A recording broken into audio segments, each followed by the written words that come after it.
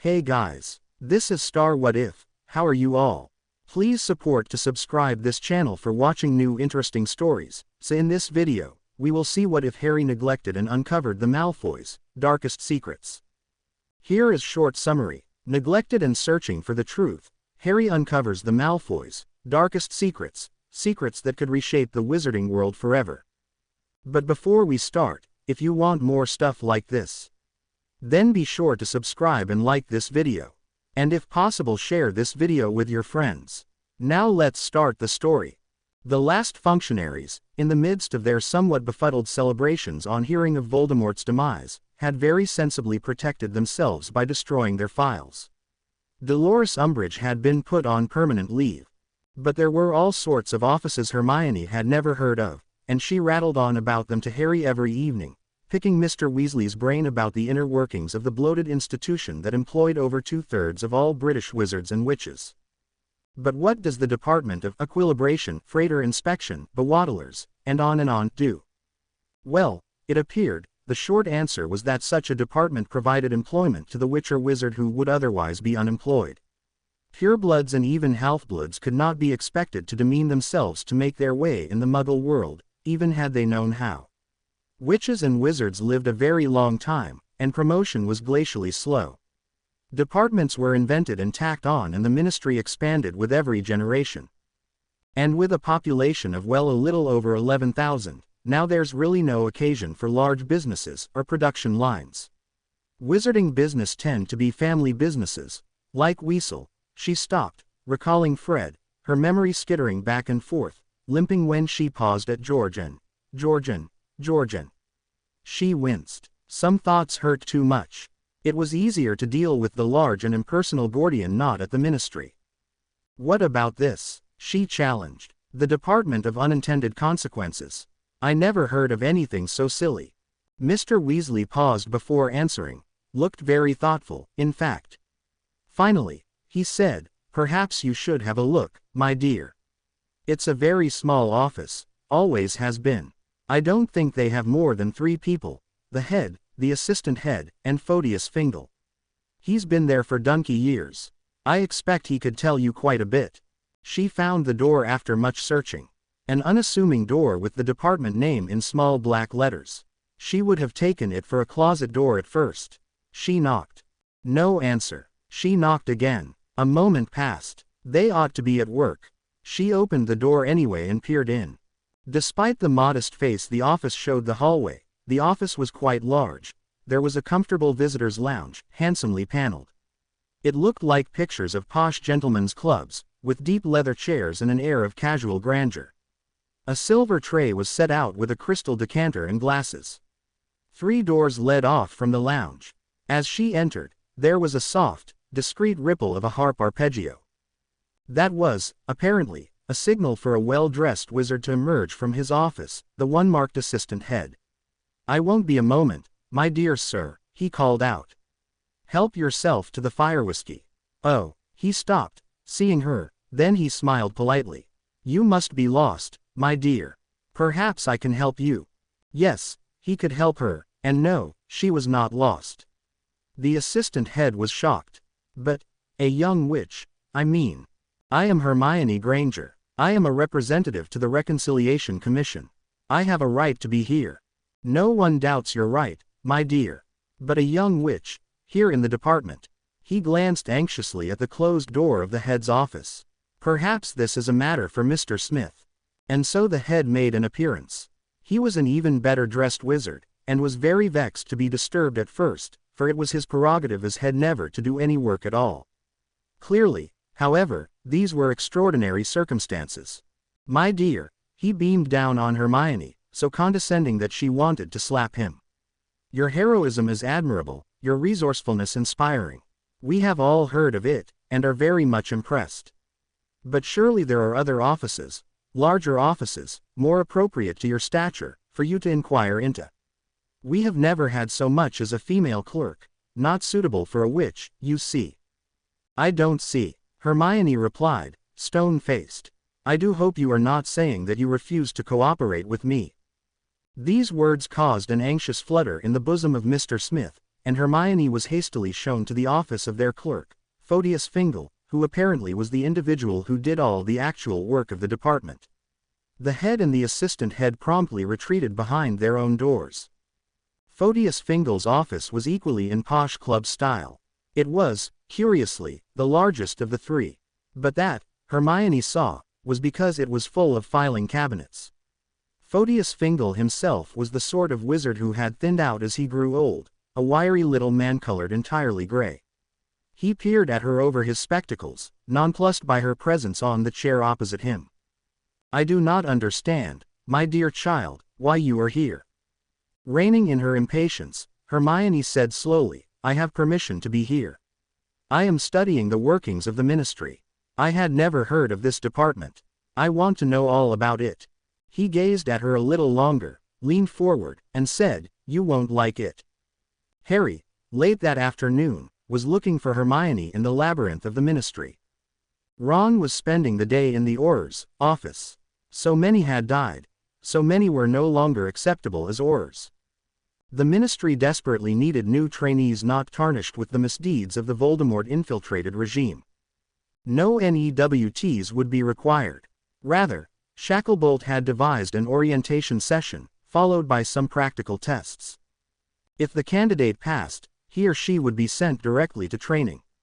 Harry had already passed his test days ago. If Ron passed his, and Harry had no doubt he would, then they would train together. All his reservations about working for a ministry dominated by Fudge or one of his creatures had been swept away by the defeat of Voldemort. Shacklebolt had convinced him that now was the time for change. If Harry entered the ministry now, he would have every opportunity to push for reforms. The offices were nearly empty, the wizards and witches gone home for the day. Harry walked past his destination 3 times before he made out the small black letters. Unintended consequences. Hermione. He pushed the door open, and stood surprised at the lavish appointments. Hermione. In here, Harry. His friend's voice, oddly muffled, came from behind a half-open door. The office was dark, but for a single elegant desk lamp in the shape of a dancing fairy with dragonfly wings. Hermione was sitting behind the desk, her face shaded, the light shining harshly on the documents in front of her. "Hermione, are you all right?" A wet sniff. She cleared her throat and said, "Not very. I've had a bit of a shock, that's all. I'm sure Oh, Harry." She stood up, reaching out for him. He rushed around the desk to take her in his arms. Hermione was crying in earnest now, unable to talk coherently. "Awful. Lies. Dirty little secrets, can't stand." "Shish." He rocked her against him, feeling her light bones underneath the knobbly sweater. Her scent, warm and damp and herbal, reminded him of wet wandering nights when all the world seemed ranged against them. "It's all right. Tell me what happened." She rubbed her nose, and shook her hair out, trying to pull herself together. "Look at this." This was a neat list, or chart, really. Shown by birth date were witches and wizards, their home address, their parents, and in the final column under the heading, "Interested Party," was the name of a wizard. Harry scanned the list and recognized the recent names as those of Muggle-born witches and wizards. Hermione's name was among them. He glanced at the entry of "Interested Party" beside her name and frowned. "What does this mean?" She slumped back down in the leather chair and whispered. "It means that my father isn't really my father. I mean, he is, but my biological father was a wizard." "What?" "Mr. Fingal told me that not many people know about this office. It's the sort of thing that isn't talked about. This is where they keep track of wizards when they have illegitimate children with Muggle women, with whom they have had congresses in Mr. Fingal's awful words. A way of saying, the ones they had affairs with, or seduced, or put under the imperious curse, or BPD even, I suppose. Why would they tell anyone? Why would they even know? You know about the Hogwarts quill. They have a quill here, too, and it tells them such things. When the information is written down they send a discreet message to the interested party. It made me sick to see how many children on this list are marked deceased, how many never came to Hogwarts.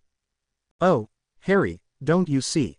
It's to keep track of us, the ones who live to keep us from marrying a brother or sister, especially if the wizard himself were to die. Mr. Fingal went on and on about how secure they wouldn't have dreamed of sharing information with Umbridge's office. She didn't appear to know they exist. Not even Voldemort penetrated this. Why would he? He was nothing more than a half-blood outsider himself, never really admitted to pureblood culture, just sort of squatting on it. Imagine all those smug pureblood wizards strolling in here, all clubby and blokey and matey, chatting about their little bastards over their fire whiskey. It's hideous. Harry was still rifling through pages and pages of the charts. He found the name he was looking for and sat down hard on the floor. So she was a half-blood, after all. No, Harry, she was a mudblood, just like me. That's what we are, that's what it really means. Mr. Fingal says that some of us really do come, now and then, from two people with wizarding blood in a previous generation, but most of us are some wizards, accident, his unintended consequence. What are you going to do about this, then? He asked, going back to the entry, Hermione Jane Granger. He's dead, after all.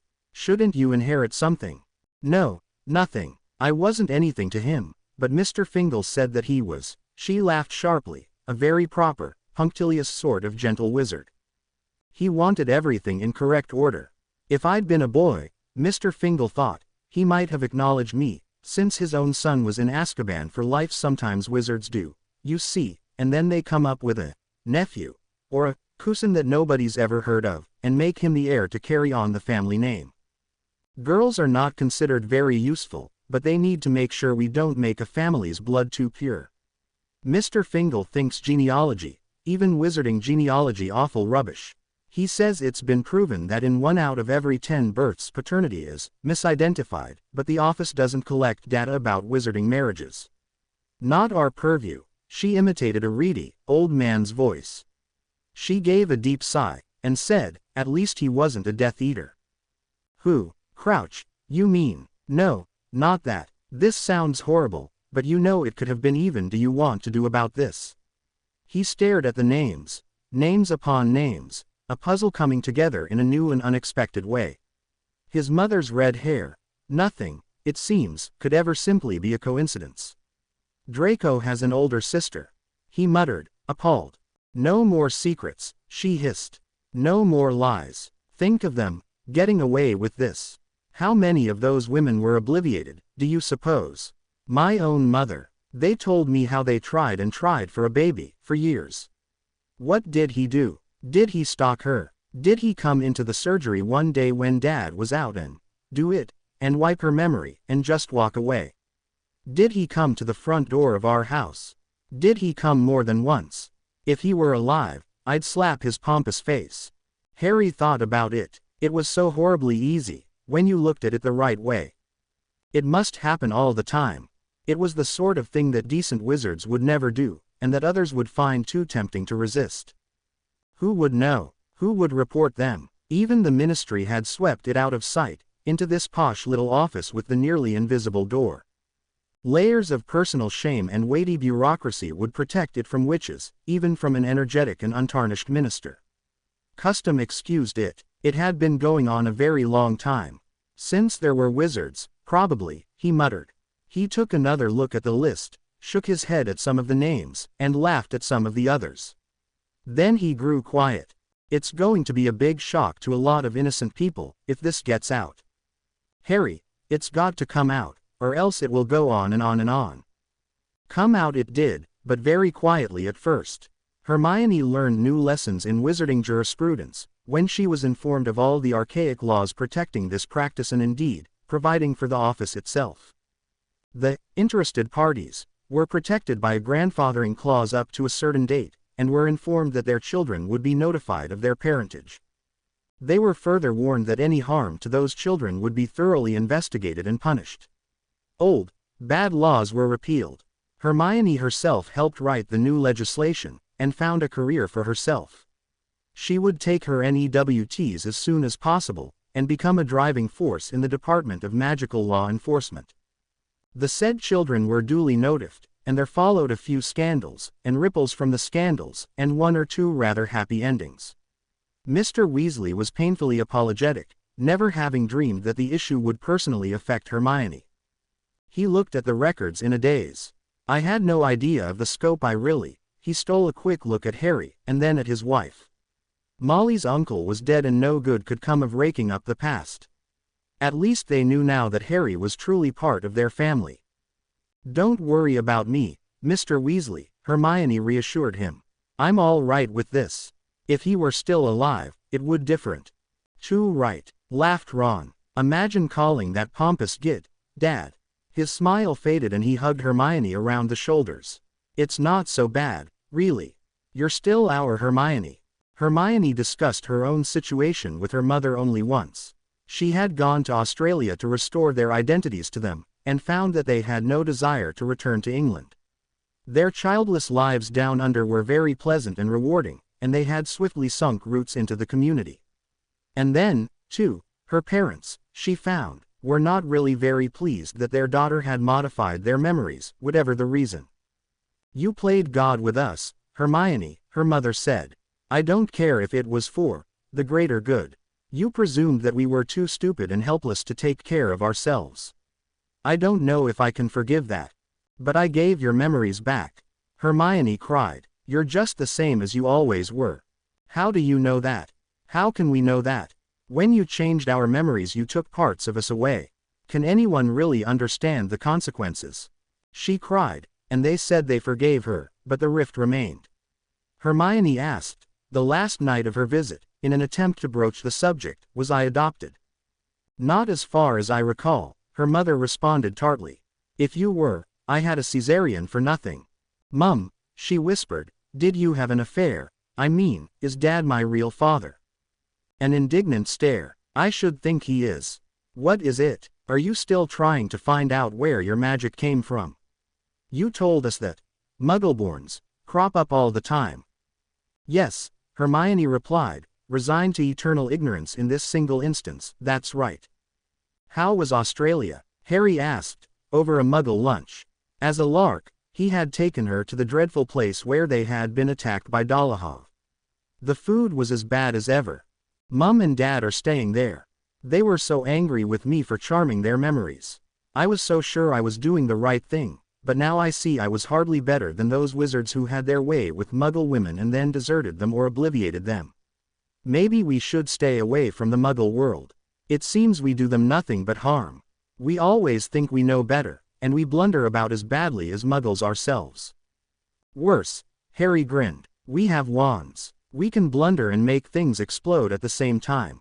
I was surprised at how the investigation turned out. I was expected a big scandal involving the Malfoys. Harry, you know I can't talk to you about individual cases. In fact, the cases were full of surprises. The Malfoys had been very helpful since the final battle, and Lucius Malfoy had apparently thrown himself on his wife's mercy when the existence of a daughter was revealed. Hermione had no idea what the young witch, now an arithmancy apprentice in the States, had written to her newfound father, but Hermione herself had received a scalding missive from the witch.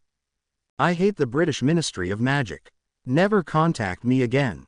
I made a point of getting as far away from you nutters and toadies as I could when I escaped from Hogwarts. I hated Hogwarts, too, by the way. I figured out who my father was a long time ago, you idiots, so sod off. She was informed, further, that it might have made all the difference when I was at Hogwarts, but now I would rather have hot needles stuck in my eyes than accept charity from Lucius Arsehole Malfoy. Hermione laughed, a little sadly, at the memory. Harry reached out and took her hand. I know, I won't ask. I have to think a little better of him for not covering it up by killing her. It's hard for everyone, but it had to be done. Wizards will know there are consequences for this kind of behavior. They'll be extra careful to prevent pregnancy. It doesn't mean the behavior itself will stop. And any children will be safer now. Grudgingly, she nodded. That's true enough. She smiled, and nodded more firmly. I couldn't bear to make things worse. His thumb ran over her palm, quite by accident, and she looked up at him, startled by the sudden thrill.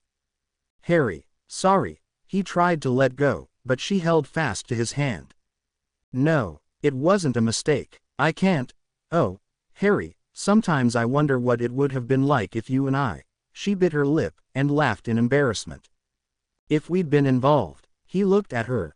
The clear smooth skin, the earnest expression, the rebellious curls, and felt intense love for this unique person. Hermione, we'll always be involved. There is something between us that we'll never have with anyone else, not even Ginny, not even Ron. You're the one who has never let me down and never lost faith, and never lost her head. He laughed. I'd be dead meat if you weren't the cleverest witch of your year. Rubbish. No, it's true. I probably would have been dead my first year if you hadn't bumped into Quirrell when he cursed me. Or in my second year if you hadn't figured out the basilisk. There are dozens of times that you've saved my life. And that has nothing to do with who our parents are or were or should have been. I reckon I owe you more wizard's debts than I can pay in one lifetime. Quote, friends don't worry about what they owe each other, Harry. I feel just the same about you. Best friends forever. She lifted her cup of horrid coffee. Forever. Repairing the physical damage to Hogwarts had been one of the easier things to achieve after the battle. Once the bodies were removed, only a limited battery of spells was needed to fix the masonry, scour the floors of blood, and other things left behind. Harry received an invitation to tea from the acting headmistress, and after some thought and some hesitation, accepted it.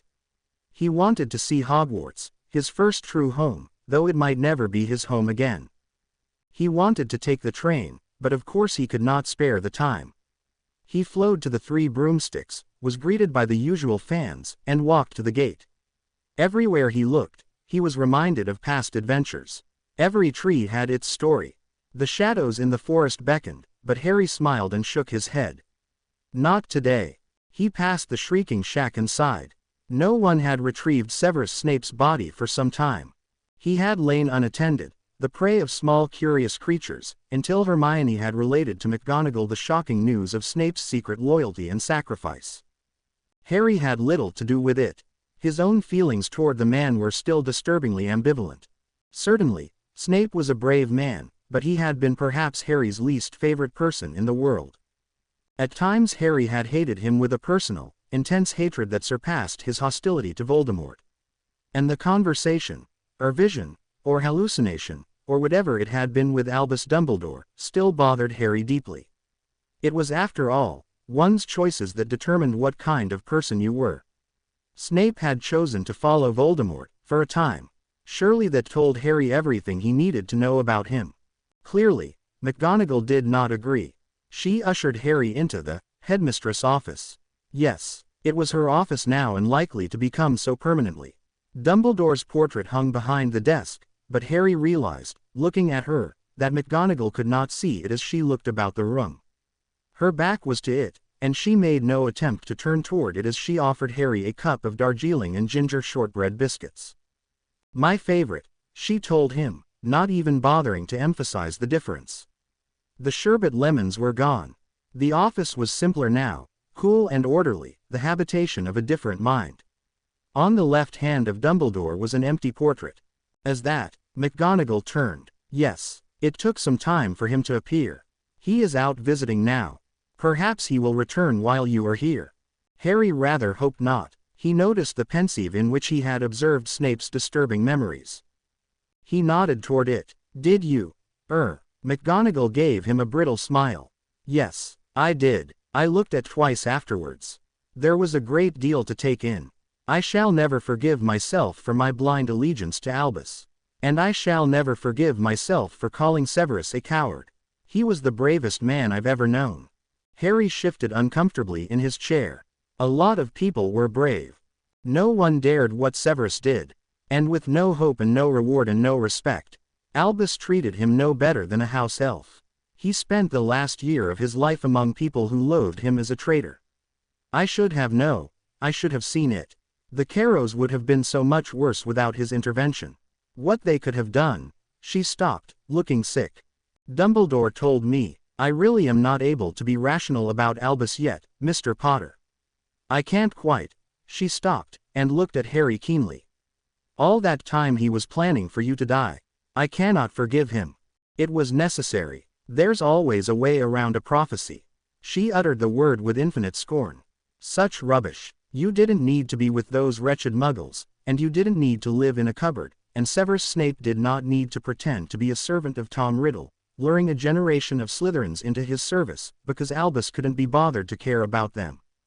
Harry was silenced, and applied himself to tea and biscuits. After some time, McGonagall spoke again.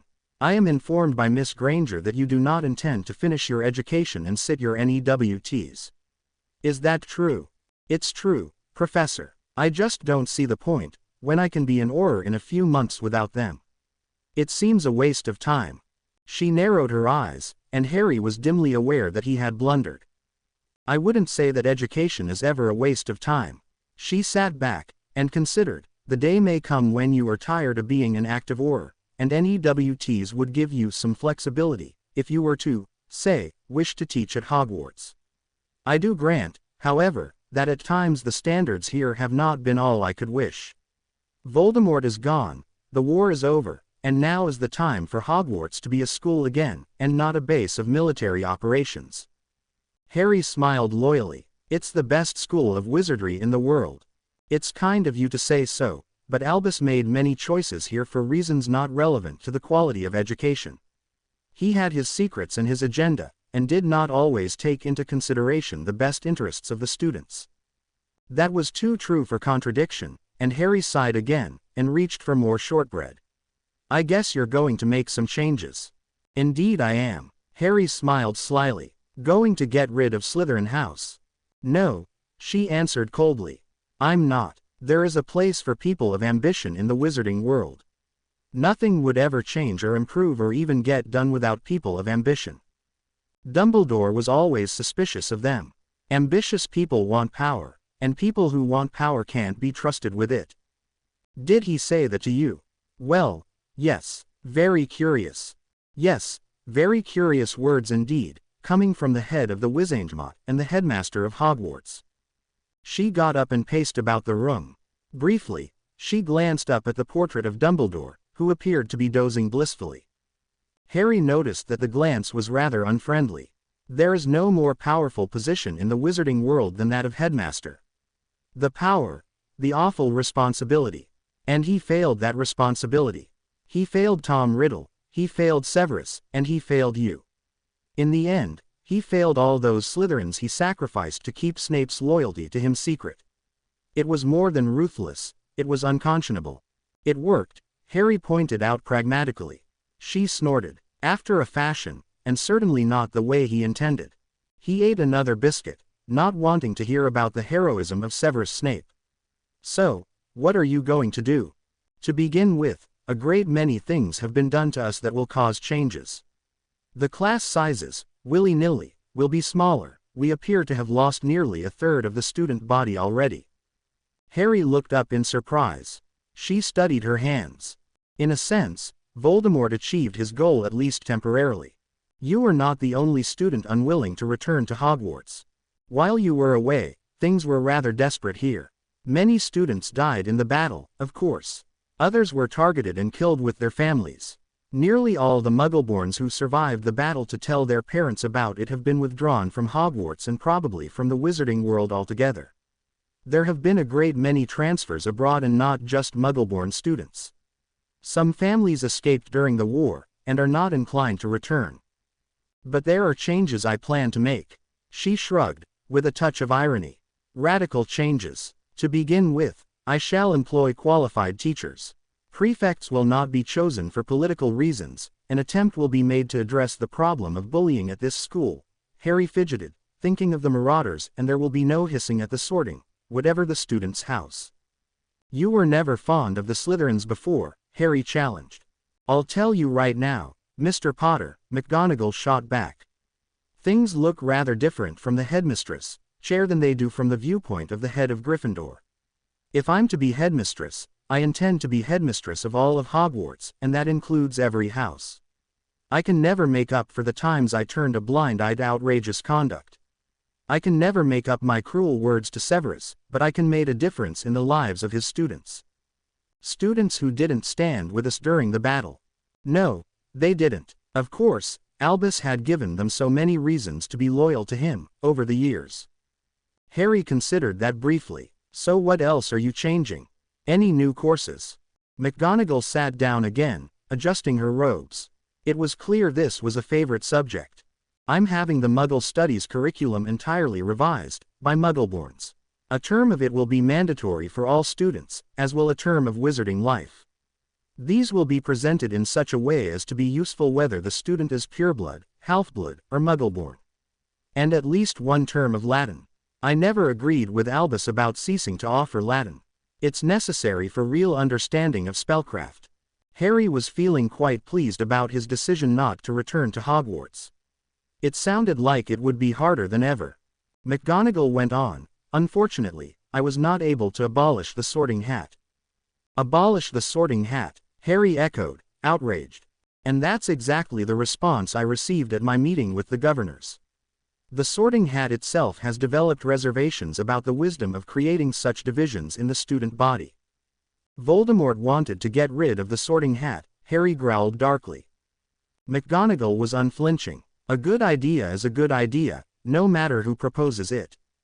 However, the governors could not let go of that piece of tradition, so we will still have house divisions and house rivalries lasting from schooldays until death.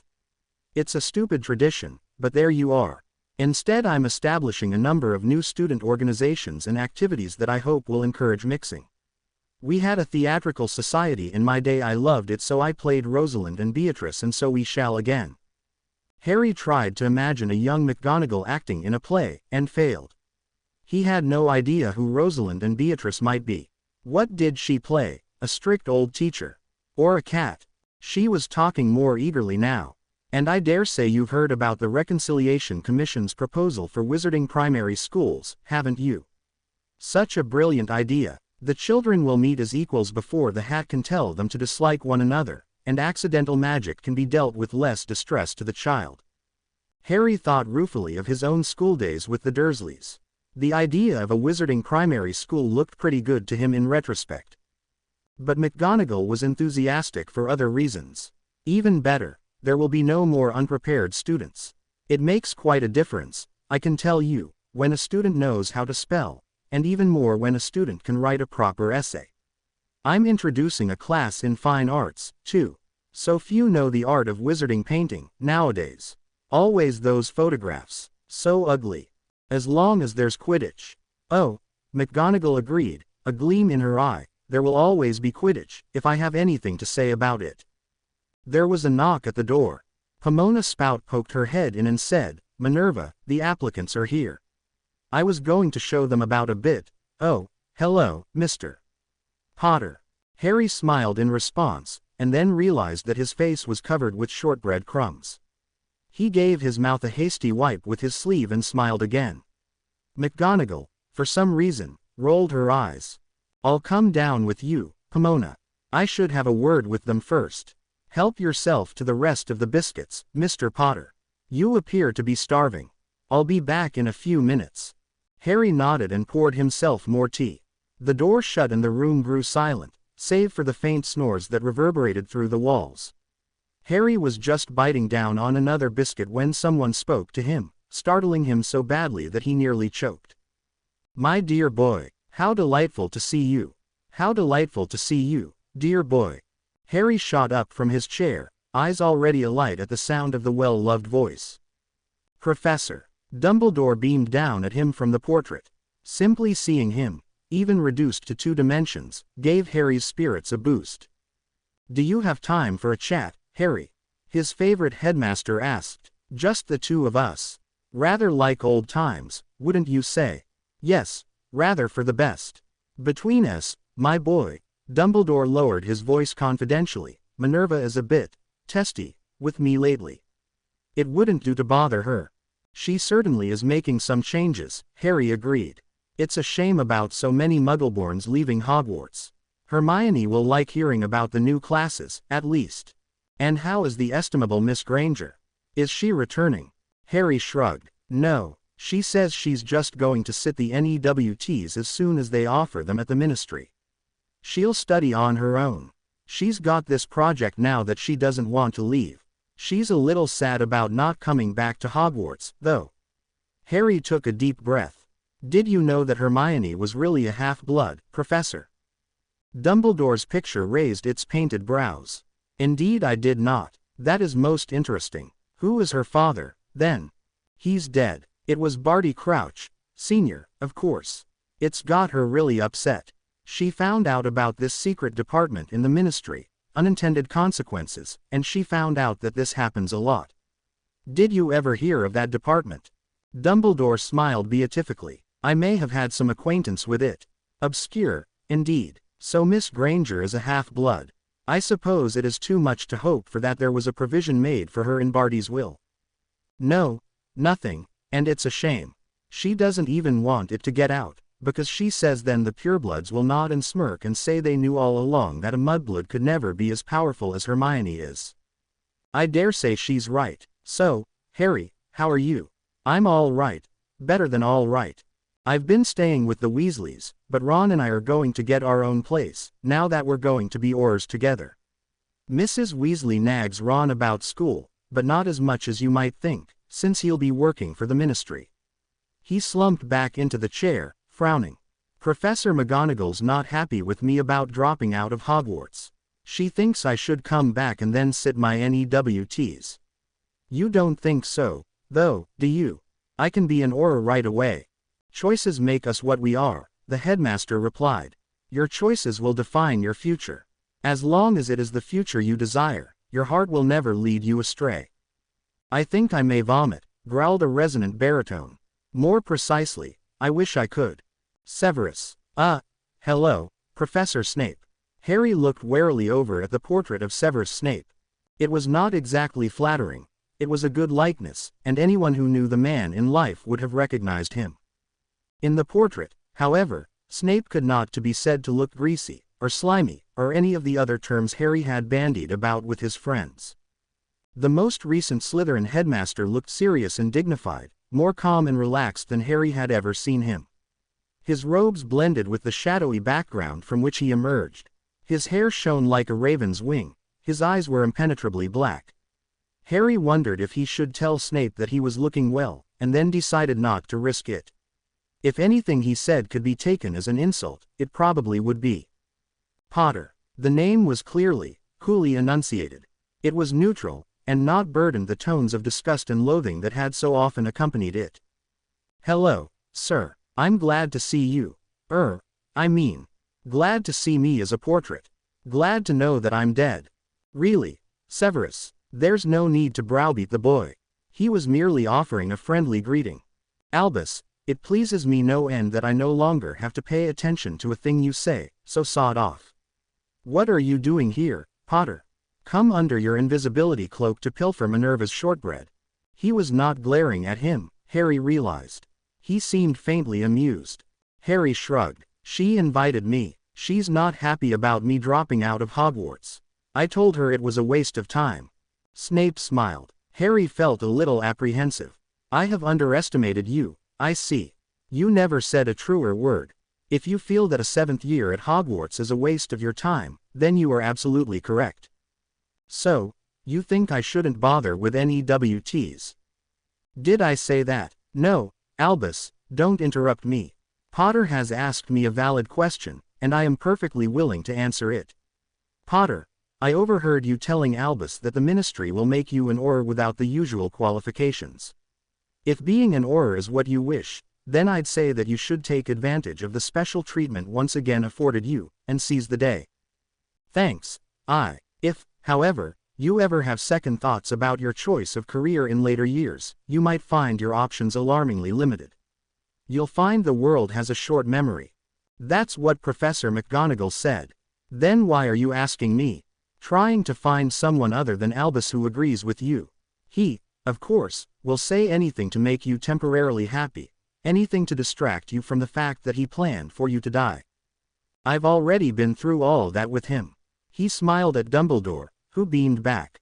It was all for the greater good. I understand that now. When I was dead, well, I saw my mum and dad, and Sirius and Remus. They were really proud of me. You saw them. Your mother was glad you were willing to die. Yes. How did they look? Young. They looked young and happy. Lupin looked young too. Was Dora Tonks there? No. I see. You don't look as sad as I thought you would. I mean, Potter, we're both dead. Could anything be more stupid than one dead person mourning another? He stared at Harry, black eyes unreadable. Harry fidgeted, feeling guilty. Professor, I'm sorry I didn't get help, you know, in the shack. We might have been able. No, Potter, don't apologize. It wasn't anywhere near as painful a death as the dozens I had imagined for myself over the years. Rather a stupid and pointless one, considering that idiot's obsession with the Elder Wand, but it was over and I felt little regret at leaving the world. But, you're here, in the portrait. Potter, you dunderhead. This is a picture. It's a phantom. That picture of Albus is a phantom. The real me is gone. I've no idea where, but gone for good, and thank the gods for it. No more torture, no more fear, no more cowering before a dark lord or a terrible old taskmaster. There's only a shred of me here, and about all it can do is peer over Minerva's shoulder and offer bits of sarcasm and tell Albus to bloody well shut up. And no one can do a thing about it. All the same, I want you to know that I really appreciate everything you did for me over the years. I know it was hard, even if you were pretty rotten to me sometimes. Pretty rotten? You mean I spoke unkindly to you at times? Well, too bad. Did I commit you to the care of abusive foster parents? Did I ever starve or beat you? Did I plot your demise for the greater good? Did I habitually lie to you? You have no idea what I went through to protect you, Potter, but it hardly matters now. Harry scowled. Snape eyed him coolly and remarked, "It is a pity, though, that you are determined to compromise your own future. As to the NEWT issue, you're a fool if you don't go and sit the defense test at the ministry. One NEWT is infinitely better than none. Take any test you think you might pass. Actually, it doesn't matter. Take any test you have the remotest chance of passing. You might be able to squeeze something in charms or," he grimaced briefly, "Muggle studies. The day may come. Not now, not soon, but say, 2 decades hence, when everyone's forgotten the war and moved on, when the Minister of Magic may be someone you abhor and do not wish to support. Unless of course," he considered, with a look of distaste, "you become Minister of Magic." Quite possible, Dumbledore mused happily. I wasn't speaking to you. Of course, Potter, he sneered, that may never happen. We might have a dynasty of Weasleys, especially if you take care to abolish the political rights of those who disagree with you. People like that are evil, you know. Harry blinked, rather charmed by the idea of a Weasley as Minister of Magic. Snape rolled his eyes. I was being sarcastic, Potter. I should have known you'd take that the wrong way. Actually, sir, people convicted of serving Voldemort are going to lose their right to vote or hold office. How convenient for you and your friends. I strongly suggest you not abuse your advantage, or you'll have a major uprising on your hands in the next generation. If you try to make serfs of the Slytherins, they will find a way to undermine you. You don't have to worry about me, Professor. All is well, Harry said, wanting to reassure him. All is well. What a bloody stupid thing to say. All is well. Snape moved forward in the picture. For a frightening moment, Harry thought he would leap from the frame. That's the sort of idiocy uttered in a bad Muggle horror movie just before all hell breaks loose. Life is unpredictable. People have their own agendas. You can't believe anything you're told. Just look at that smiling old Machiavelli behind the desk if you don't believe me. Dumbledore shook his head pityingly. Don't try to make trouble, Severus. Harry simply likes me better than he does you. Well, Minerva likes me better now, you old fart. Harry hoped the headmistress would come back soon. He raised his voice, trying to change the subject. Professor Snape, I wanted to thank you for giving me all your memories. It meant a lot to me, seeing Mum when she was young, he swallowed, and when you and she were friends. There, he'd said it. But it tasted really bad. A brief silence. Snape's darkly glittering eyes were fixed on Harry. What makes you think I gave you all my memories? Well, I gave you what you needed. Some of them were very painful, and it was pleasant to get rid of them, to experience them distantly, if at all. Surely you noticed something odd about the memories of your mother than I gave you. Well, I don't know. Didn't you think it strange that in those memories she wasn't particularly nice to me? Nagging. Scolding. Dissolving our friendship. Well, yes. Do you imagine it was the sum total of our relationship? Dumbledore looked grave. Severus, don't. Snape glanced at his former master with a hint of contempt. He asked Harry, don't you think you might have seen best friends playing, laughing, sharing joyous moments? I guess. Do you imagine that all you saw was all there was? Oh, Harry considered this a little. Oh, I repeat that I gave you what you needed. I kept the good bits for myself. Harry flushed angrily. Are you saying? Snape grinned. It was not a pretty sight. I'll never tell. And you'll never know. Tell me. Piss off. Severus, stop. Harry, I can assure you. Minerva McGonagall entered, astonished at the raging row in her office. What is this? Mr. Potter, don't shout at the headmasters. She glanced at the empty dish of shortbread and raised her brows in disapproval. I was hoping you would use the time I was gone for a little quiet reflection about your future. Snape smiled graciously at McGonagall. We were just sorting out Mr. Potter, he declared, his voice even more mellifluous than in life. He has decided he would, at the very least, sit the defense NEWT at the ministry. Unless, of course, he is afraid. Hotly, Harry protested, I'm not afraid. I show you. McGonagall was very pleased. That's wonderful news. Good for you, Mr. Potter. I'm glad you realized that educational credentials, at least, are never a waste of time.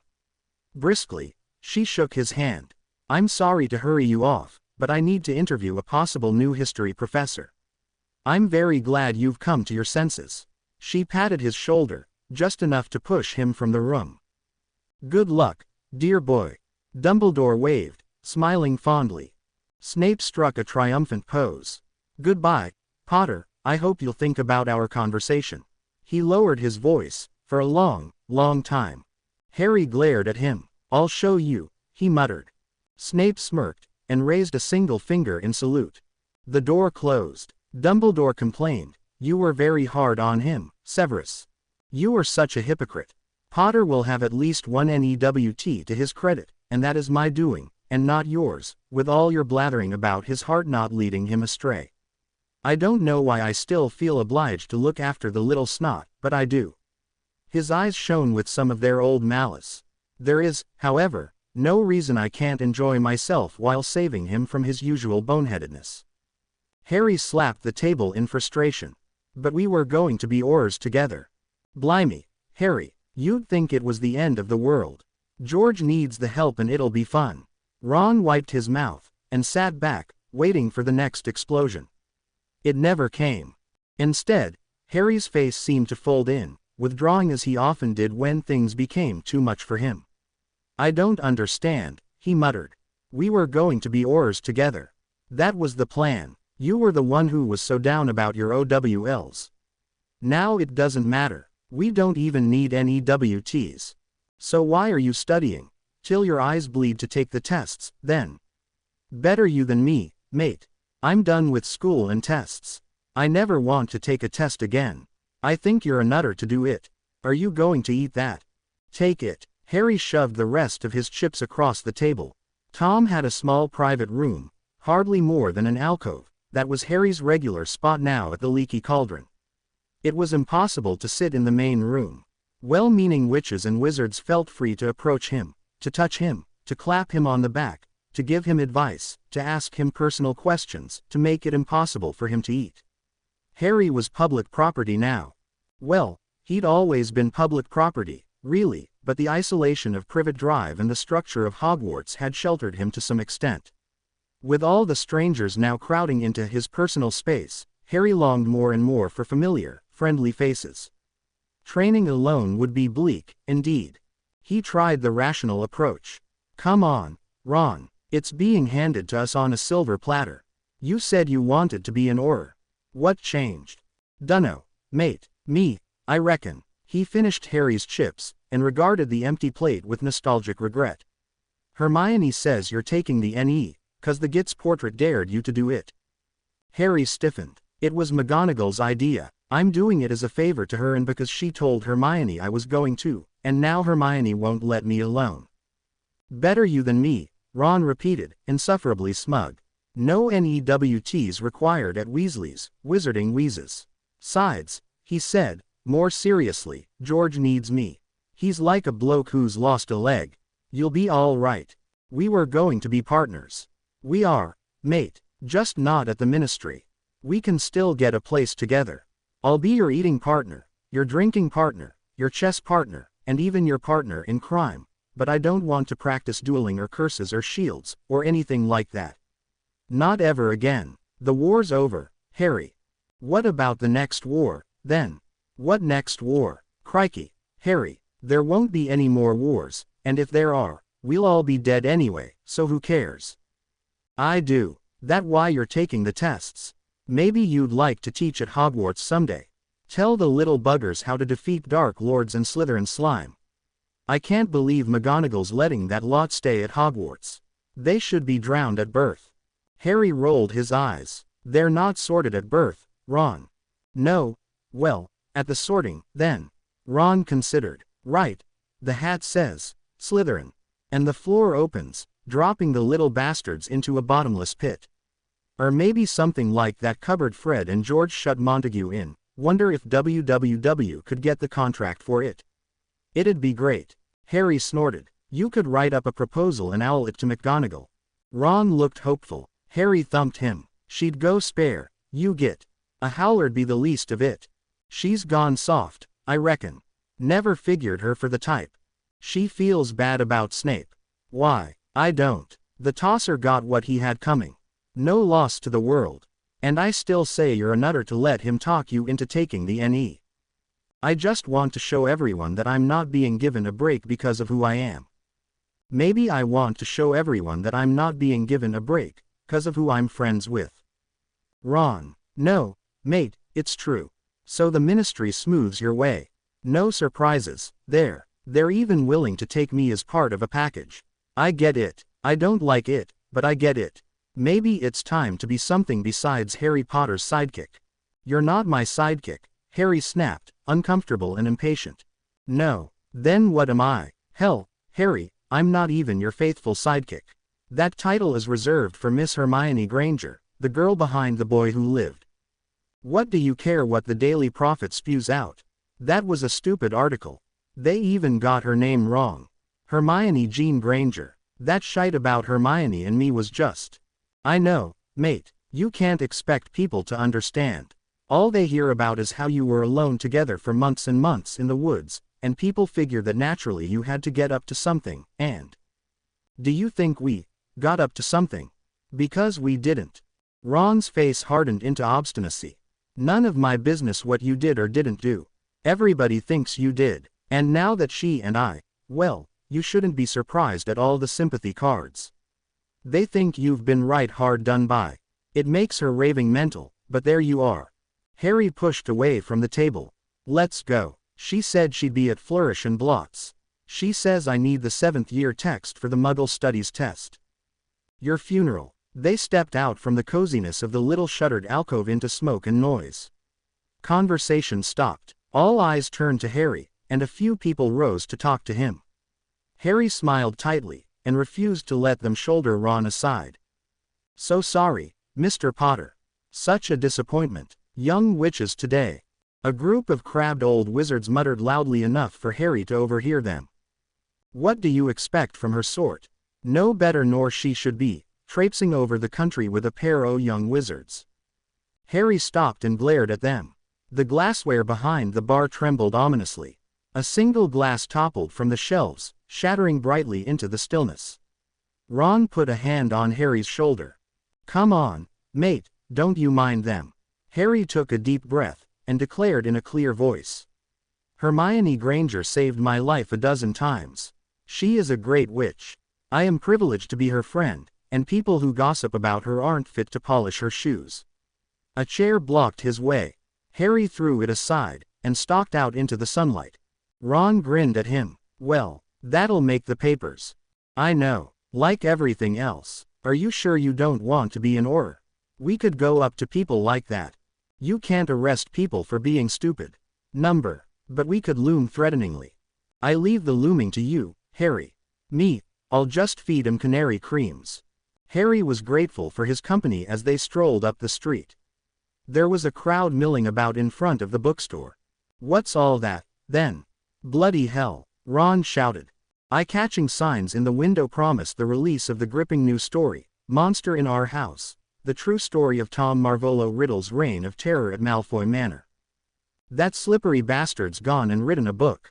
All profits to be donated to the Albus Dumbledore Primary School Fund," Harry read. "Evil, rotten wanker." Playing the charity card, Ron grimaced. "It's just as well that someone can," a familiar, damnably silken voice observed. Harry turned to face Lucius Malfoy. He had not seen the wizard in over a month, not to speak to, anyway. Oh, he saw him often enough at the ministry, hustled into an interrogation room, or leaving, head down but jaw still firm. He certainly looked better than he had during the war. The bruises had healed, and the eyes were less hollow. There were changes, certainly. The snake cane was gone, and the robes were not quite so intimidatingly expensive. Harry understood why Shacklebolt did not want to prosecute the family, but seeing the wizard walking freely in Diagon Alley still rankled. Ron was sneering. "Think you can throw your money around and everybody'll forget you were Voldemort's right-hand man?" Malfoy eyed him coldly. "Mr. Weasley, when you were a prisoner in Malfoy Manor, did I appear to be his right-hand man?" He dismissed him and spoke to Harry. "Mr. Potter, you know about the new school. Would you be willing to publicly endorse it?" Surprised at the question, Harry replied, Well, I don't know much about it. Professor McGonagall thinks it's a good idea." Ron snorted. "She'd like anything with the word school tacked on it. If Malfoy's for it, you should be against it. We never needed schools like that before." "I was speaking to Mr. Potter. Perhaps he has his own and different thoughts on the matter." He asked Harry directly, "Can you honestly say that you would not have preferred attending such a school to whatever Muggle institution gave you your early education?" Despite the knee-jerk impulse to disagree with anything Lucius Malfoy might say, Harry paused. He imagined the reaction of the Dursleys, if he had received an invitation at age 5 to go to a Wizarding Day school. It was not a pretty picture. "I don't think my guardians would have allowed it." "Really?" Malfoy's eyes narrowed. "Yes, there was that rumor. We are concerned about the difficulties in dealing with some Muggle parents and guardians. We must find a satisfactory solution. Could we discuss this at greater length? You may have useful insights on the subject." "Don't do it, Harry," Ron growled. "I won't come to Malfoy Manor," Harry said firmly. "You can't reasonably expect it." "I don't." "Neutral ground, then. The Leaky Cauldron at 8 this evening. Who else will be there?" "Narcissa, naturally. She is very excited about this new venture. You, of course, may bring whom you wish." He cast a regretful glance at Ron. Ron was adamant. "He'd be nutters to meet with you lot." "Don't do it, Harry." "I'll come alone," Harry said. In spite of himself, he was interested. What would his life have been like if he had known about the wizarding world at age 6? What if he had been protected, even if only at school, from the Dursleys? Maybe it was a good idea. McGonagall thought so, and Harry had a lot of faith in her judgment. Hermione was wild about the idea, but Harry did not want her along tonight. She would dominate the conversation, and want to talk about things like courses of study and what books to read.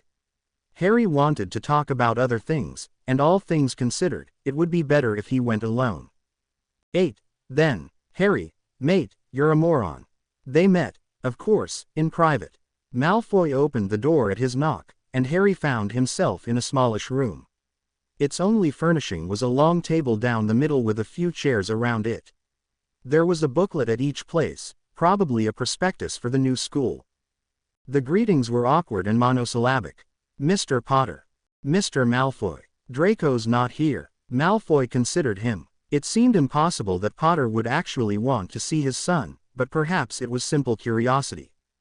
"Draco is not in England at the moment. He has gone to the States, to finish his education. Gregory Goyle is with him." "Not going back to Hogwarts, then?" Harry asked, just a little bit rudely. "No, we thought that was perhaps not a good idea." He looked past Harry and his face softened minutely, but not so minutely that Harry could not see it. He turned and saw Narcissa emerging from an adjoining room. She was wearing something that indicated. Harry winced, feeling totally squicked by the realization that Mrs. Malfoy was pregnant. It was just so wrong that people so old would be having babies. She approached, looking Harry in the eye. They might be considered quits as far as debts were concerned, but Harry still felt a certain gratitude to her. She was the only one of the Malfoys he found the least bit tolerable, and she was. You may congratulate me, or offer me your best wishes. Either is considered courteous when addressing an expectant mother, she kindly explained. You really haven't a clue about wizarding etiquette, have you? No, replied Harry, with heavy sarcasm. Too busy learning how to stay alive to have time for etiquette lessons, I guess. Anyway, he added, ungraciously, I hope you're all right. Isn't it sort of dangerous at your, The Malfoys plainly considered him some sort of human flobberworm. Lucius Malfoy's mouth tightened, and he looked away bitterly, clearly longing for the good old days when he could have blasted a wizard for such terminal bad manners. I'm very well, Narcissa assured him dryly. She was still taller than he, and it made him oddly uncomfortable. So many have died, that it seemed very important to replenish our world. She's a witch, if you're interested. If you don't mind, I'd like to sit and get down to business. We were hoping to persuade you to make a public statement in support of the new school. Harry gave her a vague nod, sitting down, continuing to watch her out of the corner of his eye. She really was very nice looking. It was still squicky, though. He felt there was no reason to pretend with Lucius, however. After all the times you insulted the Weasleys about having too many children, you'll excuse me for being surprised. Lucius looked at him thoughtfully. If he was sneering, it was inside, not outside for the world to see.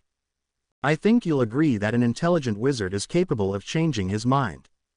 It occurred to us, in observing the Weasleys, that their numbers, though too great in ordinary circumstances, had put them in an enviable tactical situation in these extraordinary times. And then, you may be too young to understand this, but surviving mortal danger sometimes makes one. He paused, and then stopped, deciding against what he had been going to say. His wife smiled, and said nothing. Lucius looked at her, and simply said, Narcissa wants more children. If it makes her happy, then I want them too. Lyra won't grow up an only child. We are in the process of adopting a Muggle-born orphan. She will be a companion for Lyra. She will be part of the wizarding world someday, and we think it is best that she grow up where she belongs from the first. Lucius saw that Harry could hardly believe this, and said only, consider it another gesture of restitution, Mr. Potter. Narcissa has also contacted her sister Andromeda, who, it seems, would be glad of help and support, now that she has a grandchild to raise alone. Harry growled inarticulately. He was Teddy Lupin's godfather.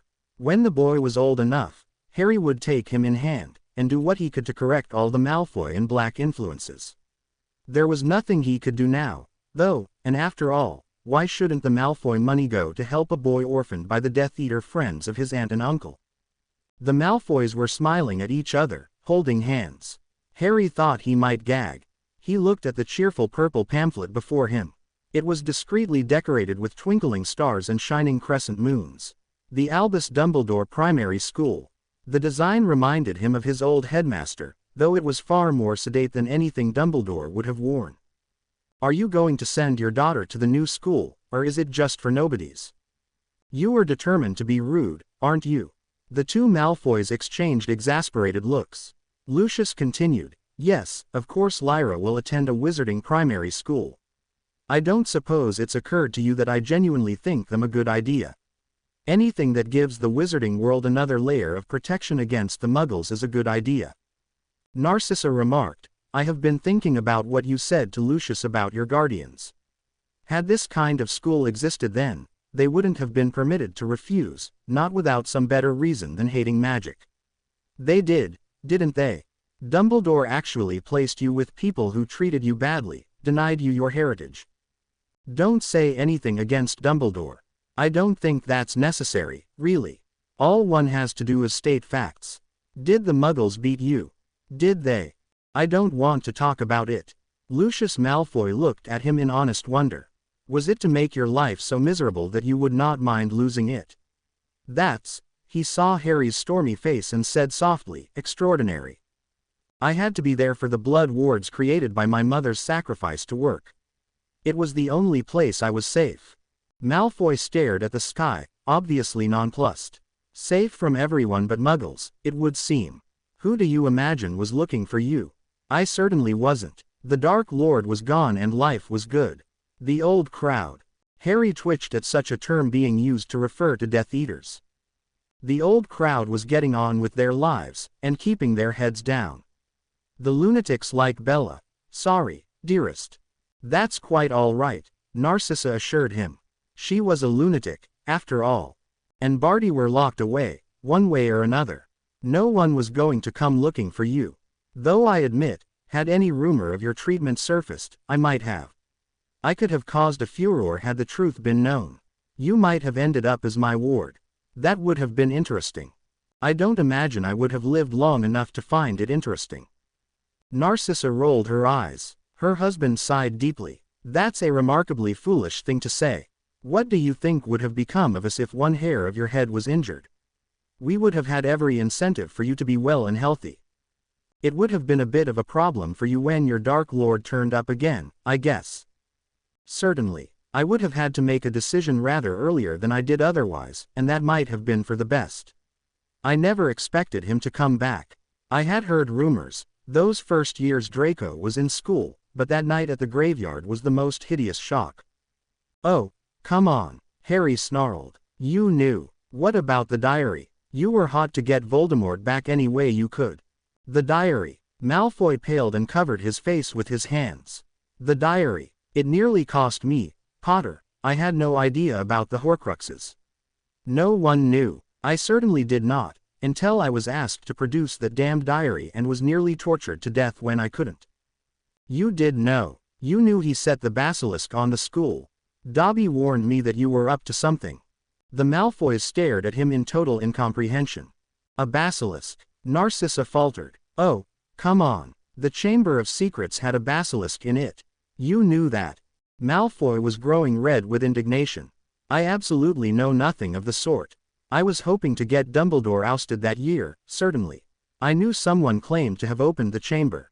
It was a basilisk. Dumbledore knew that there was a basilisk at Hogwarts and did not send the students home immediately. Is it still there? No, I killed it. The Malfoys looked at one another again. With a sword, Harry added. You were what? All of 12? Yeah, Dumbledore never told anyone. I had no idea. Tell us everything, please, Narcissa asked, looking appalled. Harry gave them the tale in short order. Things started happening. Hermione figured out it was a basilisk. I found the diary thrown away and starting writing in it. Tom Riddle answered, and showed me Hagrid getting accused of setting the monster loose. I saw all sorts of things that happened in his time when he was in school. Then the diary disappeared again. Then we found out that Ginny Weasley had been taken into the chamber. I'm a Parselmouth. You know that. I found the entrance to the Chamber of Secrets, and went down to find her. And that's where I saw Riddle. Lucius Malfoy's jaw dropped. He was there. You saw him. Yeah, Ginny was dying and he was getting more real by the minute. What did he look like? Like the 16-year-old Tom Riddle I'd been writing to. I really thought he was all right, until he wouldn't help me. Then he did this trick with writing his name in letters of fire in the air, and rearranging them to say, I am Lord Voldemort. It was kind of a giveaway. Lucius Malfoy was speechless. Harry shrugged. He set the basilisk on me and I killed it with the sword of Gryffindor. Then I stabbed the diary with a basilisk fang and he broke apart like a mirror, and Ginny started breathing again. And then Fawkes flew us all out of the chamber. Lucius looked at the floor, beyond words. Narcissa looked at Harry suspiciously. Somehow I think there's a great deal more to this story. That's the bare bones of it. And you just left the basilisk there in the chamber. What else was there? Dunno. Didn't look around. Do you have any idea what a dead basilisk would be worth? Why didn't Dumbledore have Severus harvest it? Dunno about that either. Maybe he didn't want anyone to know about the Chamber of Secrets. Is it still there? Most of it. Hermione and Ron went down and took some bits off it. A silence. Narcissa asked delicately, would you object to the rest being donated to the school fund? Harry shrugged again. Not really. I guess I could take Slughorn down there. I don't know, though. It might be too rough going for him. There's this long drop, you see. Perhaps a ladder, Narcissa suggested mildly. I guess. He looked at the silent Lucius. You really didn't know about the basilisk. I give you my word on my magic that I did not. And you didn't know Voldemort was back. Malfoy grimaced, and he studied his hands. After a moment he said, as far as I'm concerned, he never did come back. No, don't shake your head, Potter. That thing that appeared in the graveyard that night was not the Dark Lord I served before. I don't know what it was. It was clearly not human, that foul thing that came out of a cauldron. It had a shred of the Dark Lord in it, certainly his power and his memories, but it was not the same being. You can't imagine what he was like in the days when I came under his spell. You never saw the Dark Lord in the days of his glory, handsome, compelling, convincing. I was young, we were all young, and dreamed of a better world. He would talk, how he would talk, about his plans for the wizarding world. It would be beautiful, a time when wizards would never fear muggles again, when we would live openly, our magic unfettered, with the whole world ours to command. We would not cling to the shadows, hiding our powers, but would walk in the sun for all to see. We would not conceal the ministry in rubble and decay, but create buildings worthy of magic. It would be a new world, a magnificent one. Narcissa squeezed his hand, and then that thing appeared. You saw it yourself. It wasn't sane, and it wasn't even very intelligent. It could cast very powerful curses, but it couldn't think things through. We didn't understand at first what had happened, but it seems obvious now that the shred of soul left to him from making all those Horcruxes was not enough for the resurrection to work as it ought. Even the first time, in the last few years there were signs of decay. Anyhow, as to you there were so many ways you could have been destroyed, so many ways to win the war. He could have had Miss Granger receive some sort of irresistible scholarship that would have sent her far away, he could have subverted the other Gryffindors, but he wouldn't do any of those things. He had only a few ideas left in his head. The Dark Lord had tempted us with all sorts of wonders, but I don't think he ever tempted you at all. Not likely. He said once that I should join him, that we'd do extraordinary things together, and that I'd see my parents again. I might only have been 11, but even I couldn't be fooled by a face talking out of the back of Professor Quirrell's head. His head, yeah, Voldemort came back and possessed Professor Quirrell. The professor wore this big purple turban that smelled like garlic the whole year. You'd have thought with Voldemort in his head he'd have been a decent defense teacher, but he wasn't. Voldemort tried to force him to kill me, but when I touched him he burned up. You realize, remarked Lucius Malfoy after a moment, that you're saying that the great Dumbledore, the great Legilimencer did not notice that Voldemort was sharing skull space with a member of his staff, and that he was unaware that there was a live basilisk in the school. Harry had thought about it from time to time. Yeah. And he didn't catch that Professor Moody was really Barty Crouch Jr. It might have helped a lot if he had. Cedric Diggory wouldn't have died, and Voldemort wouldn't have used me for the ritual to bring himself back, or not back, according to you. He saw the look on the Malfoys' faces, and said, well, you're the ones who decided to name a school after him. I sorted it out with Dumbledore, and we're all right now, but even I know he wasn't perfect. Narcissa lifted a hand in an exquisite, incredulous gesture. Why didn't he at least say that you had destroyed Slytherin's monster? Why didn't he tell everyone that you had defeated Voldemort your first year? Lucius demanded. If any of this had been public, it might have made a number of us think twice before surrendering to the Dark Lord. Harry shrugged. He had his reasons, I guess. He always did. He picked up the pamphlet and let it drop onto the table with a puff of air. I don't want to talk about him anymore. Tell me more about this school. Is there going to be Quidditch? Harry turned to face Lucius Malfoy. He had not seen the wizard in over a month, not to speak to, anyway. Oh, he saw him often enough at the ministry, hustled into an interrogation room, or leaving, head down but jaw still firm. He certainly looked better than he had during the war. The bruises had healed, and the eyes were less hollow. There were changes, certainly, The snake cane was gone, and the robes were not quite so intimidatingly expensive.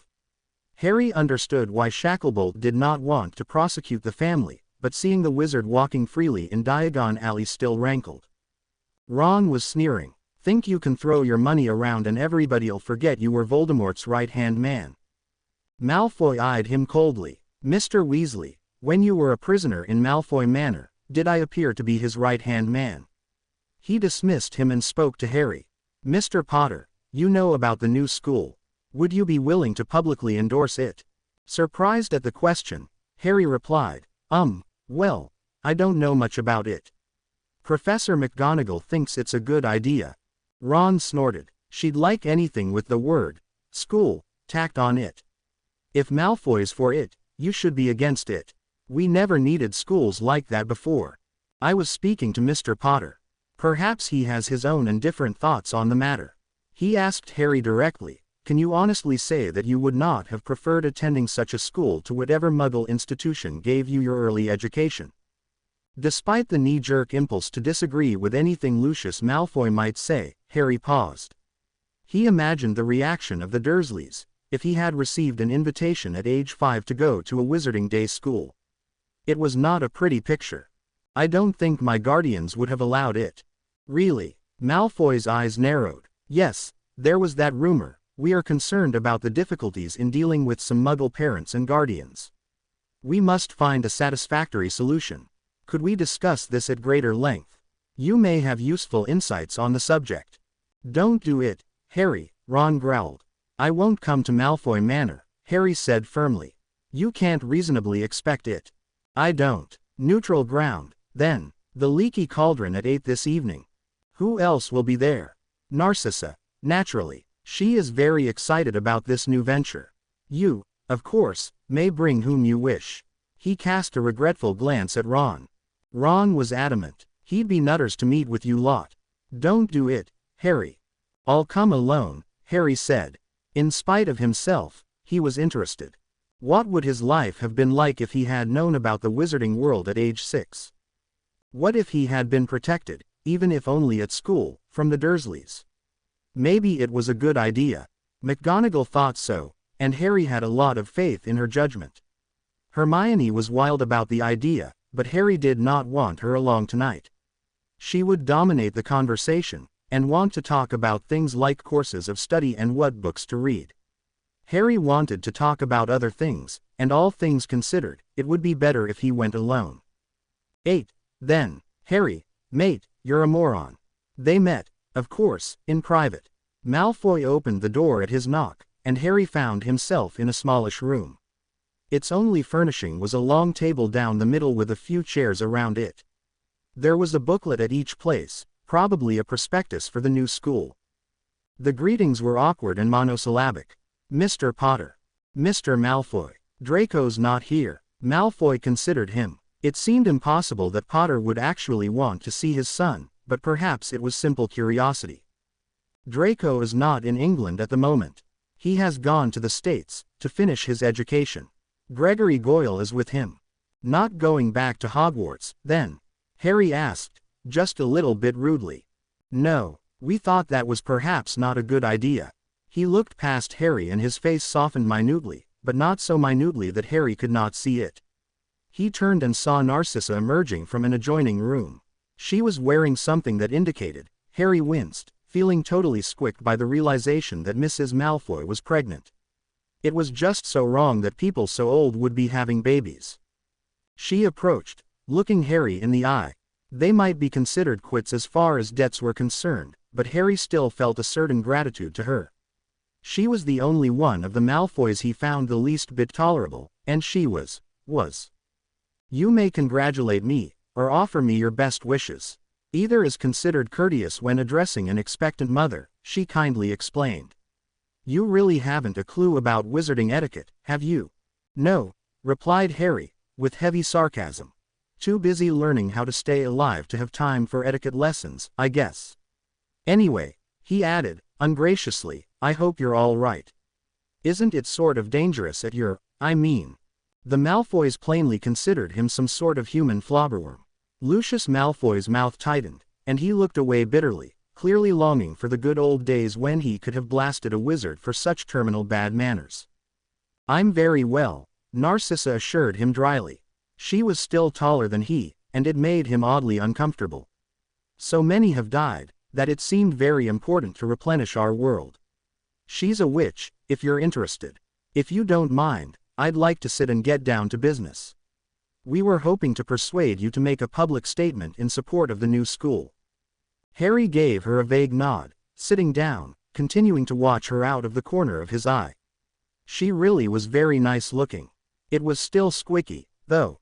He felt there was no reason to pretend with Lucius, however. "After all the times you insulted the Weasleys about having too many children, you'll excuse me for being surprised." Lucius looked at him thoughtfully. If he was sneering, it was inside, not outside for the world to see. "I think you'll agree that an intelligent wizard is capable of changing his mind. It occurred to us, in observing the Weasleys, that their numbers, though too great in ordinary circumstances, had put them in an enviable tactical situation in these extraordinary times. And then, you may be too young to understand this, but surviving mortal danger sometimes makes one." He paused, and then stopped, deciding against what he had been going to say. His wife smiled, and said nothing. Lucius looked at her, and simply said, "Narcissa wants more children. If it makes her happy, then I want them too. Lyra won't grow up an only child. We are in the process of adopting a Muggle-born orphan. She will be a companion for Lyra. She will be part of the wizarding world someday, and we think it is best that she grow up where she belongs from the first." Lucius saw that Harry could hardly believe this, and said only, "Consider it another gesture of restitution, Mr. Potter. Narcissa has also contacted her sister Andromeda, who, it seems, would be glad of help and support, now that she has a grandchild to raise alone." Harry growled inarticulately. He was Teddy Lupin's godfather. When the boy was old enough, Harry would take him in hand, and do what he could to correct all the Malfoy and Black influences. There was nothing he could do now, though, and after all, why shouldn't the Malfoy money go to help a boy orphaned by the Death Eater friends of his aunt and uncle? The Malfoys were smiling at each other, holding hands. Harry thought he might gag. He looked at the cheerful purple pamphlet before him. It was discreetly decorated with twinkling stars and shining crescent moons. The Albus Dumbledore Primary School. The design reminded him of his old headmaster, though it was far more sedate than anything Dumbledore would have worn. "Are you going to send your daughter to the new school, or is it just for nobodies? You are determined to be rude, aren't you?" The two Malfoys exchanged exasperated looks. Lucius continued, "Yes, of course Lyra will attend a wizarding primary school. I don't suppose it's occurred to you that I genuinely think them a good idea. Anything that gives the wizarding world another layer of protection against the Muggles is a good idea." Narcissa remarked, "I have been thinking about what you said to Lucius about your guardians. Had this kind of school existed then, they wouldn't have been permitted to refuse, not without some better reason than hating magic. They did, didn't they? Dumbledore actually placed you with people who treated you badly, denied you your heritage. Don't say anything against Dumbledore. I don't think that's necessary, really. All one has to do is state facts. Did the Muggles beat you? Did they? I don't want to talk about it." Lucius Malfoy looked at him in honest wonder. "Was it to make your life so miserable that you would not mind losing it?" "That's," he saw Harry's stormy face and said softly, "extraordinary. I had to be there for the blood wards created by my mother's sacrifice to work. It was the only place I was safe." Malfoy stared at the sky, obviously nonplussed. "Safe from everyone but Muggles, it would seem. Who do you imagine was looking for you? I certainly wasn't. The Dark Lord was gone and life was good. The old crowd." Harry twitched at such a term being used to refer to Death Eaters. The old crowd was getting on with their lives, and keeping their heads down. The lunatics like Bella. "Sorry, dearest." "That's quite all right," Narcissa assured him. She was a lunatic, after all. And Barty were locked away, one way or another. No one was going to come looking for you. Though I admit, had any rumor of your treatment surfaced, I might have. I could have caused a furor had the truth been known. You might have ended up as my ward. That would have been interesting. I don't imagine I would have lived long enough to find it interesting. Narcissa rolled her eyes. Her husband sighed deeply. That's a remarkably foolish thing to say. What do you think would have become of us if one hair of your head was injured? We would have had every incentive for you to be well and healthy. It would have been a bit of a problem for you when your Dark Lord turned up again, I guess. Certainly. I would have had to make a decision rather earlier than I did otherwise, and that might have been for the best. I never expected him to come back. I had heard rumors. Those first years Draco was in school, but that night at the graveyard was the most hideous shock. Oh, come on, Harry snarled. You knew. What about the diary? You were hot to get Voldemort back any way you could. The diary. Malfoy paled and covered his face with his hands. The diary. It nearly cost me, Potter. I had no idea about the Horcruxes. No one knew. I certainly did not, until I was asked to produce that damned diary and was nearly tortured to death when I couldn't. You did know. You knew he set the basilisk on the school. Dobby warned me that you were up to something. The Malfoys stared at him in total incomprehension. A basilisk. Narcissa faltered. Oh, come on. The Chamber of Secrets had a basilisk in it. You knew that. Malfoy was growing red with indignation. I absolutely know nothing of the sort. I was hoping to get Dumbledore ousted that year, certainly. I knew someone claimed to have opened the chamber. It was a basilisk. Dumbledore knew that there was a basilisk at Hogwarts and did not send the students home immediately. Is it still there? No, I killed it. The Malfoys looked at one another again. With a sword, Harry added. You were what? All of 12? Yeah. Dumbledore never told anyone. I had no idea. Tell us everything, please, Narcissa asked, looking appalled. Harry gave them the tale in short order. Things started happening. Hermione figured out it was a basilisk. I found the diary thrown away and starting writing in it. Tom Riddle answered, and showed me Hagrid getting accused of setting the monster loose. I saw all sorts of things that happened in his time when he was in school. Then the diary disappeared again. Then we found out that Ginny Weasley had been taken into the chamber. I'm a Parselmouth. You know that. I found the entrance to the Chamber of Secrets, and went down to find her. And that's where I saw Riddle. Lucius Malfoy's jaw dropped. He was there. You saw him. Yeah, Ginny was dying and he was getting more real by the minute. What did he look like? Like the 16-year-old Tom Riddle I'd been writing to. I really thought he was all right, until he wouldn't help me. Then he did this trick with writing his name in letters of fire in the air, and rearranging them to say, I am Lord Voldemort. It was kind of a giveaway. Lucius Malfoy was speechless. Harry shrugged. He set the basilisk on me and I killed it with the sword of Gryffindor. Then I stabbed the diary with a basilisk fang and he broke apart like a mirror, and Ginny started breathing again. And then Fawkes flew us all out of the chamber. Lucius looked at the floor, beyond words. Narcissa looked at Harry suspiciously. Somehow I think there's a great deal more to this story. That's the bare bones of it. And you just left the basilisk there in the chamber. What else was there? Dunno. Didn't look around. Do you have any idea what a dead basilisk would be worth? Why didn't Dumbledore have Severus harvest it? Dunno about that either. Maybe he didn't want anyone to know about the Chamber of Secrets. Is it still there? Most of it. Hermione and Ron went down and took some bits off it. A silence. Narcissa asked delicately, would you object to the rest being donated to the school fund? Harry shrugged again. Not really. I guess I could take Slughorn down there. I don't know, though. It might be too rough going for him. There's this long drop, you see. Perhaps a ladder, Narcissa suggested mildly. I guess. He looked at the silent Lucius. You really didn't know about the basilisk. I give you my word on my magic that I did not. And you didn't know Voldemort was back. Malfoy grimaced, and he studied his hands. After a moment he said, as far as I'm concerned, he never did come back.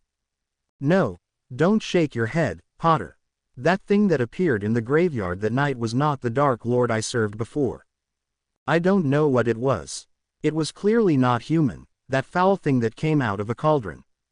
It had a shred of the Dark Lord in it, certainly his power and his memories, but it was not the same being. You can't imagine what he was like in the days when I came under his spell. You never saw the Dark Lord in the days of his glory, handsome, compelling, convincing. I was young, we were all young, and dreamed of a better world.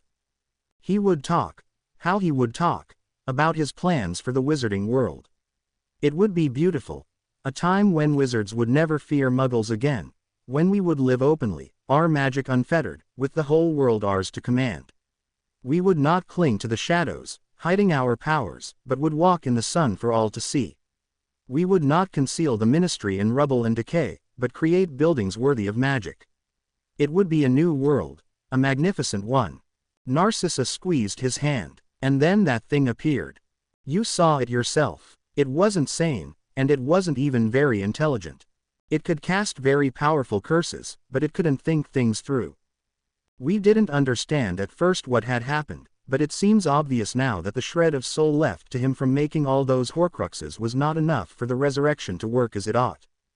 Even the first time, in the last few years there were signs of decay.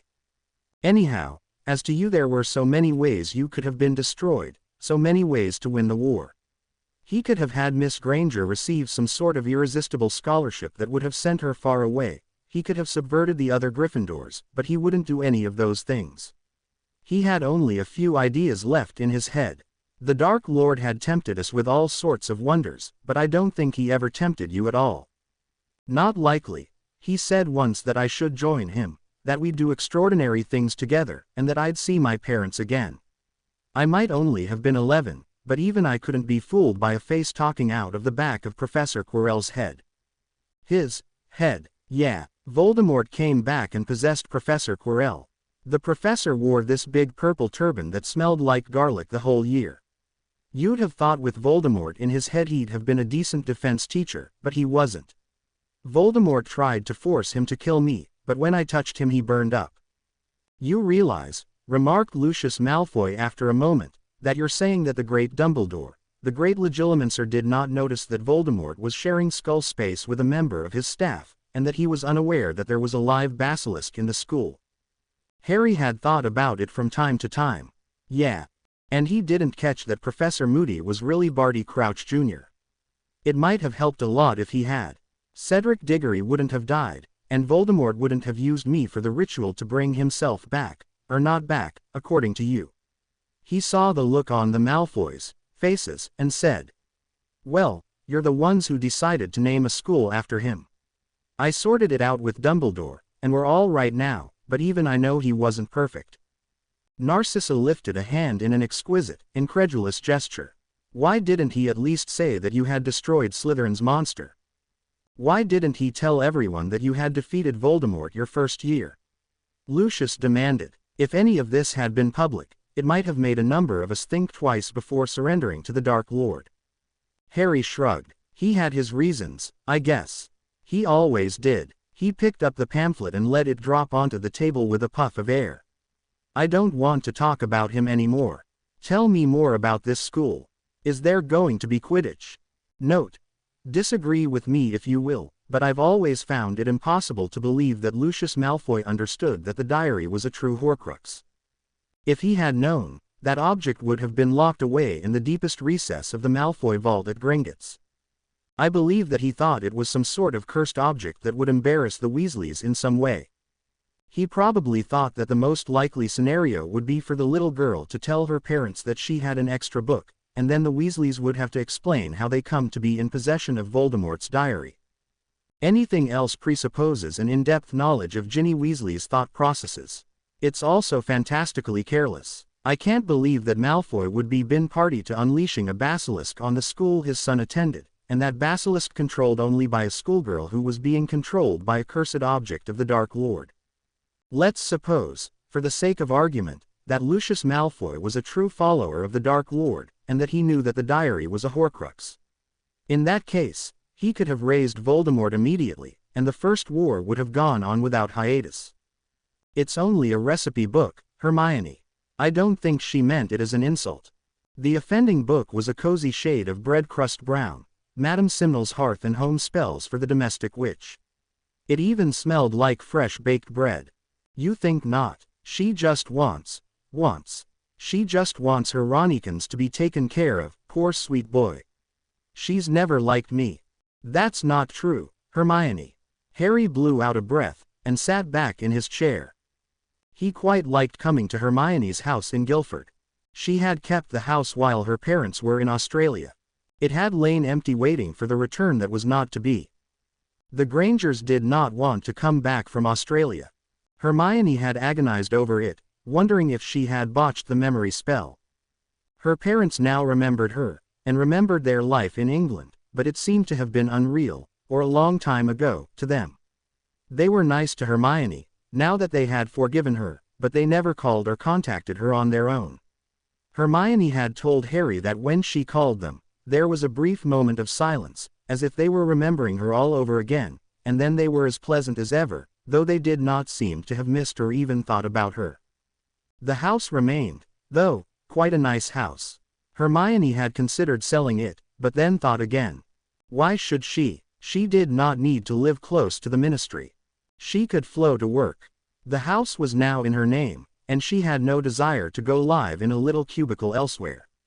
Harry and Ron had helped her, over the past months, transform it into something quite different from the middle-class Muggle suburban home it had been. Her parents' room she had left alone, other than to cram it with all the family pictures and souvenirs. It was there in case they came back, because, Hermione said, you never know, the rest of the house she had made her own. Her bedroom was completely redecorated, in something approximately wizarding style, for a single young woman whose boyfriend spent a great deal of time there. Her girlish white bedroom suite was gone. It was dark wood now. A large, comfortable bed, hung with sheer draperies in dark red. Red velvet covered it. The walls were a sensuous violet. The books had been moved out to the living room. The living room was now the site of Hermione's growing library. A glass display case between two windows had been moved out and replaced by a large desk, with plenty of room for her research papers. The piano she had left there, in case she ever decided to start playing again. The dining room, very formal and chic, and only used for company in her parents' time, she had left untouched. The spare room was Harry's, of course. He kept some clothing there, and a toothbrush in the bathroom. He supposed it was a bit odd that he stayed overnight here while Ron and Hermione experimented with their newfound sexuality in the Red Room. A Red Room, as Ron insisted on capitalizing it, with a wide, leering grin. Hermione would thump his chest when he said it. It was pretty annoying. She took her meals at the kitchen counter. There was room for three. There had always been room for three. It was very convenient. Once it had been Dad, Mum, and Hermione. Now it was Harry, Ron, and Hermione. The nook off the kitchen she called a media room, and explained it all to Ron and Harry. Her parents had not thought televisions very attractive, and had their large one placed there, along with their expensive sound system, and their collection of videos and records. A comfortably squashy sofa and a long cocktail table faced it. Ron and Harry had discovered movies, after all their adventures, and never wanted to sit in the book-lined living room library. They wanted to see other people's adventures now, Star Wars and The Princess Bride. They rather liked Dragonslayer and they admired Indiana Jones. It was useless to try to talk to them. If either or both of them came over, she would order takeaway, and they would watch films while they ate. And then Ron saw some football, and made Hermione buy a video camera in hopes of taping Quidditch games. They succeeded, with a little tweaking, and now they watched Quidditch for hours on end. They were easy guests. Give them takeaway and some butterbeer. Pop in a tape. They were happy and oblivious as she returned to the library. Now and then Harry would look up, wondering where she had gone.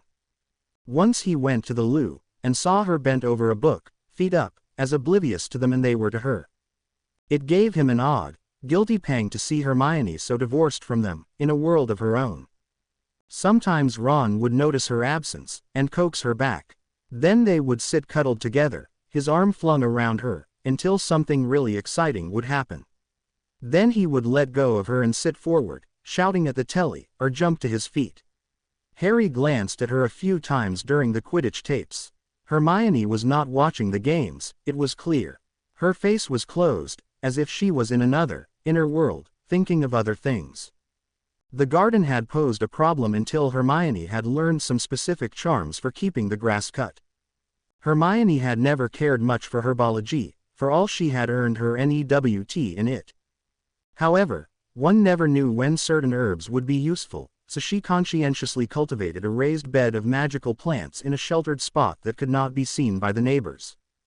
The walled garden made a jungle for Crookshanks, who lorded over it, culling the foolish mice and shrews that strayed into his private hunting preserve. What prey he could not devour, he thoughtfully left for his friend Hermione on the back step. She had to be careful, walking out the back door, or she would find herself crunching little skeletons underfoot. At least he no longer brought the carcasses inside.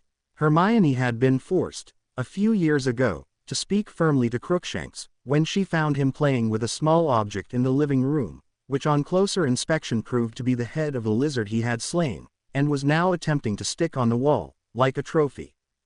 Harry thought the house was growing a little gloomy. It was no Grimmauld place, certainly, but it had changed over the months. So had Hermione. She seemed restless and dissatisfied, and would often, in the midst of conversation, simply walk away, shaking her head. One day, he had helped her store some of her parents' things in the basement and had noticed a table in a corner, set up for making potions. It was gathering dust. I used it during the summers, but I can't do everything, she had told him, with a dismissive gesture. Potions make me think of Professor Snape. I don't seem to have the heart anymore. Besides, it doesn't matter, she said, her voice loud under the low ceiling. It has no application to my work for the DMLE. They had had such a pleasant dinner at the Burrow. Harry wasn't sure where it had gone wrong. Mrs. Weasley loved to have him, and always welcomed Hermione nearly as warmly. His relationship with Ginny now was a settled thing, and Ginny's parents seemed perfectly fine with it. Mrs. Weasley was making broad hints about wedding planning. When he thought about it, he realized that the hints did not extend to Ron and Hermione. In fact, he got the distinct impression that Mrs. Weasley was not entirely in favor of the marriage. Ron has to settle into the business, she said, smiling over the shepherd's pie. She no longer expressed any disappointment about WWW. She was concerned about George being alone, and wanted Ron to spend as much time with him as possible, and for both boys to spend as much time with the rest of the family as they could spare. In fact, Harry found that she was quite pleased that Ron did not want to pursue being an Auror. Too dangerous, even now, boys. Are you sure you wouldn't prefer to play Quidditch, Harry dear? Ron and Harry had been meaning to get their own place, but life was so good at the Burrow, and when they wanted to get away, they could go to Hermione's. They went there frequently, and that had caused its own strains. Hermione often invited Ginny, but Mrs. Weasley always found some reason why Ginny could not possibly go. Harry suspected she was attempting to prevent him and Ginny from getting up to what Ron and Hermione were doing. Ron had spent 2 nights away in a row, and Harry became aware that Mrs. Weasley was not pleased about it. When they described their takeaway Chinese, and their takeaway curry, she was even less pleased. I suppose Muggle foods might be all right, but there is nothing so nourishing for a young wizard as a home-cooked meal. I know that you could be a wonderful cook, Hermione dear, if you would just work at it a little. Witches who did well in potions tend to be very good cooks. I took a NEWT in potions myself. Then she started asking questions about Hermione's house, and where the boys slept. Despite all of Mr. Weasley's efforts to change the subject, she began talking about wedding customs in the wizarding world, and the significance of the unstained gift. Harry knew nothing about it, but the words made Mr. Weasley turn red, and the older boys snigger. Hermione stabbed at her plate, face hidden by her hair. Ginny pushed back noisily from the table. Who wants more pumpkin juice? She slammed the pitcher down, glaring at her mother. Then today, Hermione had received the cookbook by Owl. She thinks I'm a woman, and a bad housekeeper, and not good enough for her darling Ronnikins. She gave the book a poke. Of course I'm a Muggle-born, and pitifully ignorant of sacred wizarding tradition. But you know, some people might think he's not good enough for me. Hermione, come on, it's a book. You like books. If she thinks it's so important, why didn't she give it to Ron? Why can't he learn to cook? Dunno. I can cook, Hermione. Tell you what, I'll make dinner tomorrow.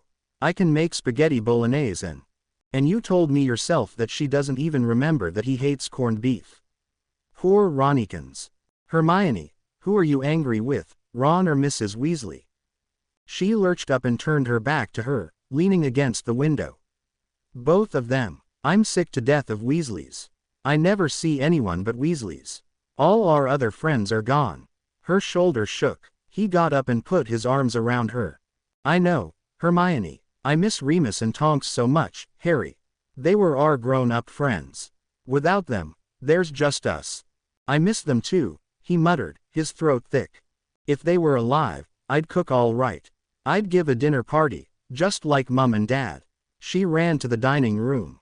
I'd have Dumbledore here, and then Remus and Tonks, and Moody, too. And Sirius, Harry croaked. Yes, and Sirius, and Emmeline Vance. I always thought she looked so in command of herself. And maybe even, here, she lowered her voice, and pointed to a place at the end, farthest from Sirius. I might invite Professor Snape, too. Harry laughed weakly. That would be the dinner party from hell, Hermione. I don't know, she said, shaking her hair back.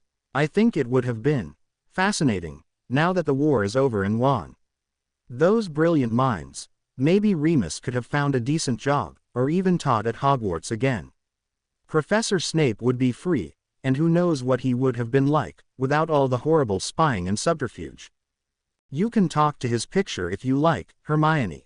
He's still pretty much the same old Snape. That's just a picture. She pulled out the chair at the head of the table, and studied her invisible guests. When I was a little girl, the teacher wrote my parents about how I related best to adults, not to my peers. It was always true. Except for you and Ron, I never had friends my own age. Except for you and Ron, I still don't. Not true, he answered, placing himself opposite her. I think you should give a dinner party. You can invite Neville and Luna. They're good friends, you know. And Ginny, he winked, pointing the place next to him. Invite George, too. He'd like it, and he's seeing Angelina. Harry, she said, her face darkening. Those are your friends, your Quidditch friends, and I now have 3 Weasleys at the table. Who's going to talk to me? Who's going to talk about the things I care about? About magic, and research, and ancient runes, and the rights of magical creatures. He pondered the matter. Well, Bill is really smart, and Fleur. And they're back in Egypt, remember. I'm not surprised. Mrs. Weasley might have softened a little when we were at war, but put her and Fleur in the same room now, and you still have a catfight. She doesn't think anyone's good enough for her baby boys.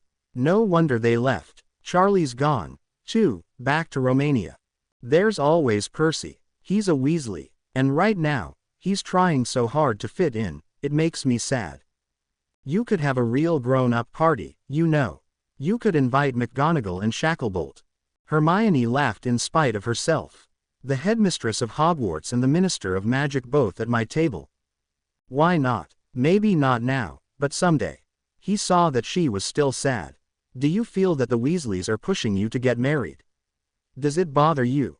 They're pushing you harder. Doesn't it bother you? No, I'd marry Ginny tomorrow, if I could. I'm going to ask her as soon as I finish my training. I always wanted a family. Don't you? Harry, I have a family. They might not think about me, but they're still my parents. And Ron and me, I don't know. He's not interested in anything I do. He never asks me about work. Only Mr. Weasley and Percy do. She sniffled into his shoulder, and he hugged her again. Her voice muffled, she whispered, I always thought that however strange and overachieving as I am, there would be someone for me. My grandmother said, there's a lid for every pot. I thought I could find someone who'd be like me, who'd be really bookish and clever and interested in the same things, and our children would be brilliant, and perhaps we'd teach at Hogwarts together or research together or write books together. When I think about the future with Ron, I just see nights of watching Quidditch tapes on the telly and learning to make shepherd's pie just the way he likes it, and being laughed at in front of the children when I tell them how important school is. I thought I loved Ron, Harry, but maybe it was the war. Now I'm just scared. Are you upset with him for not being an Auror? A little, maybe. I don't know. The OR program is so demanding, and Ron isn't a very diligent student. Maybe it wasn't right for him. But now maybe I need to see if that person I dreamed about is still out there for me. But Harry, what if he died in the war? What if he's already gone? Should I just settle for Ron because he's there? I don't know. Give him a chance, Hermione.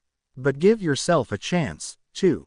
If you want to cool it off for a while, I'm sure he'll understand.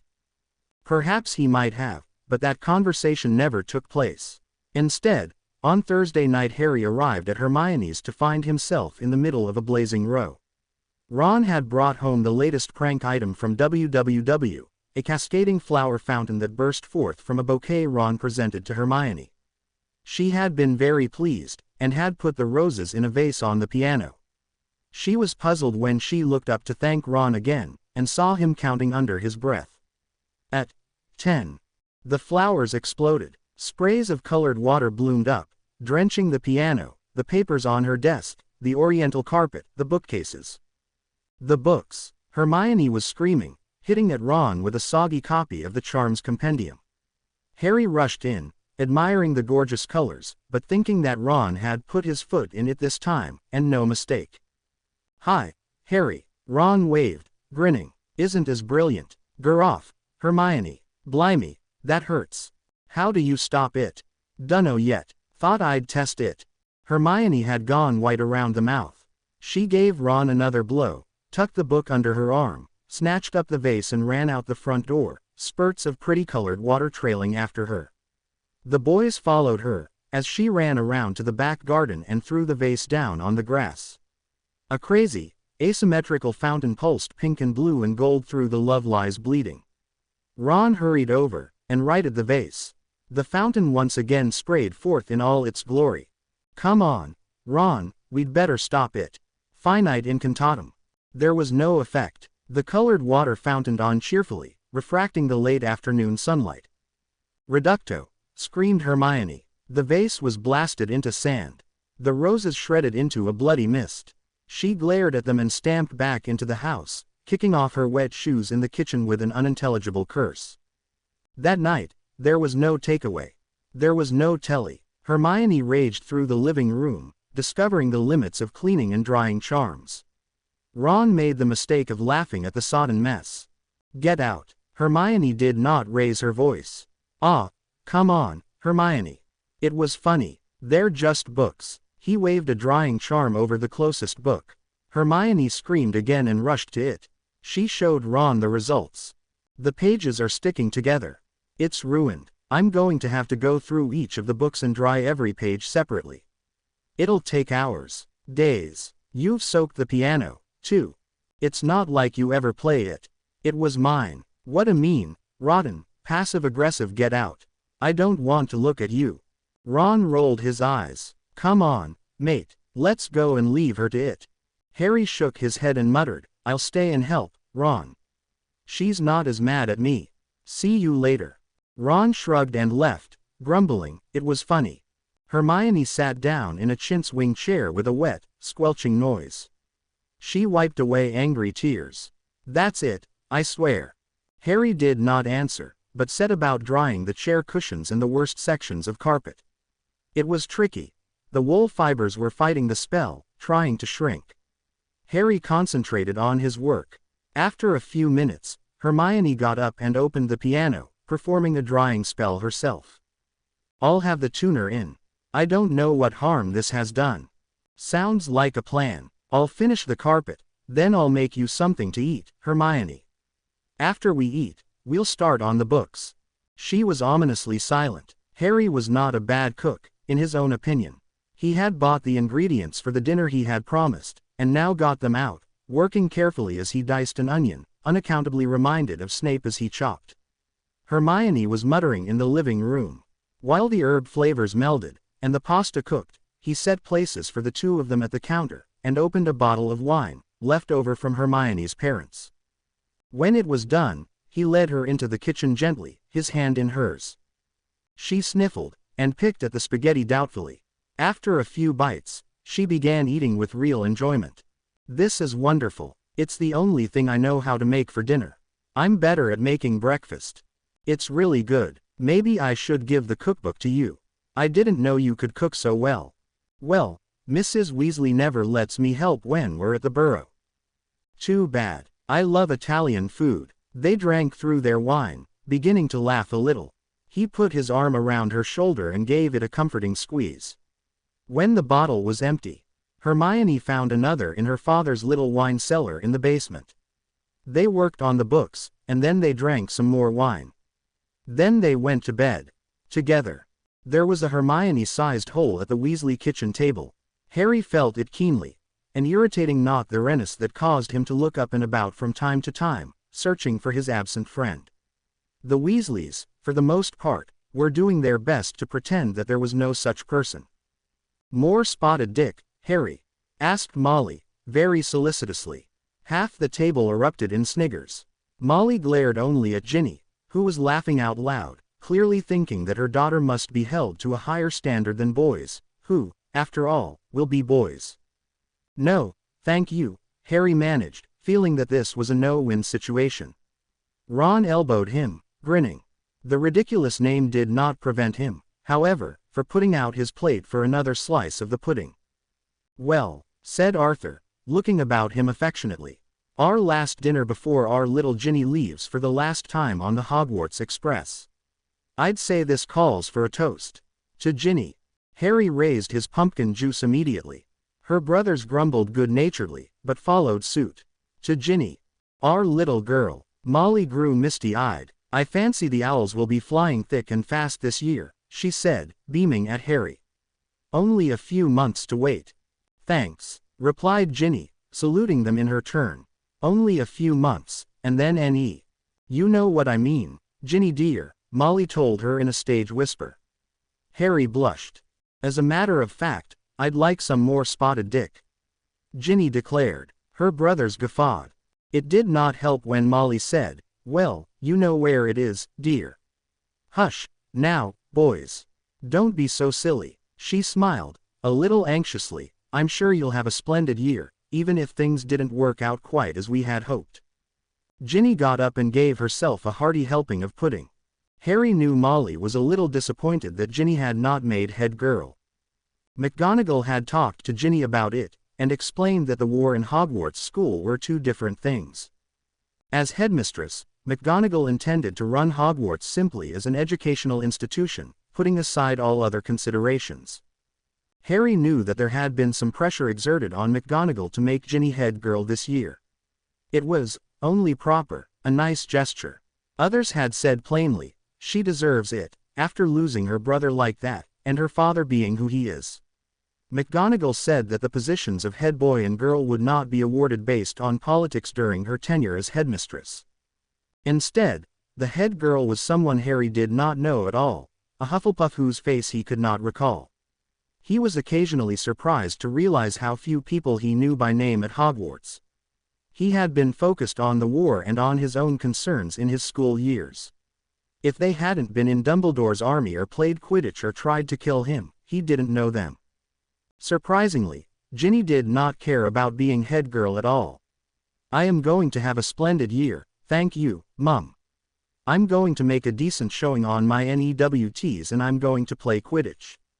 Gryffindor is going to wipe the floor with the other houses and bring home the Quidditch Cup. And that is my plan for my 7th year." "Good on you, Ginny." George smiled. "You show 'em how it's done." "Dunno," laughed Ron. "Weasley is our queen, doesn't have the same ring." "I think, Queen of Quidditch, sounds brilliant, Gin," said Harry. He was a little guilty around Ginny. He was a little guilty around Hermione. Since the breakup, Ron had tried to speak to Hermione twice. It had not gone well. He had tried to make a joke of his prank the first time. The second time he was angry. Hermione was angry too, and just as convinced as Ron that she had a right to be. She said she was moving on. Busy with her work and her ideas, but not too busy to make time for Harry. That brought him to their relationship, or whatever it was. Harry's introduction to Say had been fueled by wine, confused affection, and terrible anxiety that he might lose Hermione as a friend. He had loved Hermione since his first year at Hogwarts, and in some ways it seemed perfectly natural to move on to physical closeness. At the same time, he felt terribly conflicted. He knew he was betraying both Ron and Ginny at some level, but as long as he could keep the Hermione part of his life and the Weasley part of his life separate, he felt he could achieve some balance. Both parts were too precious to lose. They were all he had. His relationship with Hermione was so hard to define. They had never dated, and so she couldn't exactly be called his girlfriend. It was hard to label someone so brilliant and independent and special as Hermione with such a commonplace word as girlfriend. They had shared experiences that had made them closer than brother and sister, but they were not brother and sister, and never would be. Hermione was Hermione, his best and loyalist friend. That she also made him blissfully happy was an unexpected wonder. Ginny, he supposed, was more what people would describe as a girlfriend. Everyone thought their relationship was so suitable. Ironically, now that the scandal had died down about Hermione, the papers were printing speculations about when the wedding of the century would take place. Ginny never talked about the wedding, for which Harry was deeply grateful. He didn't know how his changed relationship with Hermione would fit with a marriage to Ginny, but he supposed it would all sort itself out someday. Ron seemed to think the wedding was a settled thing, too, and he expressed his own horror of the spectacle his mother would make of it. They strolled out of the house, looking at the setting sun, talking about it quietly. 10 times worse that Bill and Fleur, mate. Mum likes you. Dunno why women make us go through it all. Can't they just arrange it all without us, and tell us about it afterward? Ginny doesn't talk about it. Do you reckon she's expecting it? I reckon so. That's what they all want, innit? Harry was not so sure. His mum had married right after Hogwarts, and so had Mrs. Weasley, apparently. It would be a way of being close to his parents, to live his life as they had done. He blew out a breath, and was considering talking about it, when Mrs. Weasley called to them. Ron, George is looking for you. Something about the business, I shouldn't wonder. Harry dear, Ginny needs to feed the chickens. Could you help her? Ron and Harry grinned at each other, not taken in by such a transparent maneuver. Harry rolled his eyes, and went to find Ginny. Ginny nearly ran him down, bucket in hand.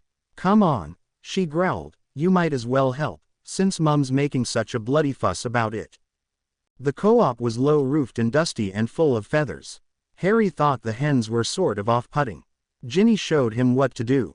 It takes about 5 minutes, but we'd better stay longer to make it look good. To make what look good? Our romance, she snarled. Our betrothal or arranged marriage or whatever the bloody hell it is. I could hex Mum 6 ways from Sunday. I thought, well, you know. No, I don't know. What should I know? I'm being watched like some kind of sacred pure. If only Mum knew. What a laugh. Harry blushed. Gin, she's such a hypocrite, you know. Ever seen her wedding picture? She got married the week after her NEWTs and Bill's practically in the picture, she was so big. Harry really did not want to know this. She just wants you to be happy. I know, she'll never understand that I need different things to make me happy. Are you saying you don't want to, you know? No, I don't know. Marry you. Have you asked me? Do we go anywhere together without at least 2 of my family watching us? Do we have a chance to really get to know each other? I'll bet you know a lot more about Hermione than you do me. Well, could be. You had that time, all that time together, out there in world, fighting to survive. And now I can't even see her because of Ron. Her house sounds brilliant. Well, yes, very nice. Why do you want to marry me? Harry nearly passed out with relief. This question, awful as it was much better than discussing Hermione with Ginny. He could even be fairly coherent. I've always wanted a family of my own. Not just to get sort of adopted into one, like yours. Not they aren't great, but I want my own family. That's not what I'm asking. Why do you want to marry me? Well, you're a great witch, Ginny. You're pretty, and brave, and a super Quidditch player. And I'm there, and a member of your adopted family, and it's all so convenient. You've never asked me out. By the time I wanted to, it seemed like a bad idea. And now, we see each other all the time. I mean, it's like we're already. She narrowed her eyes. Not good enough, Potter. She took a deep breath, and asked the question she'd always shied away from. Is it because I look like your mum? Bloody hell, Ginny, because that would be creepy, and I could never live up to it. Or is it because I look like my mum? I don't know which would be worse. Still in shock, Harry shook his head. You don't look anything like your mum. And I won't, not if I can help it. Quidditch training will keep me trim, I hope. Quidditch. She set down the bucket, and dragged him around behind the coop, away from prying eyes. Listen to me, I've got a plan after Hogwarts, and I don't want Mum tumbling to it before I'm ready. What plan? I'm pretty good at Quidditch. This year I'm going to be better than good. I want to go professional, Harry, and that's not going to leave a lot of room for you and me. Harry tried to think of something to say.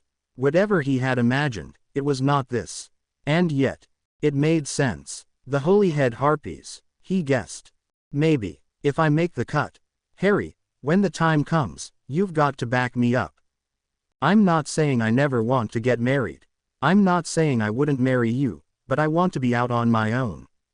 I don't want to go from Mum and Dad's house to my husband's house like some sort of chattel.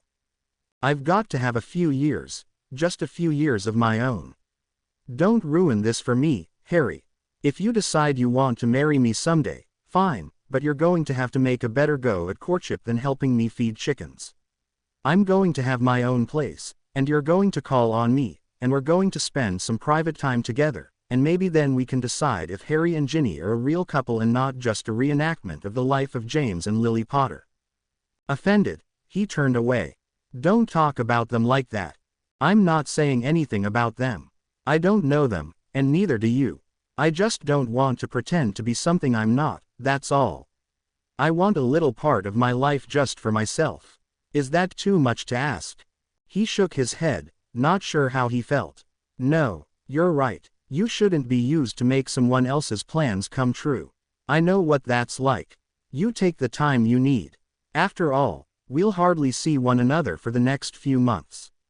Afterwards, if you want to see me, you know where I live. Not sure I do. I'm fixing up Grimmauld Place. Creature's better now. It's mine and I think I can do something with it. Ron really wants to move in with George, and I don't want to interfere with that. I need some time to myself too, I suppose. He ought to have his own address, even if he spent most of his nights with Hermione. The wizarding world was just like a small town. He certainly didn't want Hermione's name dragged through the mud again. She seemed to like having her own space, too. Are we still friends? Sure. He keyed her cheek, really meaning it, though he was a little displeased with her for talking about his parents the way she had. No one was allowed to joke about his parents. Always. Is it all right if I see you off tomorrow? Just don't make too much of it. Right, but we'll get together at the first Hogsmeade weekend, Harry promised. That would be nice, Ginny agreed, giving him a quick key in return. She did not attempt more. Her mother was at an upstairs window, watching them with fond pride. Ginny noticed her, and shrugged. Come on, then, we're done here. Harry followed, strangely light of heart. Ginny was just not ready to settle down, not like his mother at all. Maybe she would look at things differently in a few years. A family would be nice, but time to sort out his own life, and evenings to spend with Hermione, looked pretty good at the moment. Thanks to all my reviewers. So many of you have such interesting ideas. Keep them coming. I am making great strides in exercising my post-DH depression. Yes, I know this Ginny seems miles away from the Stepford Ginny of the epilogue, who does not participate in naming her children. That, however, is many years later. JKR said that Ginny played Quidditch for a few years before marrying Harry. Any theories? A mid-air collision that ended her career and limited her options. Speculate all you like. With a modicum of tweaking, the mobile phone that Hermione had persuaded Harry to buy worked perfectly well, even in the magic-heavy confines of Grimmauld Place. Kreacher, the reformed Kreacher, had organized a party of his fellow elves to complete a massive restoration of the London townhouse. Thinking it over, Harry had decided he did not want to let go of this link to Sirius. The pain of losing his godfather was still present, but mixed with it were precious memories. Sirius may not have been happy here, but the fact that he had been here at all, and that he and Harry had shared some good times under this roof, made the decision fairly easy. It was a big house, after all. The rooms that he disliked could be shut up, until their turn came to be metamorphosed into something bright and welcoming. Sirius' room would not be touched. Hermione might roll her eyes discreetly at its status as a shrine, but she said nothing about it to Harry. Sirius remained one of the household gods of Harry's life, the third member, along with James and Lily, of Harry's personal trinity. While Harry stayed at Hermione's place, his bedroom was completely redecorated, painted, cleaned, fumigated, reconstituted, and reinvented. The kitchen was next, and by the time Harry had time to see how the work was progressing, it was pleasantly unrecognizable. He called Hermione, asking her to come and see it right away. "Yes, I know you're busy, but you've got to see this. You've got to have dinner anyway, Hermione, so why not have it here?" In fact, Hermione came soon, flowing on through as soon as she set down the receiver. The telephone had proved a wonderful idea. It constituted an entirely private and nearly instantaneous way to speak to Harry. Owls were all very well, but they did not travel as fast as the speed of sound. "Harry," she cried, giving him a key on the cheek and a warm embrace. "Oh, hello, creature. Oh, Harry, how wonderful it all looks. It's bright and airy, but you've still kept some of the feel of the old townhouse. So you approve. Very much. Good." Creature said he'd do the drawing room next. "Let's eat." Creature's cuisine was not as advanced as his interior decorating. The food was good, but very old-fashioned. Mutton chops with bread sauce, Brussels sprouts but very good ones, a coffee-flavored shape. "I didn't know anyone still made blancmange," whispered Hermione. "It's so 1900. And, at the last, camembert cheese and biscuits, served with a dusty bottle of excellent sherry that had lain undisturbed for decades in the cellar." Harry had recently discovered a taste for cheese. He had grown up on hunks of dried-up cheddar, but he had found the soft texture and delicate tang of camembert and brie very exotic and satisfying. Vernon had always hated filthy foreign food. Harry, as a natural reaction, was beginning to branch out a bit. They had so much to talk over. Harry's training was going well. His instructors were brilliant. He had made the best decision of his life in not going back to Hogwarts. He had succeeded in earning NEWTs in defense, charms, and Muggle studies, and that was enough. Hermione said nothing, not wanting to boast that she had earned those, and additional ones in herbology, runes, arithmancy, and transfiguration. There had been a time when nothing would have stopped her trumpeting her own accomplishments, but she had grown up a little, and remembered how much Professor Snape had hated the sight of her hand up and waving. Hermione had news of her own, and finished another bit of lovely cheese before making her announcement. "I've decided to petition the Wizengamot for the Crouch estate." Harry blinked owlishly behind his glasses. "I thought you didn't want it to be public knowledge. I thought you didn't want any part of Crouch or anything of his." "Well, I thought again," she answered fiercely. "Why shouldn't I have it?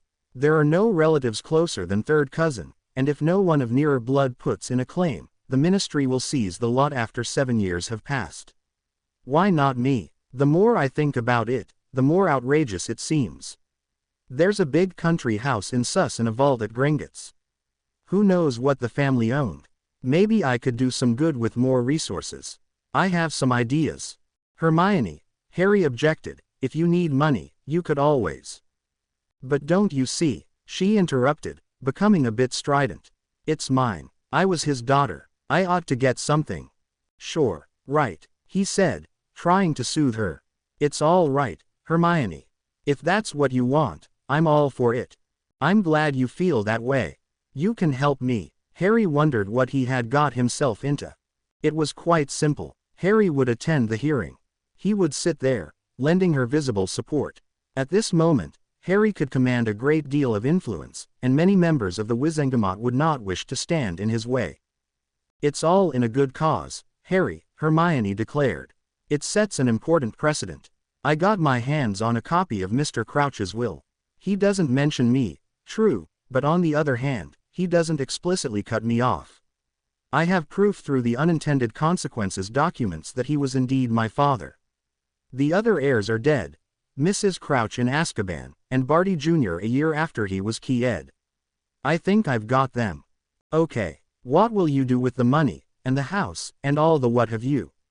Whatever I like. She was in a wonderful mood, and quite willing to be shown the remarkable improvements Creature had made to his bedroom. She was not done talking, however, and went on and on about her plans to the kindly darkness, long after Harry was fast asleep. Muggle-born Suze to inherit Crouch Estate. Harry tossed the latest issue of the Daily Prophet into the dustbin. He had known that there would be a tremendous scandal.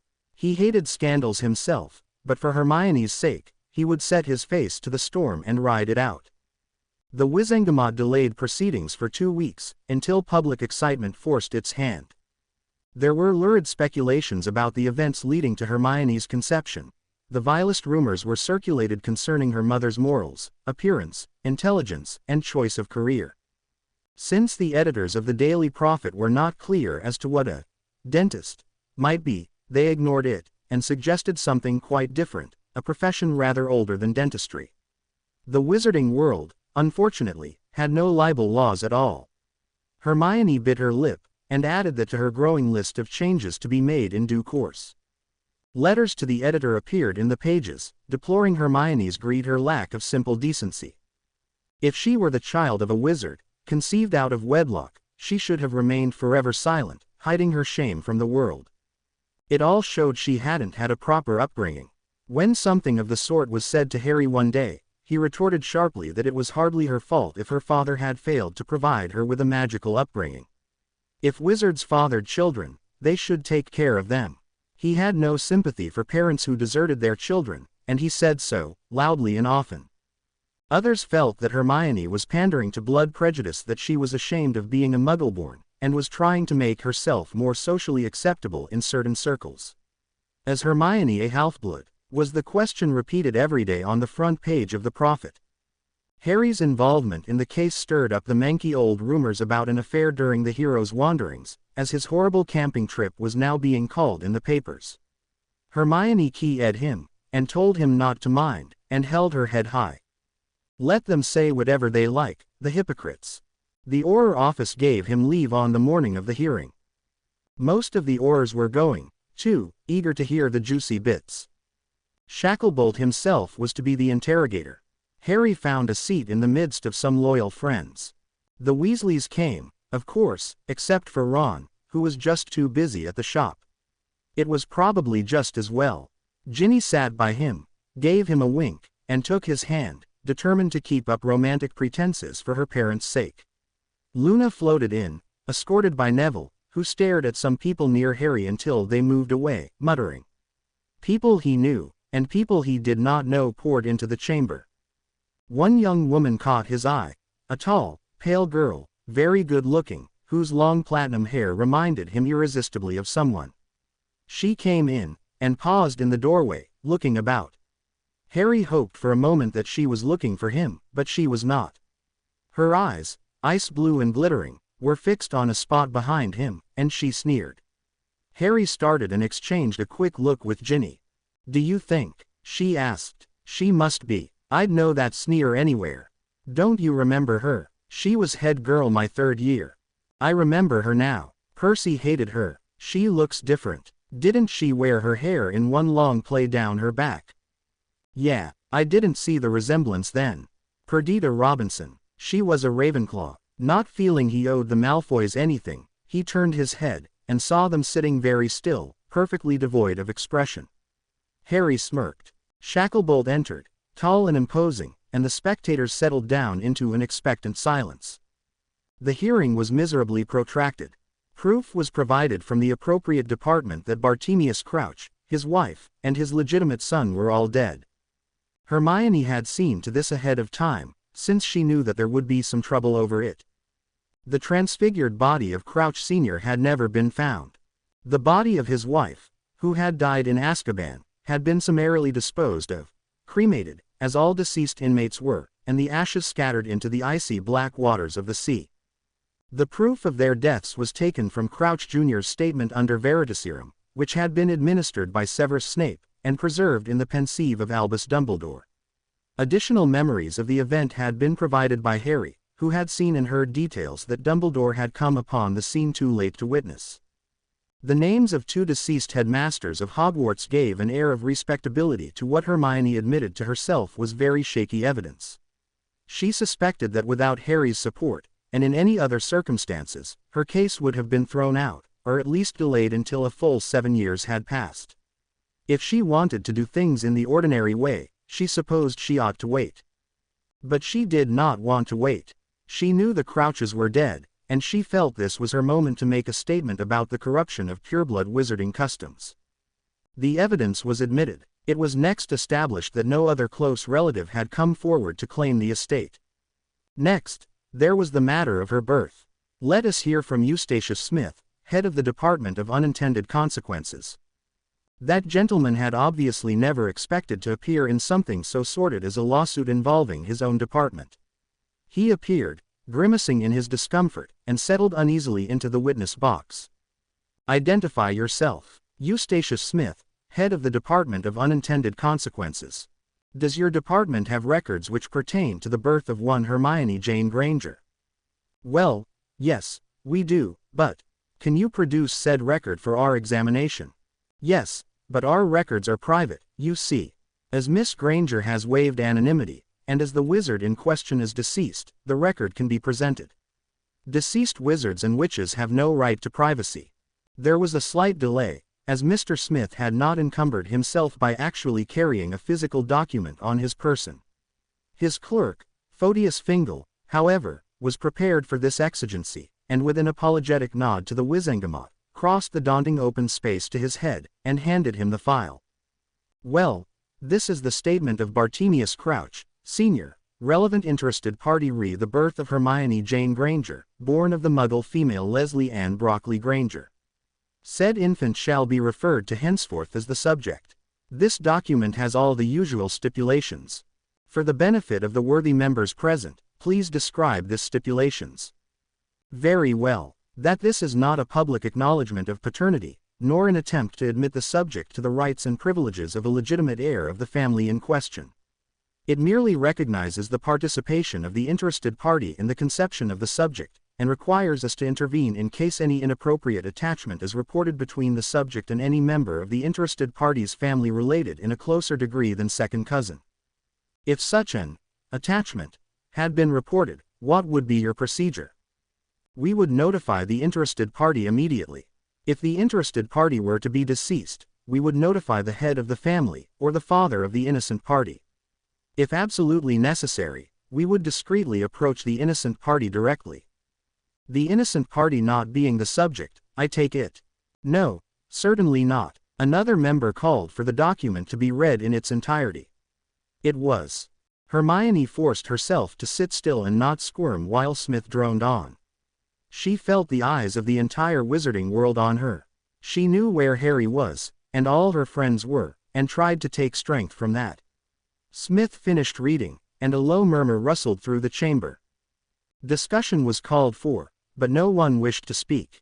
Shacklebolt called for a vote on the question, and by a sufficient majority, Hermione Jane Granger was declared to be the child of Bartemius Crouch by right of blood, and was subsequently to be known to the wizarding world as Hermione Jane Crouch. Hermione started up at that, ready to object, but Shacklebolt looked at her grimly, and told her that it was part and parcel with finding her the blood heir. Hermione had known as much, but had hoped to evade it. I must use the Crouch name, I understand that, but I would prefer to be known as Hermione Crouch Granger. This was considered in very bad taste, but was permitted. The hearing was far from over, however. Crouch's will was read, and after sufficient study, it was clear that Hermione Jane Crouch had not been specifically mentioned as someone who could not inherit. The will was an old one, leaving everything to his wife, and in the event of her death, to his son, Bartemius Jr. Then a relation of Mrs. Crouch's brought up the point that the Crouch estate might contain her possessions, and that this young person might be considered the heir of Bartemius Sr., but not of his wife. And thus there was a wait, while Mrs. Crouch's own will was retrieved. This document left everything to her husband. Shacklebolt said, the sequence of events demonstrates that Mrs. Crouch predeceased her husband. There is thus no separate property issue. Bartemius Crouch, Jr. is also deceased. Miss G.R. Crouch has entered documents pertaining to their deaths. One elderly witch observed, then the question before us, it seems, is, can Miss Crouch be considered the heir of her brother? There followed so much portentous nodding and rubbing of chins that Hermione thought she would scream. Then another member, who Hermione thought only spoke up to make trouble, demanded a public viewing of the pensive memory, as he was not at all convinced that Bartemius Sr. was dead.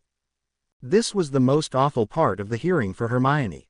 Dumbledore had made a point of preserving this memory, as it had been at the time one of the best pieces of evidence that Voldemort had returned. It made a tremendous impact on the hearing. Barty Jr.'s mad laughter, the horror of the scene, Harry Potter in mortal peril, the commanding voice of Dumbledore, the quick and resourceful assistance of Snape, all of it provided the assembled with thrills of suspense and righteous satisfaction at seeing a villain come to judgment. It was established that Bartemius Crouch, Jr. had died intestate. Thus, under wizarding law, his relations up to and including the second degree were eligible to inherit.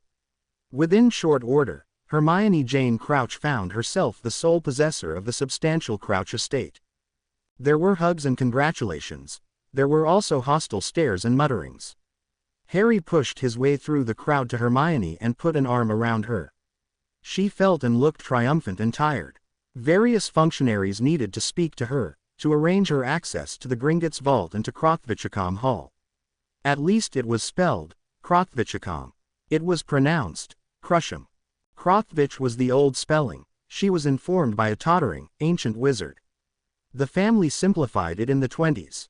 So before the 1920s. The 1820s, my dear Miss Crouch. Harry retreated to a quiet corner, letting the others gossip about what it all might mean for the future. He was not the only person seeking to get out of public view. He felt another's presence, and looked up to find Lucius Malfoy, looking equally surprised, standing next to him. Mr. Potter. Harry only nodded. He was willing to work with the Malfoys on public projects, but not willing to chat like friends. Lucius, however, had something to say. Very generous of you, using your influence to assist your friend. Miss Crouch has become a very wealthy young witch, if my estimate of the Crouch fortune is accurate. Miss Crouch Granger. The older man managed a small, tight smile. He glanced over Harry's head, and Harry could imagine at whom he was gazing. A wizard, however powerful, Mr. Potter, Lucius remarked quietly, has only a finite amount of influence. It must be used carefully, and replenished whenever possible. You have expended a great deal of influence in helping Miss Crouch Granger. When you attempt to use your influence in other causes in the future, you will find that people may feel they have already paid their debt to you. I hope you find the sacrifice worthwhile. I do. Parents should take care of their children, Harry answered coldly. There's no excuse for deserting them. If they do, they should pay. Lucius regarded Harry as he would an curious object on exhibit. He refrained, out of reasonable caution, from observing how interesting it was that Harry was obviously still so angry at his own parents.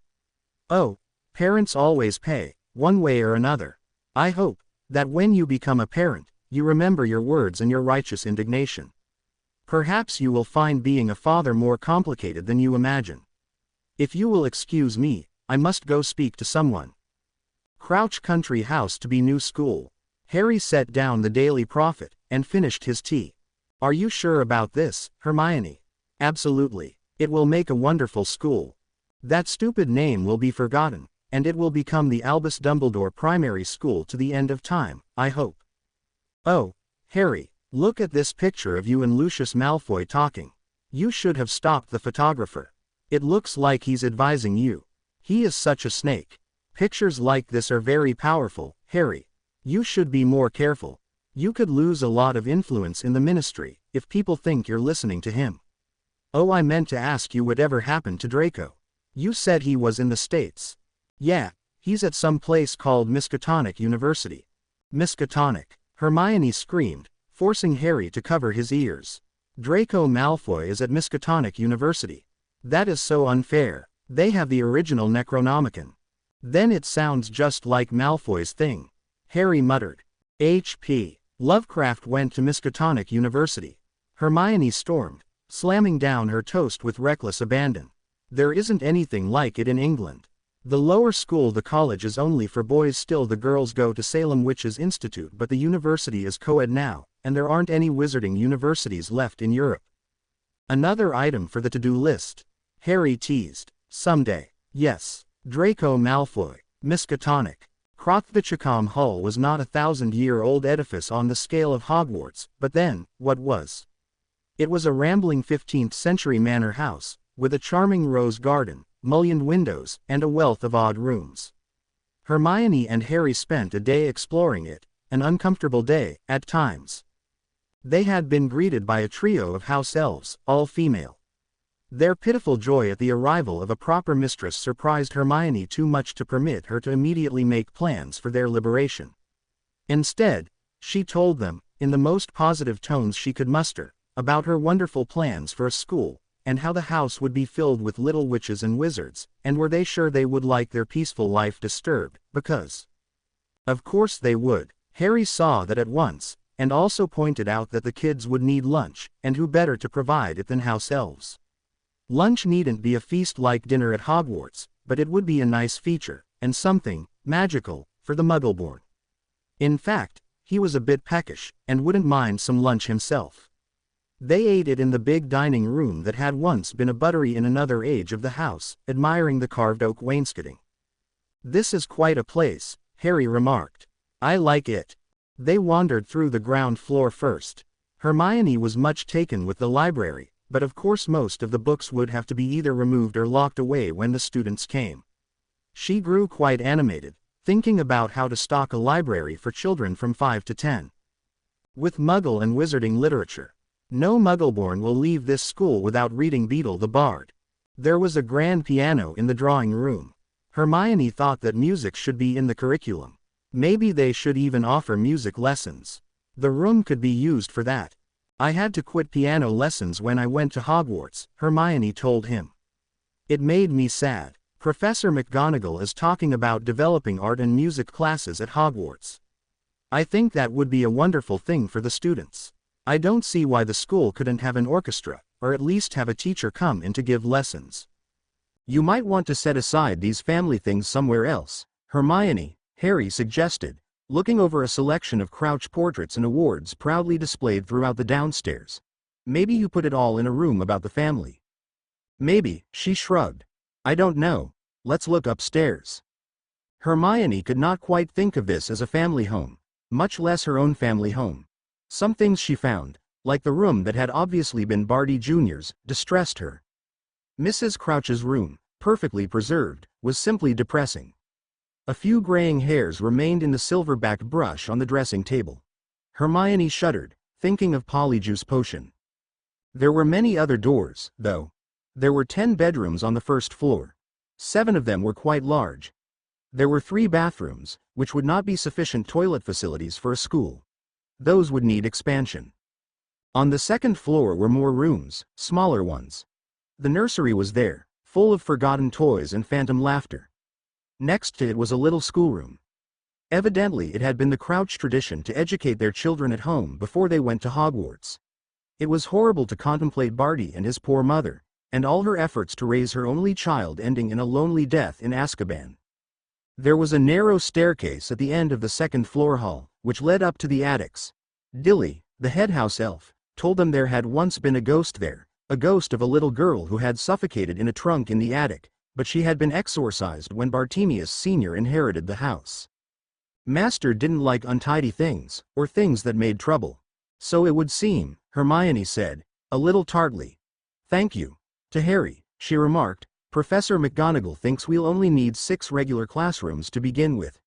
She estimates, based on what the quill has written, that we would have an average of 20 children for each age level. Of course, not all of them will accept the invitation." "So few?" "Well, a number of Muggle families were attacked, the ones that had Muggle-born children at Hogwarts. Any younger children were lost." "Oh." Harry thought a little, and said, "Are you sure you want to give this away, Hermione? It's pretty great. It's not much like Malfoy Manor, but it's just as big. Someday you may wish you hadn't. No, I won't, Hermione growled. It may be mine legally, but it will never feel like home to me. Nobody ever wanted me here. I suppose I should be grateful that he didn't get rid of me like that ghost. Well, even Malfoy didn't get rid of his half-blood daughter. Some did, I guess. More than you know. You'd be surprised at some of the names in those files.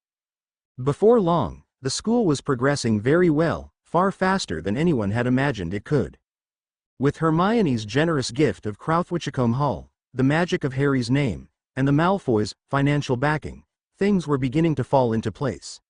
They would not have done so, however, without the energetic assistance of Minerva McGonagall, the headmistress of Hogwarts. She had gone public with her support of the project, laying out the numerous reasons why this was an idea whose time had come. The planning committee began meeting at the school site, in the library, every Saturday. It was a motley gathering of strange bedfellows indeed. McGonagall was there, of course, with Hermione, and Harry dutifully attending. Now that they had earned their NEWTs, she had told them they must call her Minerva. Hermione could manage the name fairly well, but Harry found the syllables sticking in his throat. Even worse, Professor McGonagall was calling him Harry.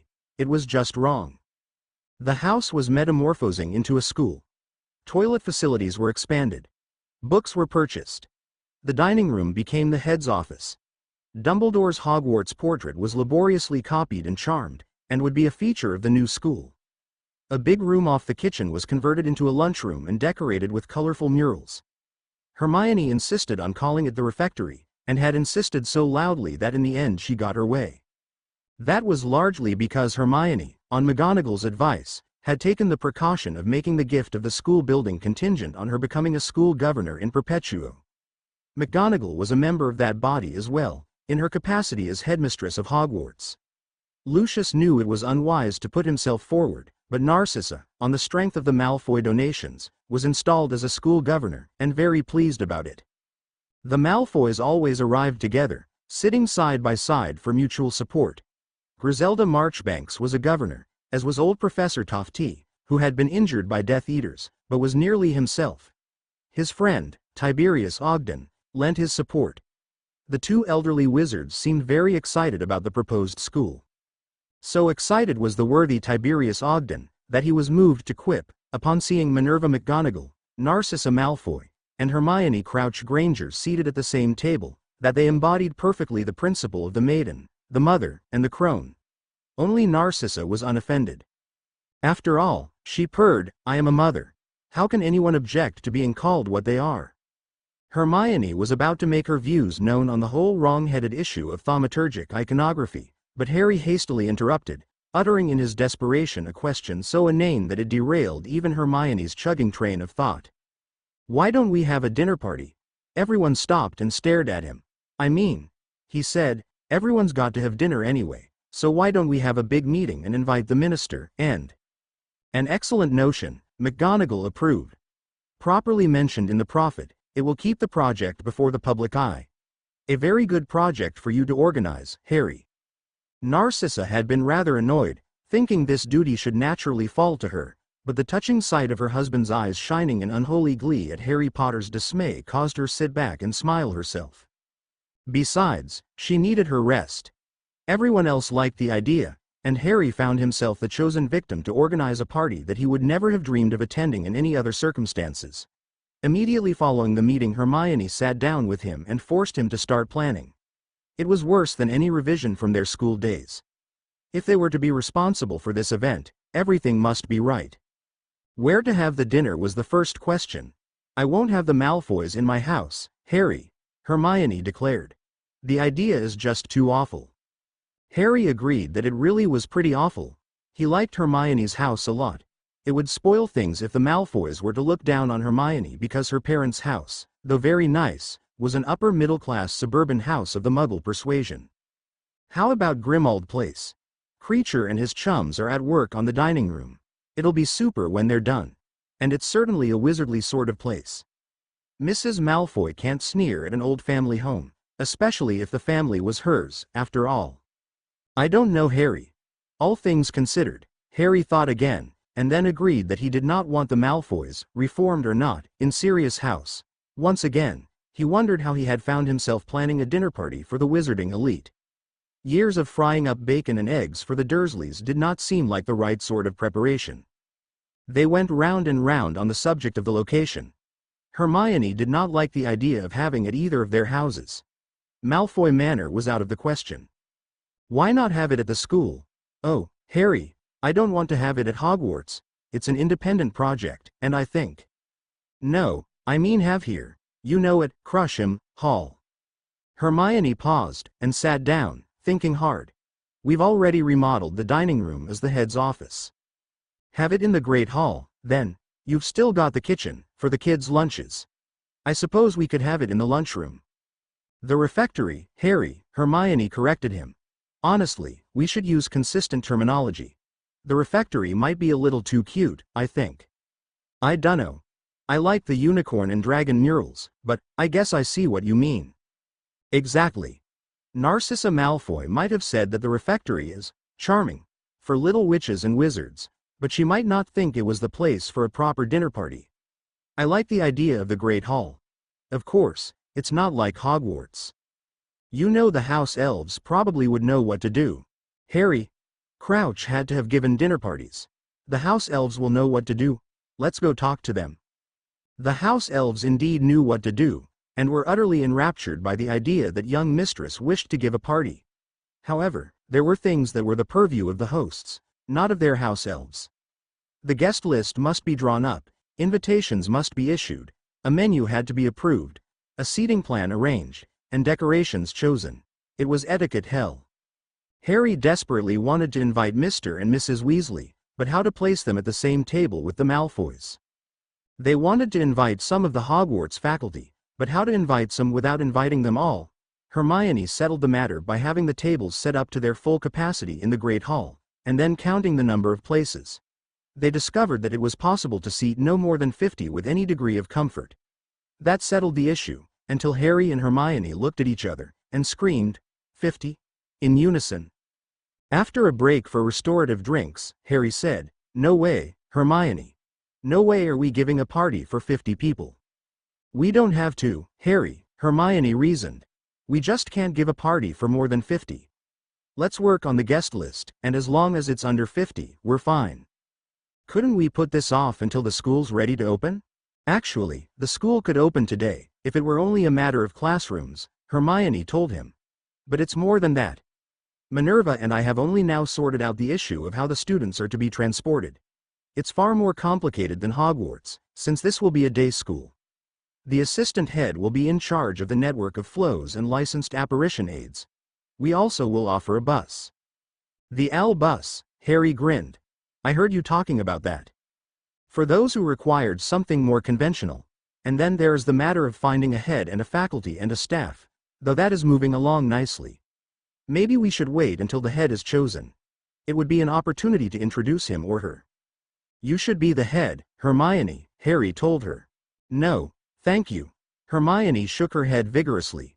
Deal with little children just learning how to read. It calls for someone with real experience. We're interviewing some candidates, though. There's one Muggleborn who's been teaching in Muggle schools for years. She pretty much left the wizarding world after she graduated Hogwarts and couldn't find a job. After the initial interviews, Hermione was not sure if she liked Jane Rochester or not. She was very well qualified, and had presented the board with enthusiastic letters of recommendation. Her grasp of educational theory seemed comprehensive, and she was very interested in the project. Though she was Muggleborn, her grades while a Ravenclaw at Hogwarts had been outstanding, and she had earned 10 NEWTs. In Transfiguration, Charms, Runes, History, Arithmancy, Herbology, Potions, and Muggle Studies. More than Hermione had herself. She was in her middle 30s, and seemed to be entirely nondescript, medium height, medium weight, straight brown hair cut short, direct brown eyes. Not ugly, but not a beautiful woman either. Ms. Rochester had a no-nonsense manner, and answered the questions the governor's board put to her without arrogance, but also without false modesty. She seemed confident of her abilities, and quite clear about how challenging this new undertaking would be. Hermione felt somehow that she was just not, Well, impressed enough by Harry, or by any of them. Yes, she felt. Ms. Rochester should show more gratitude in being interviewed for the position, considering that she had missed the war entirely. There had been many aspirants for the post, but she was the only one with any kind of professional credentials from an institution of high learning in the actual teaching of young children. Harry liked better a pretty witch named Rowan Pretorius, who was a cousin of the Longbottoms. She had tutored some relatives, rather successfully, for they had done well their first year at Hogwarts. Hermione was in favor of an Australian wizard by the unlikely name of Max Rockatansky. He was fairly young, but he was a strong wizard, and had the charisma and twinkling blue eyes that spelled headmaster to her. McGonagall, however, liked Jane Rochester, and was adamant in her support of her. She took Hermione aside one night after a particularly acrimonious governor's meeting. Jane was a splendid student. It was a shame she had so few opportunities when she left Hogwarts. If she had been a prettier girl, perhaps, she pressed her lips together, and then said, yes. That would have counted for quite a bit, but there she was. A Muggle-born with no influential wizarding friends, and not charming enough to make people overlook her birth. There weren't many openings in the ministry that year, and what there were went to relations, just as they generally do. Why didn't she get an apprenticeship, then? Hermione asked, feeling annoyed and a little nervous, as she sometimes did when she realized how very special her own position was, and the dangers and advantages that had accrued to her because of it. For the same reason, Hermione, McGonagall answered, becoming testy. Who's going to take on a Muggle-born with no connections when so many children of friends and relatives may be clamoring for the chance? There was nothing, and after a while Jane gave up. She rode to Hogwarts, asking for the certificate we issued to satisfy the Muggle authorities, and went on to Muggle University. I never heard from her until a few weeks ago, when she saw the notice in the Daily Prophet. Evidently, she never stopped subscribing. Malfoy's daughter got an apprenticeship, Hermione objected, feeling rebellious. McGonagall gave her a quelling look. Perdita Robinson is a beautiful girl, and had to go as far as America to get her apprenticeship, and at that, it's with an elderly wizard with a known taste for young witches. I don't think you need envy Perdita Robinson, or wish her fate all 7 years' worth, on Jane Rochester. The Malfoys also rather liked Rowan Pretorius, to whom they were both distantly related, but even Narcissa had to admit that she was perhaps just a little young to be made the head of a school. Lucius definitely did not like that Australian, and the interview had had some tense moments, with two very masterful men glaring blue fire at one another. As little as they liked the idea of a mudblood heading the new school, it appeared inevitable that Jane Rochester would be made head, and Rowan Pretorius offered the position of assistant head. But before the offer was made, Harry asked to speak to Ms. Rochester. He had discovered that she had been at Hogwarts around the same time as his parents, and wanted to hear about those days. Hermione was not sure that was a good idea, but an appointment was made, and Ms. Rochester arrived at the school and was shown into the library. As always, she did not stammer or blush when meeting Harry Potter, but shook his hand just as she would anyone else's, just as she had Lucius Malfoy's. Hermione was direct. We wanted to know more about your experiences in the wizarding world. Harry is interested in your school days, and how they would influence your approach to teaching wizards. Ms. Rochester raised her eyebrows, clearly wondering why Harry was not speaking for himself. He was not officially a school governor, and she could not see why she should be coming at his beck and call, but Miss Crouch Granger, despite her age, was a governor, and she had little choice but to do the polite and satisfy the girl's curiosity. Harry himself felt that he ought to make clear what it is he wanted to know. I'd like you to tell me about going to school with my parents. Harry himself felt that he ought to make clear what it is he wanted to know. I'd like you to tell me about going to school with my parents. Oh, my, laughed Ms. Rochester. That does make me feel old. Well, what was it like, when you went to Hogwarts? Ms. Rochester's smile faded and she gave Harry a long, measuring look. It was a long time ago. I've put it behind me. But you knew them, didn't you? What was Hogwarts like in those days? Quite a bit like it is now, I imagine. Students come and go. No, I mean, what was it like going to school with my parents? I was in 4th year when they were in 7th. I was a Ravenclaw and they were Gryffindors. I knew them by sight, of course, but I'm sure they didn't know me. But you saw them. They were head boy and girl. You must remember something. Harry was getting angry, feeling that she was evading the question. I really don't feel my impression of other students during my school years are relevant to the post I'm applying for. I'd rather not talk about this. Well, I want to talk about it, Harry nearly shouted. Hermione pressed her hand over his. We have to insist. We think it's very important that the head of the school be open and above board about his or her views. After all, you weren't exactly a presence during the war. The nondescript woman sat silent for a while, and then sighed. I guess the game is up. I should have known this would happen. Nothing has changed. What do you mean? All right. It seems I have nothing to lose, but you may not like what I have to say. I want to know. I wonder if you do. Well, there's nothing for it. I thought I'd give the wizarding world a last try, but, all right. I'll tell you. She grimaced and then said, Hogwarts was a lot better after my 4th year. Why was that? Very grimly, Ms. Rochester said, because that's the year the Gryffindor gang called the Marauders graduated. That's what you wanted to know about, wasn't it? Yes, I went to school when your parents were there. Your father and his cronies ran the school exactly as they liked, and if you were smart, you stayed out of their way. Your other choices were beeping up to the more bracing dose of public humiliation. Lucky for me that I wasn't deemed worthy of their notice. I know they liked to play pranks. Sometimes they got out of hand, but they meant well. Well, except for Peter Pettigrew, of course. Ms. Rochester listened in silence. Then she said, I told you wouldn't like what I had to say. I'm not very fond of pranks myself. They're not much fun when you're on the receiving end. In fact, they can be very cruel. Sirius and my dad were not cruel. I don't know what they were like as adults. When I was in 2nd year, I saw them pants a student. I know about that, Harry said impatiently. It was a Slytherin. Ms. Rochester's eyes flashed, and she answered rather sharply. What does that matter? What should it matter? I hate that stupid house rubbish. They ganged up on a lone student and tormented him, laughing. I stood there on the edge of the lake, so ashamed that I wasn't doing anything to stop it, but I was afraid. I was afraid to tell my parents about it for fear they would either take me out of school, or make a fuss, and I knew that there was nothing a pair of muggles could do. Everyone was afraid of them. I'm ashamed of it to this day, and that is why I've never tolerated bullying in any class one teach. But my mother, Lily, she stood up for Snape, well, until he called her a filthy name. I saw her there. I'd heard she was the boy's friend, but she was about to burst out laughing. You think he didn't notice, even hanging upside down? And then that James Potter offered to let the boy go, if she'd go out with him. What kind of friend goes out with a bully like that? I couldn't stand any of them. And then to drop the Slytherin boy, because he called out a rude name in a state of panic and anguish. My fellow Ravenclaws said at the time he didn't fit in with the crowd she had moved up into, and she'd just been looking for an excuse to lose him. Snape was a spiteful, greasy git.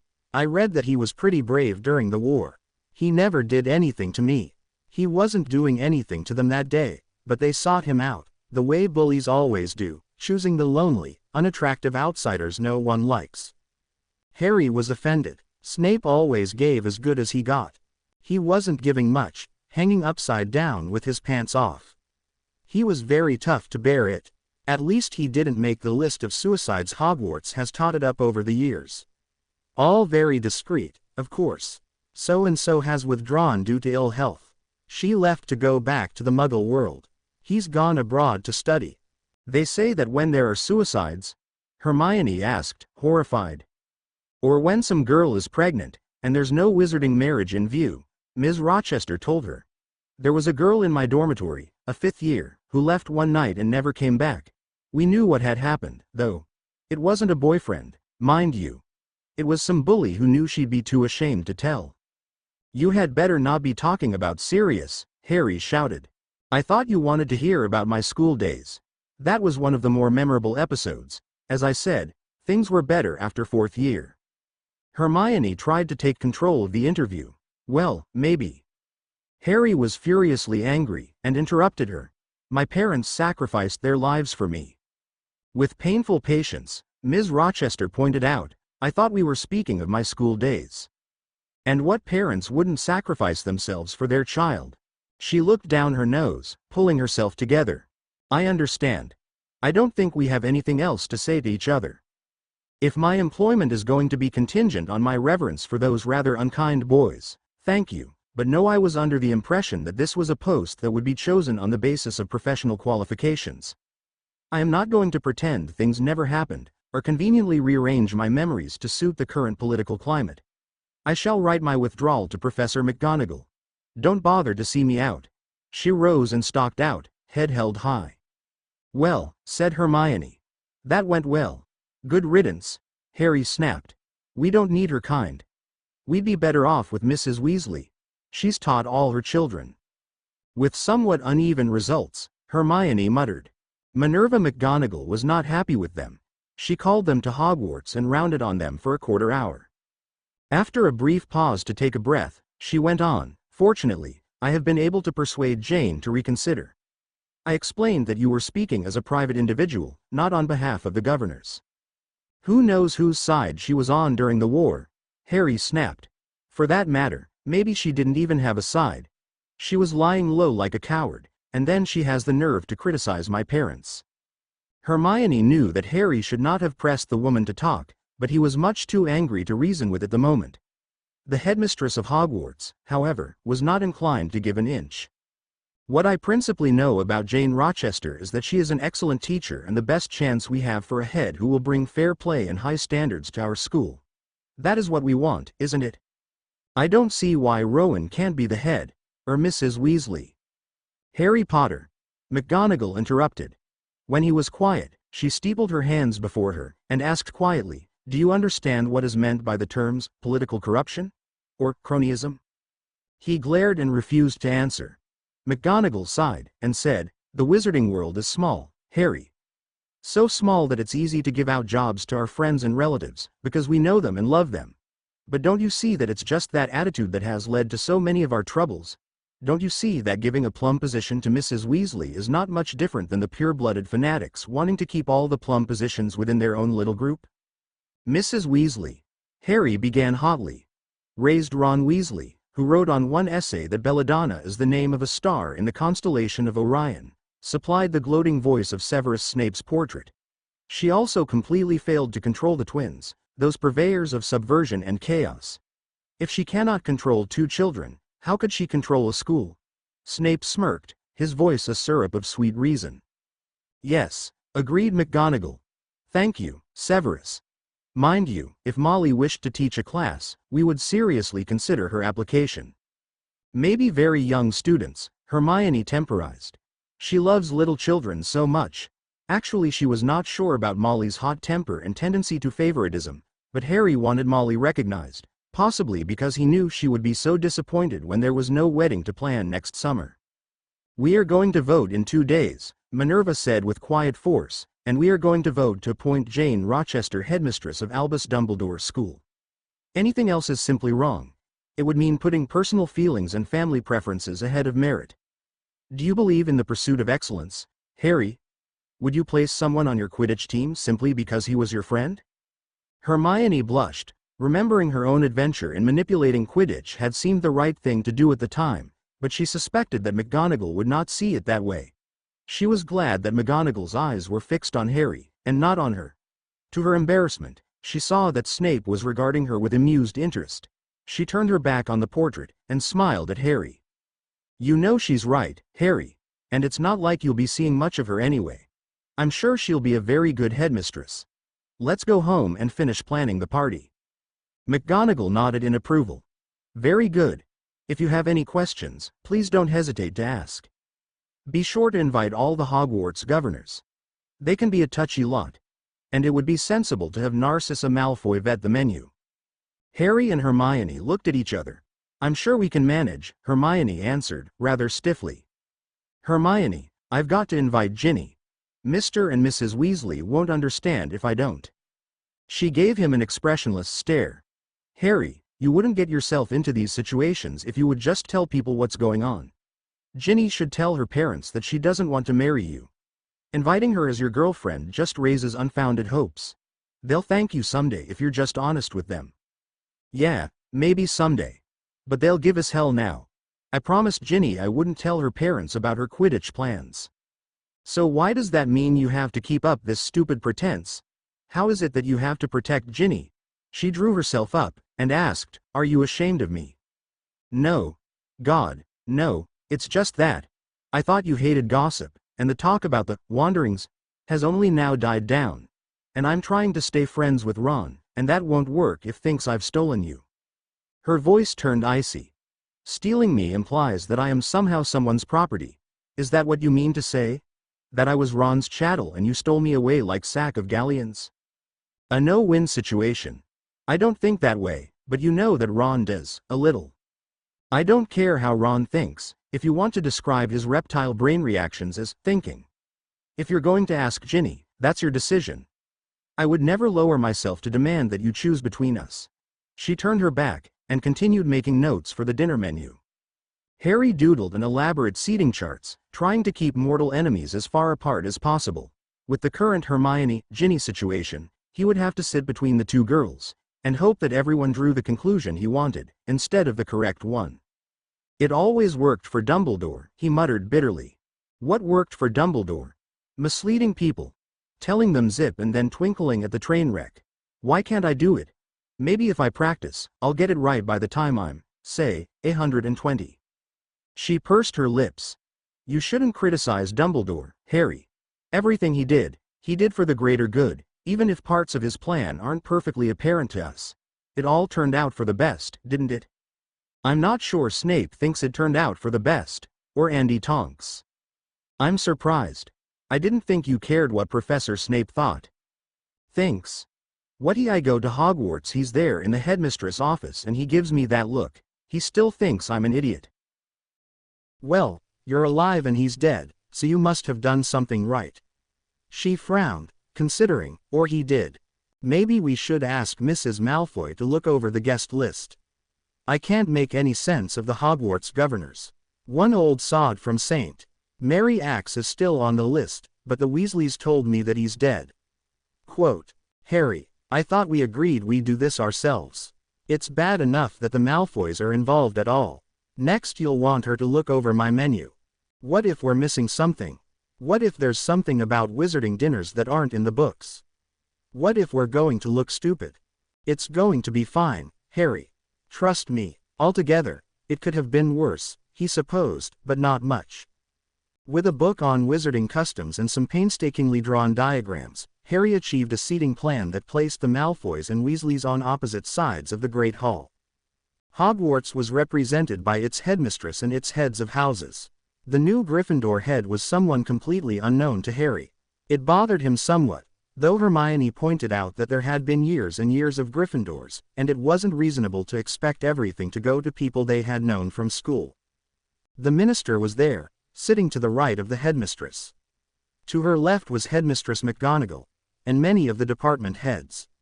The current editor of the Daily Prophet and her husband were in attendance, and a good sprinkling of the Wizengamot. The governors of both schools and their guests sat at a table set perpendicular to a longer one. The new headmistress was in the center of the head table, looking about her with an inscrutable expression. The good part about sitting down to dinner, Harry thought, was that he would no longer have a young woman on each arm, pulling him slowly but relentlessly in two. Ginny was dazzling in blue and Hermione was resplendent in red. Both looked quite gorgeous. Harry kept wondering why everyone's eyes looking down toward their waist level. At first he wondered if his fly was open, but Ginny hissed in his ear, they're looking for an engagement ring. On any of us. Harry saw Lucius Malfoy struggling not to laugh. The Malfoys were whispering together, look very amused.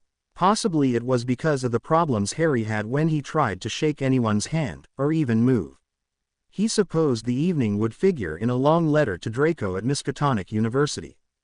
Endless pictures were taken. One elderly wizard starting droning on about the precedents for polygamy in the wizarding world, telling a long, involved story about Gold Tree and Silver Tree, and about the harem of the wizard Caliph Harun al-Rashid until at last even Harry grasped what was being said.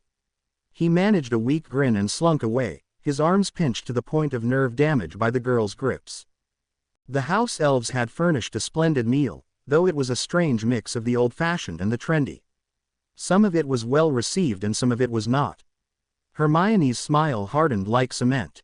What is this, Hermione? It tastes really strange. Did you tell the elves to serve this? I told the elves to use their judgment. They wanted to know some of my favorite foods, and I told them. That's goat cheese with tomatillo salsa. They're only trying to please me. There was a soft and puzzled murmur rustling down the tables. The wizards and witches gamely tried to eat the curious dish, thinking it was some sort of pudding. A hiss of reaction followed. Mafalda Hopkirk uttered a choking scream and fell backwards, arms flailing. Half the table rose to come to her aid. The other half were choking as well. Did you say that was from a goat, Hermione? Asked Kingsley Shacklebolt desperately. Don't you know that a large proportion of wizards and witches are allergic to anything made from a goat? Don't eat it, screeched Professor Sprout. It's poison. Harry saw the Malfoys discreetly spitting into their serviettes. Oh, this is a gala night, he groaned. Headmistress Rochester, on the other hand, continued eating her portion with every sign of enjoyment. Madame Hopkirk's limp form was spirited away, and the offending plates abruptly disappeared. After some hasty imbibing of potions, the replacement, Angels on Horseback, was greeted with relief. Two elderly wizards were speaking loudly enough for Hermione to hear. You can't go wrong with oysters, sighed one. This is more like. Well, said his companion, as if continuing a previous remark, I suppose the school is a good idea, but other than that, I don't see that much has changed. There are the Malfoys, still at the head table, as they've always been. The Potter boy doesn't seem to understand. Shish. Later. Above them all, looming over them, was a huge copy of Dumbledore's portrait from Hogwarts. Headmistress McGonagall had spoken privately to Headmistress Rochester about the pros and cons of Dumbledore being able to look over one's shoulder at all times. Thus, his portrait was placed, not in the head's office, but in the Great Hall, so that all the children would see the wizard for whom the school was named. A few other notables had smaller likenesses decorating the walls. Copying portraits, even in a smaller size, took some tricky charms work, but the pictures made a good effect. McGonagall thought it important that the children know that there was more than one wizard worthy of respect. The small portrait of Headmaster Snape, on McGonagall's advice, was indeed in the head's office and faced the headmistress's desk. Harry overheard the two headmistresses talking about it. Occasionally he gives very good advice if you sift through the sarcasm. More importantly, he is my reminder not to judge by appearances. I think you'll find his company interesting. Actually, I already have. We have quite a bit in common, it seems. A number of speeches were made. Harry and Hermione listened dutifully. They drank champagne for the toasts, and disregarded much of the news about the school's opening the following September, since it was not news to them. Headmistress Rochester was introduced, and rose to make some remarks, when there was a tremendously loud pop. And a tall and skeletal wizard, staff in hand, apparated into the middle of the great hall. The newcomer, in ragged gray robes, bellowed, "Not invite me, will you? I'll curse the entire proceedings. I'll." Shrieks of horror filled the hall. It's Lord Thingy. He's back. Run for your lives. Sit down, roared Kingsley Shacklebolt. Everyone. The stampede paused. A number of guests peered back through the doors. The newcomer was not Voldemort, it appeared, but John Wellington Wells, trilled Griselda Marchbanks. We hadn't heard from you in 30 years. We all thought you were dead. Dead? No, not dead, doing research. Where the hell is Albus? Madame Marchbanks gestured up to the huge portrait. Wells gaped at the sight. You poor old blighter. What have they done to you? No, don't shush me, woman. Then I find out you're having this bacchanal without me. I won't have it. Maleficarous ad. McGonagall rose to the occasion and transfigured an empty place at the head table beside Ginny, who blinked. Do join us, John. We're so delighted to see you. Perhaps Miss Weasley can bring you up to date. Ginevra, this is John Wellington Wells, the longest-serving Hogwarts governor. Ha! Ragged gray robes trailing in his wake, the wizard sat down with a leer at his fair companion's cleavage. Now to the banquet we press.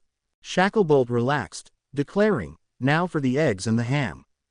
Lucius Malfoy sat, smiling. Now for the mustard and cress. McGonagall concluded, now for the strawberry jam. Harry and Hermione exchanged a bewildered look. The sorcerer, McGonagall explained. Seeing their blank faces, she added sharply. By Gilbert and Sullivan. Oh, said Hermione, blushing. Harry was unenlightened. Are they wizards? He looked at the elderly Mr. Wells, who gazed back, clearly as puzzled by Harry and Harry was by him. Who is he? Minerva McGonagall rolled her eyes. You shouldn't have asked that, Harry. Sorry, but you really shouldn't have asked that.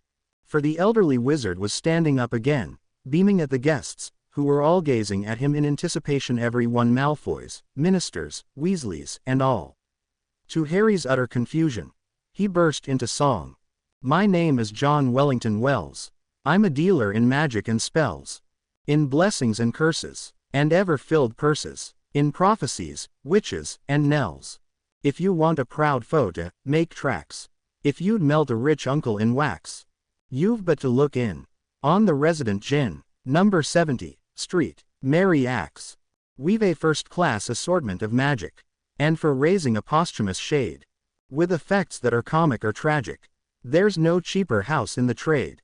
Love Philter, we've quantities of it, and for knowledge if anyone burns. We're keeping a very small profit, a prophet, who brings us unbounded returns. For he can prophesy, with a wink of his eye, peep with security, into futurity, sum up your history, clear up a mystery, humor proclivity, for a nativity, he has answers oracular, bogies spectacular, tetrapods tragical, mirrors so magical, facts astronomical, solemn or comical, and, if you want it, he makes a reduction on taking a quantity. Oh, to Harry's creeping horror, the guests began singing along. They all seemed to know the song, even Ginny. It was an eerie thing. He had never seen so many witches and wizards at one time smiling. If anyone anything lacks, he'll find it all ready in stacks. If he'll only look in. On the Resident Gin, number 70, Street, Mary Axe. Then, if you plan it, he changes organity, with an urbanity, full of satanity, vexes humanity, with an inanity, fatal to vanity, driving your foes to the verge of insanity, barring tautology, in demonology, lectrobiology, mystic nosology, spirit philology, high-class astrology, such as his knowledge, he isn't the man to require an apology. Oh, my name is John Wellington Wells. I'm a dealer in magic and spells. In blessings and curses, and ever-filled purses. In prophecies, witches, and knells. And if anyone anything lacks, he'll find it all ready in stacks. If he'll only look in. On the Resident Gin, number 70, Street, Mary Axe. The song over, he settled creakily into his chair beside Ginny and asked, So, my dear Miss Weasley, what I have missed? Who's this Lord Thingy fellow? Harry and Hermione left as soon as they decently could, and made their farewells brief. Mrs. Weasley was still rather green from the goat cheese, but she and Mr. Weasley were humming happily. They took Ginny home with them, but Harry begged off, telling them that he had an early morning the next day. My place or yours? Harry asked Hermione, already in a better mood. Mine, I think. We could watch telly. We could. I need to get away from wizarding affairs for a little while. Honestly, Gilbert and Sullivan. Goat cheese. I had no idea. Neither did I. It's not like it's the sort of thing they ever served at Hogwarts. It doesn't affect me. I love it. I wonder if it's a real allergy, or some sort of taboo. Maybe Madame Hopkirk was having a psychosomatic reaction. Goat cheese is actually quite nourishing, if approached with the proper attitude. Just before they vanished, they clearly heard the voices of some of the other departing guests, still roaring out Wells' ridiculous song. Oh, his name is John Wellington Wells. He's a dealer in magic and spells. In blessings and curses, and ever-filled purses. In prophecies, witches, and knells. Hermione, Harry declared. The wizarding world is just strange. I still don't see why Professor McGonagall is so annoyed, Hermione told Harry over breakfast. Just because a few people imagined they were sick, she thinks the dinner was a catastrophe. And now everyone is carrying on over that John Wellington Wells disappeared over 30 years ago, and now he's on the front page of the Daily Prophet every day. Harry lowered the paper guiltily. Hermione did not like him reading at the breakfast table. Today's installment of My Brilliant Career, The Life and Opinions of John Wellington Wells, covered the wizard's adventures in Africa circa 1872-1876, in the hidden valley of Pal ul Don. His brief specimens had been lost during the disastrous shipwreck on his return, but Harry loved reading about the dinosaur-like creatures. It was more interesting to him than the previous installments about collaborating with the squib Gilbert in writing operas. I like reading his stories, Hermione. I don't believe them, but they're pretty exciting and sometimes pretty funny. People are tired of the war, Hermione. They want to move on. She huffed, but refrained from arguing. It was a pleasant breakfast. Their careers were going well. Hermione was auditing the records at MLE, and Harry had just had the pleasure of catching a Muggle baiter the day before. The wizard had taken it into his head that he wanted to learn to drive a Muggle car. Finding the training process inconveniently slow, he had used a confundus on the examiner, and strolled away with the license. Unfortunately, chaos had ensued, for the wizard had caused 3 accidents on his way home, one of which he had avoided with a very public levitation, and the examiner had been injured, still under the confundus, as he walked through a plate glass door. There was a real satisfaction in taking such a scofflaw into custody. That the perpetrator was a Slytherin reserve player from Harry's 3rd year made it all the sweeter. It seems that such periods of calm can only be transitory, for the very morning of that peaceful breakfast, something occurred that gradually grew into a crisis in the course of the month of November. The suicide of Marietta Edgecombe had consequences, both long-term and immediate. Though Shacklebolt had tried to wipe her memory, it was apparent that she had contacted her mother beforehand and told her part of the truth. Her ravaged face, covered in a hot and heavy balaclava, had not gone unnoticed. Everyone wondered what had become of her. Rumors were rife, but only certain former members of Dumbledore's army knew the truth. She was not important, as witches were accounted, and so her death was only merited a small notice in a back page of the Daily Prophet. However, as word got out that Marietta had offed herself with a killing curse, questions were raised and memories reawakened. Was Marietta a Death Eater? Demanded one headline, a headline that drew angry responses from Ravenclaws who had known the girl. Her mother, the desolate Niobe Edgecombe, issued a formal challenge to the publisher of the Daily Prophet. She did more. When the Daily Prophet, always the mouthpiece of the powers that be, refused to print her letter of protest, Madame Edgecombe wrote a passionate defense of her daughter, denouncing the vicious mutilation of her only child, a criminal assault that had never been punished or even investigated. The letter featured an eerily still photograph of the dead Marietta, eyes closed, the blotchy letters spelling out, "Sneak," livid against the ugly pallor of her skin. Thousands of copies were affixed to every building in Diagon Alley and Hogsmeade, and as her last act before her resignation from the ministry, Madame Edgecombe flowed them to every wizarding household in England and sent bundles of the letters through the international flows, spreading the story abroad. Harry, his supervisor warned him, it's not illegal to post the notices. We can't muster the oars to take them down. Then I'll have to take some personal time, Harry replied stonily. It's ridiculous. That crazy woman should just shut up. Other people are grieving for better people than Marietta. Marietta knew what she was getting into when she joined Dumbledore's army. Nobody else cares about that little sneak. He was worried about Hermione. Quite a few people knew or suspected who was behind Marietta's disfigurement. A few anonymous letters appeared in the Daily Prophet, wondering why the girl's curse damage could not have been healed, if the perpetrator had done the right thing and come forward. School pranks were one thing. Ruining another student's life and driving them to suicide was quite another.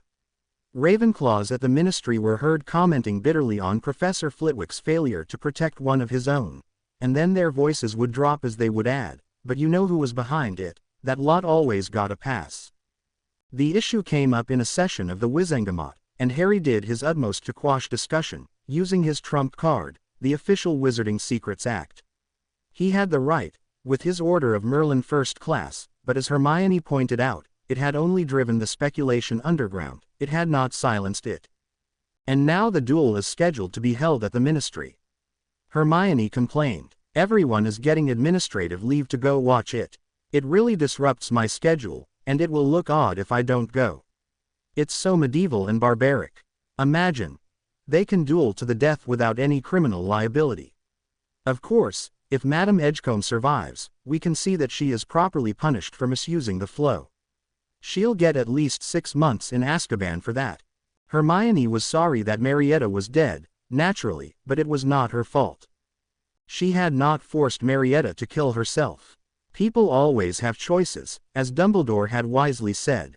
It was very worrying, though. She felt that she was under scrutiny.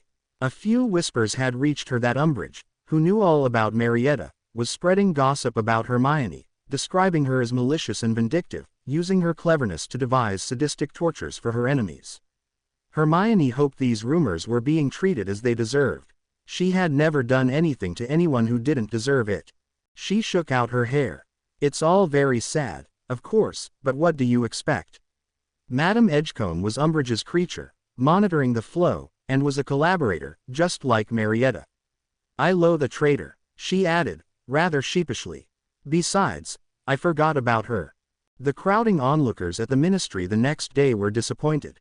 The Daily Prophet's early edition featured a retraction, admitting that there was no evidence whatsoever that Marietta Edgecombe had been anything but an innocent young witch, and that the editorial staff regretted any distress their speculations might have caused the family of the late Miss Edgecombe. When Harry brought up the need to arrest Madame Edgecombe, Shacklebolt turned on him in exasperation. Drop it, Harry, but she broke the law. Oh, and you never have. Great flaming wizard's balls, Harry. You want me to arrest and prosecute a witch who has lost her only child for trying to tell the world about it in the face of bureaucratic stonewalling. How the bloody hell would that make me look? It's the right thing to do. Says who? Are you going to make the arrest? Are you? Yeah, I'll do it. Oh, right, with a dozen photographers in your face. How the bloody hell would that make you look? Harry, the wizarding world is still recovering from arrests in the night and families murdered. You'll only make yourself look the bad guy if you haul in Niobe Edgecombe. Leave it. Maybe you'd better tell Madame Edgecombe to leave it. She's trouble, Kingsley, and eventually we'll have to do something about her. He was still considering what to do, when he received a frantic flow call from Hermione. Madame Edgecombe has challenged me to a duel, Harry. She says that if I don't meet her, she'll publish a pamphlet entitled, Hermione Granger Murdered My Daughter. Meet me at Grimmauld Place at 5, Hermione. Creature can make us dinner and we'll talk about what to do. It was a silent meal. Hermione considered how very damaging Madame Edgecombe's accusation would be. People not in possession of all the facts might get the false impression that Hermione had been the aggressor. I could publish a pamphlet myself, you know, she declared. I could tell the whole story of Dumbledore's army, and about how she betrayed us to Umbridge. You could, Harry agreed. The problem is that Umbridge was never linked to Voldemort, and the fact that Marietta's mother was under pressure at work might make people sorry for her. Or I could just duel her, Hermione snapped, shoving away her plate. I'd knock her on her silly ass and everyone would laugh at her. Harry did not think that anyone in the current climate would laugh at Madame Edgecombe, but did not want to tell Hermione so. He wished there were someone he could ask. Shacklebolt was unsympathetic, and he was not sure he wanted to confide in McGonagall. She was still irritated with him about the school dinner debacle. But, I think we might go to Hogwarts, Hermione, he spoke up. Maybe McGonagall would let us talk to Dumbledore. Oh, Harry, let's go now. McGonagall was frosty, but admitted them to the headmistress' office. She departed, giving them a look they had not seen often from her, a look that suggested that she would be counting the spoons on their departure. Harry, my dear boy, exclaimed Dumbledore. How delightful, and you brought Miss Granger with you. This is practically a party. Severus, look, it's Miss Granger. Charmed, gritted Snape's portrait. I'm off, then. Dumbledore was dreadfully disappointed. Severus, where are you going? To see if there's a pub. Dumbledore was sorry, but there was little advice he could offer, other than to sit down with Madame Edgecombe, and have a heart-to-heart about the dreadful toll of the war. He did not think a public duel at all a good idea. Either Miss Granger will win, and seem a bully, or she will be defeated by a desperate woman, who has said publicly that she has nothing to lose. That could have fatal consequences. No, no, no. A duel won't do. A private settlement seems the wisest course. What are you suggesting, Albus? Asked a hated voice. Snape was back, a pint of lager in hand, regarding them all with contempt. That they appear at her door at dead of night and eliminate the problem. You know, the two of them could hit her with a confundus, and then a memory charm, and make her forget she ever had a daughter. And then send her to Australia. Hermione turned red, realizing that somehow Snape had learned of her dealings with her own parents. Harry considered the idea. Wiping Madame Edgecombe's memory might be the most merciful thing, after all. Before he could ask for more particulars, Dumbledore tutted, Now, Severus. There's no need to take that sort of tone with them. Well, you are discussing how to remove a difficulty discreetly. I'm surprised you haven't consulted Lucius. He's very good at that sort of thing. I certainly am not suggesting that you kill her, but it would, of course, be an easy matter for two war heroes to deal with a bereaved middle-aged clerk. Stop it, Hermione burst out angrily, you're talking as if we were some sort of Death Eaters. Well, the girl is dead. Snape pointed out delicately, you mustn't be surprised that her mother doesn't like it. Harry was fierce in Hermione's defense. We were at war. Ah, considered Snape. Did Miss Edgecombe know that? I believe she may have been under the impression that she was at school. Permanent mutilation is a pretty stiff penalty for telling tales. Not even your father of famous memory ever did anything permanent to me. Marietta betrayed us. Snape's portrait took a long drink and then fixed Harry with a curious stare. Why should she have chosen to be loyal to you, rather than to her own mother? I confess that you puzzle me. I understand you're working hand in glove with the Malfoys now, Potter. Lucius tried to kill you. And yet, for a frightened 16-year-old girl there is to be no forgiveness. And I thought I was a hard man. Harry and Hermione looked at each other. After a moment, Hermione spoke. Of course, it would be very wrong to duel with Madame Edgecombe when she is not in her right mind.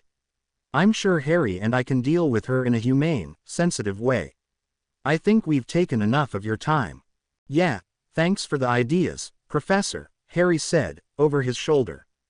The door closed behind them. The disappearance of Madame Edgecombe caused a brief, intense stir, and utter silence followed. A few of her associates wondered, but the witch seemed to have vanished into perfect. Her papers including notes for a forthcoming pamphlet were gone as well. Nothing about it appeared in the pages of the Daily Prophet, which featured the newest thrilling episode of My Brilliant Career, the one in which Wells traveled to Russia and crossed wands with Rasputin over the lost staff of Koschei the Deathless. It was pleasant popular entertainment, and a welcome distraction from the difficulties of daily life. Keener observers of the wizarding scene took the appropriate lesson from the affair. Lucius Malfoy was noncommittal when intimates tried to approach him discreetly, though he and Narcissa had plenty to say to each other in the well-defended privacy of their home. Witches and wizards, after all, live very long lives, and sometimes biding one's time even for decades is the best course. Hermione found Professor McGonagall increasingly distant at the governor's meetings. Harry disliked Headmistress Rochester so much that he had ceased attending them. Besides, he was busy revolutionizing the wizarding world. Ironically, only the Quibbler raised the issue, now and then, with stories that Madame Edgecombe had transfigured herself into a rock, that she had traveled back into time to see her daughter, that she had been seen wandering near Ayers Rock in Australia, that she was dead and haunting a Muggle tea shop in Charing Cross Road. The Quibbler's position was that Marietta was certainly not a Death Eater, and that her tragic death was due to the malevolent influence of Raxperts. Let Mr. Lovegood print what he likes, Hermione comforted Harry. A free press is the foundation of civil society. Failure to pay by the 30-day deadline will result in the confiscation of your vault at Gringotts and its entire contents. I can't believe this, Harry shouted. Master is displeased, wailed Creature, appearing with a pop. Call me Harry. Harry is displeased, not with you, Creature. It's these bloody goblins. The goblins were angry with Harry. They had been rebuilding for months, and just in time for the Christmas holidays had sent Harry an immense bill for structural damages, personal injuries, and the theft of a watch dragon. Harry wanted to ignore them, feeling that he was not liable for damages caused in a combat situation. He had freed them from Voldemort, the wretched little Burks. The goblins, apparently, were refusing to be grateful. It was understandable that the goblins were demanding restitution from the vaults of known Death Eaters. As far as Harry was concerned, they could confiscate the lot and welcome to it, just not his lot. He flowed directly to Hermione's house, full of righteous indignation, waving the notice. She looked up from a cup of cocoa, very calmly, and said, "Yes, I know. I got one too. You too. I'm the mastermind behind the Great Gringotts robbery." "They're not pleased. I suppose we have to see it from their limited perspective, Harry. They may have not turned Bellatrix Lestrange's vault over to us, but on the other hand, they didn't turn yours over to her. They feel wronged, and goblins really don't like feeling that. It's the sort of thing that ignites goblin rebellions, just as Professor Binns always told us." Harry was not up for a recap of a Binns lecture. He prowled Hermione's kitchen restlessly, and opened the fridge, absently scrounging for something interesting to eat. "If you're hungry, Harry, find something and eat it," she pointed out primly. "You shouldn't stand there with the door open. It wastes energy." He slammed the door shut with a growl. "I was just looking. Why don't you use cooling charms, anyway?" "Because I don't want to. By the way, you left your socks under the bed again." "I don't mind picking up for you now and then, Harry, but I am not your maid or your mother, and—" "All right," he shouted. She raised her brows at him, and he grumbled, "All right." "I'm sorry I yelled. What are we going to do about the goblins? You're not going to pay them off, are you?" He slapped the notice down on her counter. "This is totally unacceptable. I am not paying this, and those greedy little shites had bloody well better not confiscate my vault." "They won't, Harry," she reassured him, rather eagerly. "I'm sure we can persuade the Ministry to pay the goblins on our behalf. The damage at Gringotts was due to the war. We have every right to expect the compensation to be made on our behalf by the entire British wizarding community. I can't see any problem. Everyone's being very helpful lately at work." Harry snorted. That was an understatement. No one could describe Hermione as popular, but nowadays people certainly jumped at her every command. She had even been given a personal secretary, a Ravenclaw 2 years their senior, who had a stammer Harry did not remember from school. It was probably a result of the war. Mind you, lots of people seem to have tremors or stammers when Hermione's around. "Oh, and Harry, don't forget to pick up the mince for dinner. Be sure it's nice and lean. The last—" Yeah, I know," Harry growled hastily, as he escaped to the flow, feeling put upon. Without Ron in the picture, Hermione's tendency to nag had no target but Harry, and after a while it was like the screech of rusted metal scraped along a gravel road and crushed under mighty wheels of broken glass. The motion to reimburse Gringotts on the behalf of Harry Potter and Hermione Crouch Granger passed with only a handful of dissenting votes 2 days later. It was a very large sum, and would mean cutbacks elsewhere, but few seemed willing to oppose anything that Hermione so vocally favored. She had taken to wearing very nice, posh robes to work, and walked through the ministry halls feeling very much at home. It was odd, though, she thought. Odd how people whispered when she passed, or did not meet her eye, or seemed to disappear when she was near. When approached, she was greeted with broad smiles, but when her back was turned, the susurration of whispered gossip followed her everywhere.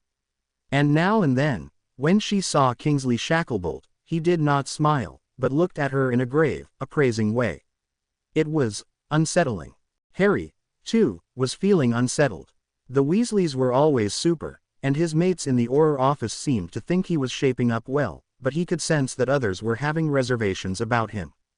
He remembered his second year, when everyone thought he was the heir of Slytherin. This felt the same, and it was creepy. He was uncomfortably aware of what the source of the problem might be, and hoped it would blow over soon. Surely it would, if nothing happened to stir people up again. At least no one was protesting the Ministry's payoff to the goblins on his behalf, much. That afternoon, an owl appeared with a message. Harry did not recognize it, and opened the message with a degree of caution. "Harry, I'm home for the Christmas halls. Could the two of us get together for a drink? I'd really like to talk to you. How about after you're done with work tomorrow, around 5? Neville. Harry was surprised. He ought not to be. Neville had become a pretty impressive wizard. He had defied Voldemort to his face. He had wielded the sword of Gryffindor. Every time Harry saw him, however, he was struck anew by the disparity between the Neville of memory, pudgy and trembling in first-year potions, and the adult Neville, tall, broad-shouldered, and self-assured. He wondered if the first year was still there, somewhere inside Neville, but as he sipped his drink and looked at the man opposite him, he saw no sign of it. It was very nice to sit with Neville in his warm and cozy alcove at the Leaky Cauldron. The voices outside were low and masculine, Neville was quiet company, and the pint before him was good. Harry had told Hermione that he was meeting Neville, and not to expect to see him that evening. It was prevaricating, he knew. If he wanted to, he could certainly make it to Hermione's in time for dinner, but he felt like having a night to himself. So, how's Hogwarts? Neville shrugged. It's good. Different. Everyone's very much nose to the grindstone. The new classes are all right. Rather you than me, mate. I'm so glad I took my NEWTs. I couldn't have stuck it out another year. It's not so bad. It's not like I did much studying last year. I suppose not, and I want all the NEWTs I can get. A slow smile quirked at the corners of Neville's mouth. I want to do Professor Sprout proud, since she's taking me on as her apprentice next year. Really? That's brilliant. What? A real apprenticeship? Is she planning on retiring? Neville's smile became broader. Not until I finish the apprenticeship. So, crikey, you'll be a Hogwarts professor. Bloody good for you. Harry felt genuinely impressed. Hermione will be jealous. Professor of Herbology. That's great news. Yeah, I reckon we're all growing up. Me a professor, you an Auror, and Ron. Harry said straight-faced, Ron, the respectable businessman. They both laughed a little. Neville smiled briefly into his drink. Harry added, and Hermione, the ministry mover and shaker. Yeah, Harry, I wanted to talk to you about. Neville stopped and then cast a privacy charm. That's better. In spite of the charm, he lowered his voice. I wanted to talk to you about Hermione. For a moment, Harry wondered if Neville was about to confess a secret passion for Hermione, and went through several different things he could say. Neville, however, was not crushing on Hermione. Rather the contrary. There'd been talk about her, Harry. Pretty bad talk. Blushing furiously, Harry now wondered if news of his changed relationship with Hermione had slipped out. What kind of talk? He asked, bracing himself for embarrassment. That's she's going dark, Harry. Whatever he had expected, it was not this. Harry sat as if hit by a stunning charm. That's rubbish, he managed, after a gaping moment. Is it? I hope so. People have been hearing things, getting owls, it's all over the place. Gran told me some when I was home. Hermione's been throwing her weight around since she got the Crouch money. He put up a hand to prevent Harry's angry interruption. Yes, I was there. I supported her. It's just that people are scared of her, Harry. He took a breath and blurted out, people say that she killed Madame Edgecombe. Harry's jaw dropped. She didn't. That's a lie. Well, nobody's seen her, and she was pretty brassed off at Hermione. Just as she was about to issue a challenge, she ups and disappears. Nobody wants to cross her at the ministry. At Gran's people were calling her the new Umbridge, same as the old Umbridge. I told them they were wrong, but you need to know what's going on. Yeah, thanks, Neville. People get crazy ideas. Hermione can be sort of determined, I guess, but she means well. She's been working really hard on the board of the new school.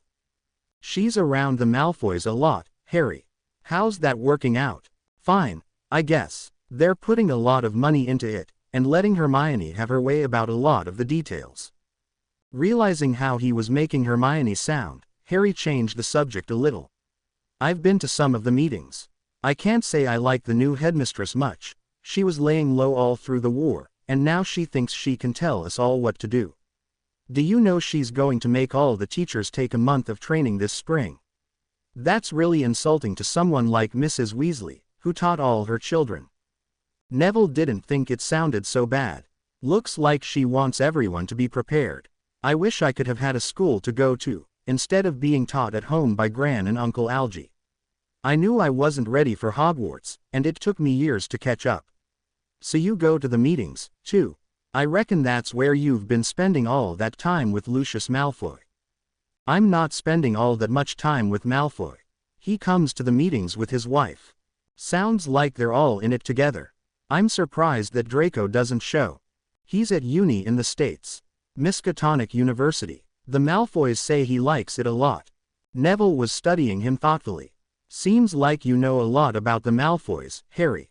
Does it ever seem like Lucius is trying to influence you? Get you to do things? What do you mean? Harry said, frowning. Well, I've seen pictures of the two of you together. That picture was taken at the hearing. You were there. They keep printing it all the time. Malfoy was telling me not to waste my influence. Probably pretty good advice.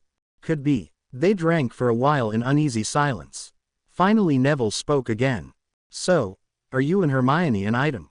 What makes you ask that? Well, word is she broke up with Ron. She seeing anybody else? No. Well, how about it? Neville. He nodded. Yeah, we're seeing a lot of each other. I visit the Weasleys, too, but she's on the outs with them. She doesn't have a lot of other friends. Any other friends, actually, he admitted to himself. I see. So what did happen to Madame Edgecombe? Harry took a drink, turning red again. It's private. Harry, Neville said, in a low, serious voice. Did you do something to her? We just wanted her to shut up about. Neville shot to his feet, looming over Harry, casting a long shadow over his face. Did you do something to her? We didn't hurt her. What did you do? None of your business. Neville did not back down. He stared at Harry grimly. Harry, tell me. If you don't, I'm going to have to find out some other way, and that could be worse. Harry's hand touched his wand. Just as suddenly, it occurred to him that hexing Neville would be an incredibly bad idea. He really did not want someone digging into this matter. He could not get out of the alcove without Neville moving, which Neville did not seem inclined to do. He could disapparate, and storm away as he had done throughout his school days, but that would not help Hermione or himself. And it would be cowardly. Harry really did not want to seem a coward to Neville. It was the same thing Hermione did to protect her parents. She wiped her memory and replaced it with another. She doesn't remember Marietta, and she's living in Australia. She's all right. Hermione did that. Did Malfoy go with her? Was it his idea? No. Bloody hell, Neville, we wouldn't trust Malfoy. It was Hermione's idea. I sort of helped. Neville stared at him in horror. Harry, what's she done to you? You can't go around destroying people's minds. Harry winced, seeing what they had done through Neville's eyes. It would have to be Neville, the boy with the parents who were not ever coming home, not even with the war over in Wan. Half-heartedly, he tried to explain. Hermione was just trying to get her to be quiet. She has a right to protect herself. She doesn't have a right to do that to anyone. Since when is she a licensed mind healer? Do you know what can happen when amateurs start mucking with people's memories? What was she supposed to do? She could have dueled her. She could have apologized. She could have written a book explaining herself. She could have done all sorts of things besides wiping a witch's mind clean. How can she be all right? How can Hermione know enough to do a personality reconstruction? Madame Edgecombe's probably in the Australian version of St. Mungo's folding chewing gum wrappers. An awful pause. Neville still loomed, full of tall indignation. Harry had never felt so ashamed. He croaked out, "Look, you can't go telling people about this. Everything is still pretty chaotic. Hermione could get in a lot of trouble, and she meant it for the best." Harry, Neville said, sitting down heavily. Listen to yourself. You're an Auror. You're not supposed to break the law to suit yourself. That's everything we fought against. What gives Hermione the right to rearrange people's lives? She's the brightest witch I know. Oh, so she can make decisions first because she's smarter. Going to be the new Dumbledore. Hell, Harry, Dumbledore didn't start playing games like that until he was 100 years old. Thinking you should run things because you're smart and powerful isn't just Dumbledore's sort of thing. We're talking about Voldemort. And at least Voldemort did all 7 years at Hogwarts and was head boy. No, Harry, Hermione can't tell us how to live and what to do and say because she thinks she's smarter than everyone else. I'll put up with that when hell freezes over. What about you? Do you want her to treat you like her minion? Harry considered his words, and had to admit that he particularly hated it when Hermione did just that. I'll talk to her. You'll have to do better than that, Harry. She's got to find Madame Edgecombe and give her back her mind. And maybe you should have someone else with you when you talk to Hermione. Just, for safety's sake, in case she starts throwing obliviates. Hermione wouldn't, Harry thought again. I will if you like, but I'm not the best choice. Hermione doesn't really respect me after I was a duffer all those years in potions. Luna, she doesn't respect Luna either, mate. You know she doesn't. She thinks Luna's a nutter. What about Professor McGonagall? Harry blushed. She and Hermione aren't getting on just now. Professor McGonagall is still hacked off about the governor's dinner that we organized. It was sort of a flop. Really. Gran said it was brilliant, and John Wellington Wells showed up. It's true, though. I can see Hermione doing better talking to a man.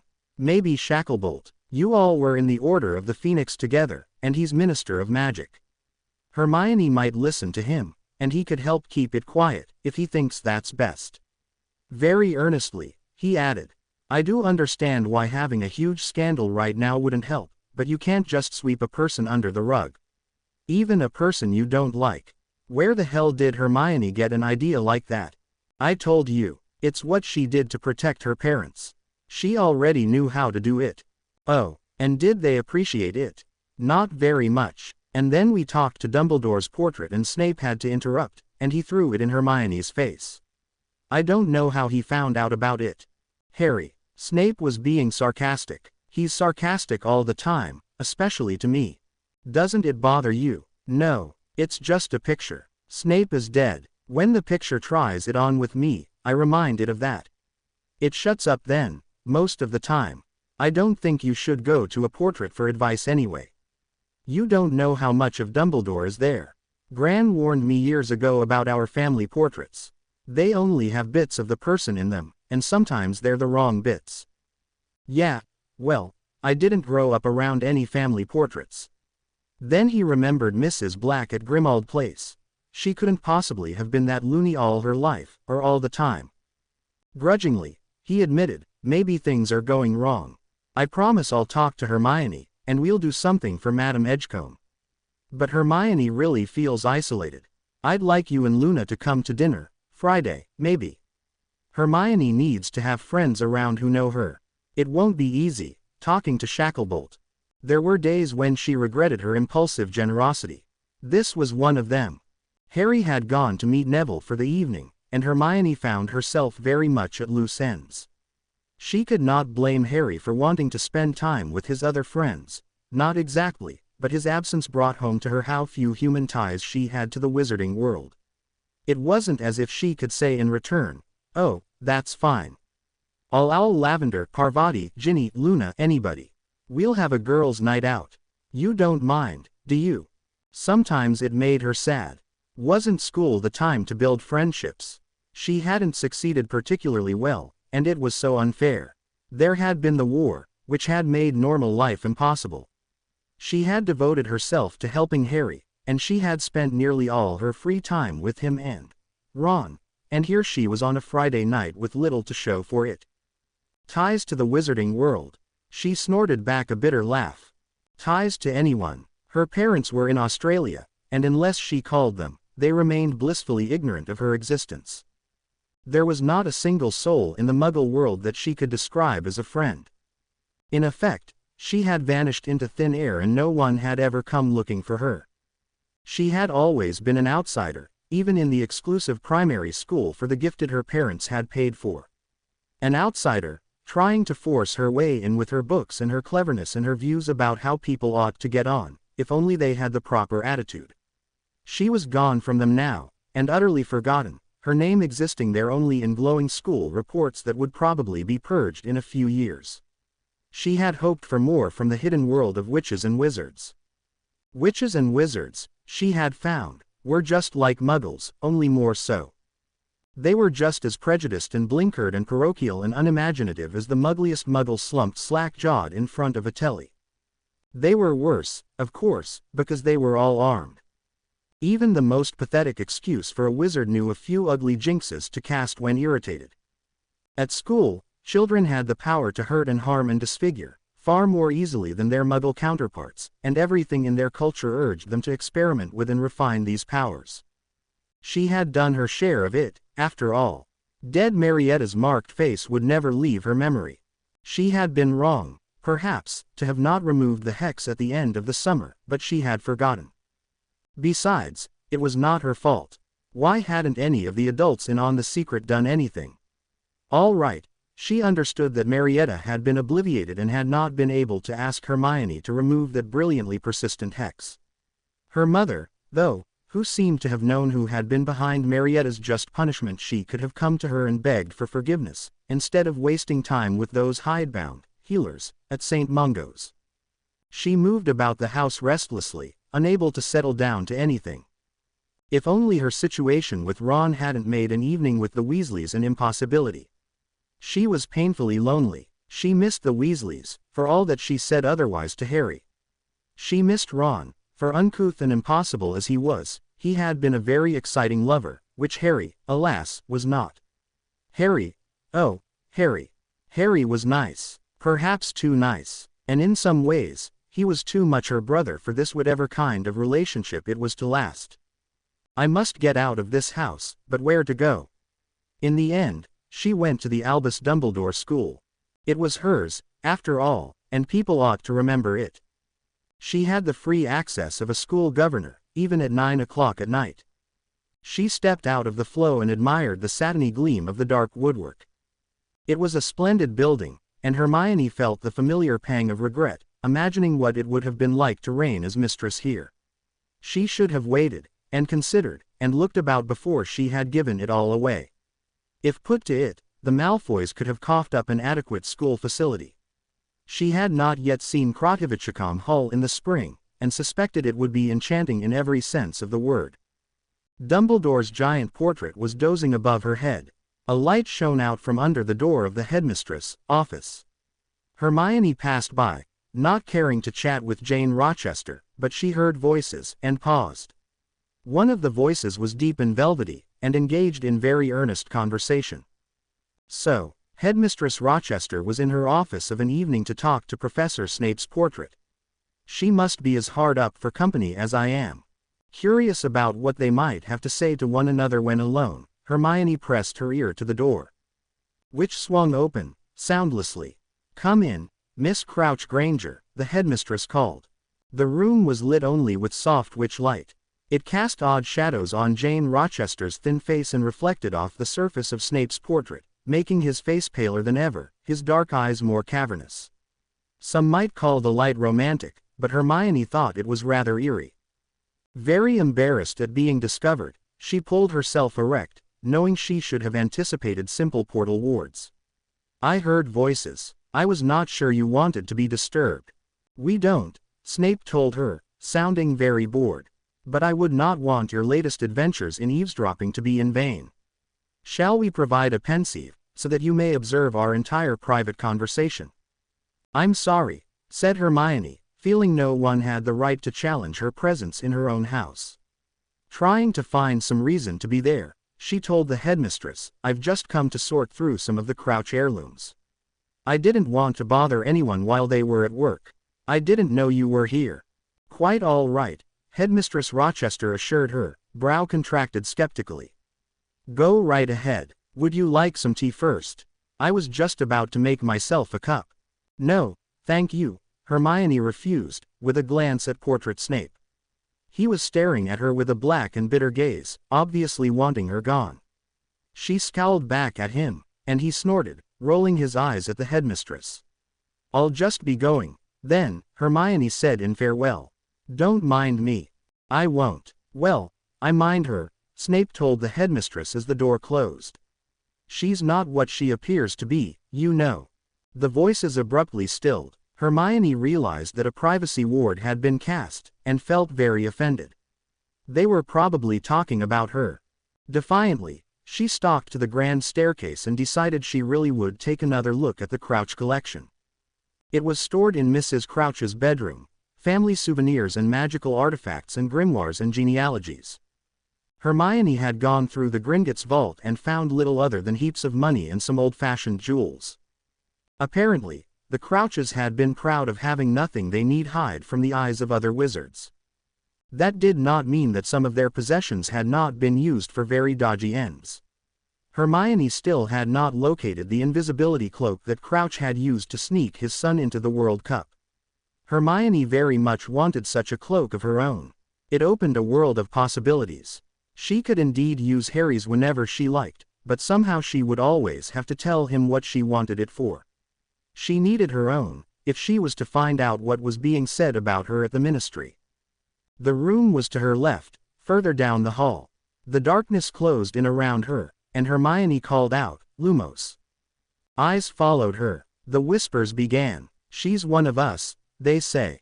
Dear Albus told me, a half-blood. Yes, yes, but better than nothing. She known for fighting that latest dark wizard, what's his name? I thought that was the Potter heir. Yes, but she's very much the power behind the throne." Head held high, she flung open the door. A soft rattling and murmur stirred in the room. It was musty and close, and much more crowded than she remembered.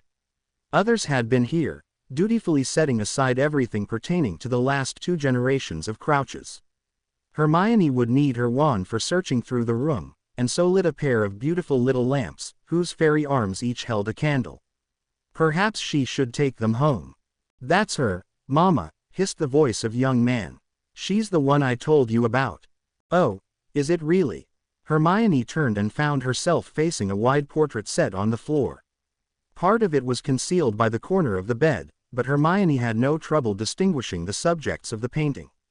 It was a fine family group of the Crouches, mother and father, and young Barty.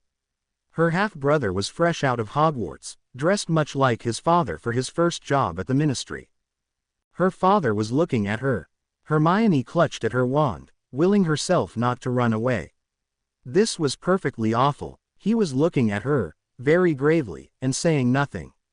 Barty Jr. was still whispering furiously to his mother. Mrs. Crouch was a delicate-looking woman, with neatly groomed fair hair and robes as impeccable as her husband's. "How do you do, Hermione?" She greeted the girl in a soft, lady-like voice. "I am Talia Crouch." To the man beside her she said, "Speak to her, dearest. You know you ought to." Bartemius Crouch, Sr., cleared his throat and spoke. "Hello, Hermione. How are you?" "How am I?" Hermione wondered. This was positively surreal. "I'm quite well, thank you. I'm just going through some of the magical items. You wouldn't know what's become of the invisibility cloak, would you?" "Sorry, no," answered Mrs. Crouch. Her husband said, almost simultaneously, "What do you want it for?" Hermione drew herself up, and replied, "That is none of your business. You have no right to question me, since you took such care never to play a role in my life. You never even spoke to me or looked at me at the World Cup or at Hogwarts. It's a little late to be all paternal now." "I told you," sneered Barty Jr. "Nasty half-blood bastard. No breeding, no decency. Just here to grab what she can. I should have killed her when I had the chance." "Barty, darling," his mother expostulated. "Half-blood she may be, but she's the last of the Crouches. I know that means a great deal to your father." "It does," Crouch agreed, his eyes studying Hermione. "Your brows are very like my mother's. You may think I never looked at you at Hogwarts, but I did. I took care, though, that you not see me looking. You might have thought me some dirty old man. I found out a great deal about you. A brilliant student, the best of your year. I was wrong not to acknowledge you and bring you forward. I would have, if not for Barty. It was all mixed up with having to look after Barty. I always meant to do something for you when that was settled." His son barked a contemptuous laugh.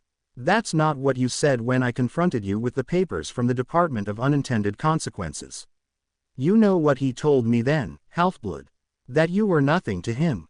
A mistake, an error in judgment. You should never have been born." "I did not put it that way, Barty," Crouch said heavily. "I know you were disappointed in me." "Disappointed?" Barty sneered at Hermione. "Do you know what is like for your world to end, half-blood? Do you know what it's like to find out that your life is a lie? That your own father betrayed your mother, and lowered himself to rut with a muggle? You should have been wiped off the face of the earth. The very next night I pledged myself to the Dark Lord. Then why didn't you kill me? Hermione asked in a whisper. You had nearly a whole year to do it. He sniggered. Couldn't do that. Had bigger fish to fry. Had to get to Potter first. Oh, I was loyal to my master. He needed Potter, and I daren't tip my hand and ruin everything. I had plans for you, of course, oh yes. Later, when everyone was busy beeping over the corpse of the boy who blundered into a killing curse again. Hermione sneered back at him. Well, Harry destroyed your precious master. By the way, speaking of blunders, how is that Half-Blood Dark Lord thing working out for you, anyway? Did you know? It's very interesting, because either you knew and you're a hypocrite, or you didn't know, and you're a fool. Barty shrieked and pointed his painted wand at her. Avada Kedavra. The painting briefly glowed a pretty apple green. The young man swore horribly, and vanished off to the side of the picture. Hermione burst out laughing. He's your brother, my dear, Mrs. Crouch reproved her gently. You ought not to provoke him so. Well, he shouldn't try to curse me. Be fair. Why should I be fair, Hermione? The woman in the portrait asked, astonished. He's my child, and you aren't. One must always stand up for one's own child. Her eyes rested reproachfully on Crouch. That's where you went wrong, Bartemius. True, I confess it. Sending Barty to Azkaban was a great mistake, but it was the honorable thing. You're such an idealist, dearest, Mrs. Crouch informed her husband with hesitant tenderness. People do hate that, you know. Hermione protested. I don't think that's true. Crouch shook his head. It only proves Talia's superior understanding of human nature, for it is undoubtedly true. I see it now. I see how I could have managed it all so much more cleverly, had I not been bent on impressing everyone with how much more clever and high-minded I was than anyone else. Pictures do talk among themselves, you see. I've learned quite a bit about how your nasty little war played out. Dumbledore always liked to give the impression that he was an idealist himself, someone who always thought the best of everybody. What he actually thought, of course, was that we were all children, some naughty, some nice, but all ultimately longing for a kindly grandfather to tell them how to think and what to feel. Obviously, he was as great a fool as I. Riddle, too, tried to recreate wizarding kind in some bizarre manner he fancied superior, but of course he was such a lunatic most of us wouldn't have dreamed of following him. As for myself, I thought that if the wizarding world could see that I would treat my own son no differently than any other criminal. Oh, Bartemius, his wife mourned softly, he frowned. Than any other criminal, it would inspire the rest of the slugs to put the law and civic duty first. What it actually did was make me appear inhuman and appalling. He was your son, dearest. It's only natural to favor your son. If you don't, people don't feel they have any common ground with you, and they become frightened. So you see, my dear, Miss, Hermione, Crouch concluded, debonair brown knit in thought. That where it went to pieces. I was dealing with people as they ought to be, not as they are. I dislike saying it, but I dare say that where's Tom Riddle and Dumbledore came a cropper, too. People ought to be better than they are, Hermione interrupted, rather fiercely. Or at least witches and wizards ought to be. We have no excuse. All this power, and it's wasted on mean and petty hexes and stupid Quidditch games and joke shops and ridiculous imitations of lower middle-class muggle life. Where's the great wizarding literature and music? Where are our great buildings and achievements? Why did muggles get to the moon ahead of us? Crouch looked at her with some satisfaction. Those are excellent questions, Hermione. Questions that I have often asked myself. I suppose the answer lies first in our very small population. If you examine the muggle world, as I have, you will find that truly creative people are unusual, and genius quite rare. There simply aren't enough of us, and besides we have already won the birth lottery, so to speak, by being gifted with our magical abilities. It would seem rather greedy to expect musical or artistic or scientific genius in addition to that. Most witches and wizards are very ordinary people with the extraordinary gift of magic. But Mozart, a muggle, my dear. I know the stories and the silly things in the popular histories, but the fact is, it's absolute piffle about Mozart and Shakespeare and Leonardo and Isaac Newton. All muggles, through and through. The closest the English wizarding world has come to a genius in something other than magic was the poet Christopher Smart, and the conflict between magic and his religion drove him mad. I don't know who Christopher Smart is. Sorry. Crouch winced and looked very disappointed. Do go to the library and look him up. Mid-18th century. Half-blood. Mother was related to the abbots, and thus he was our cousin many times removed.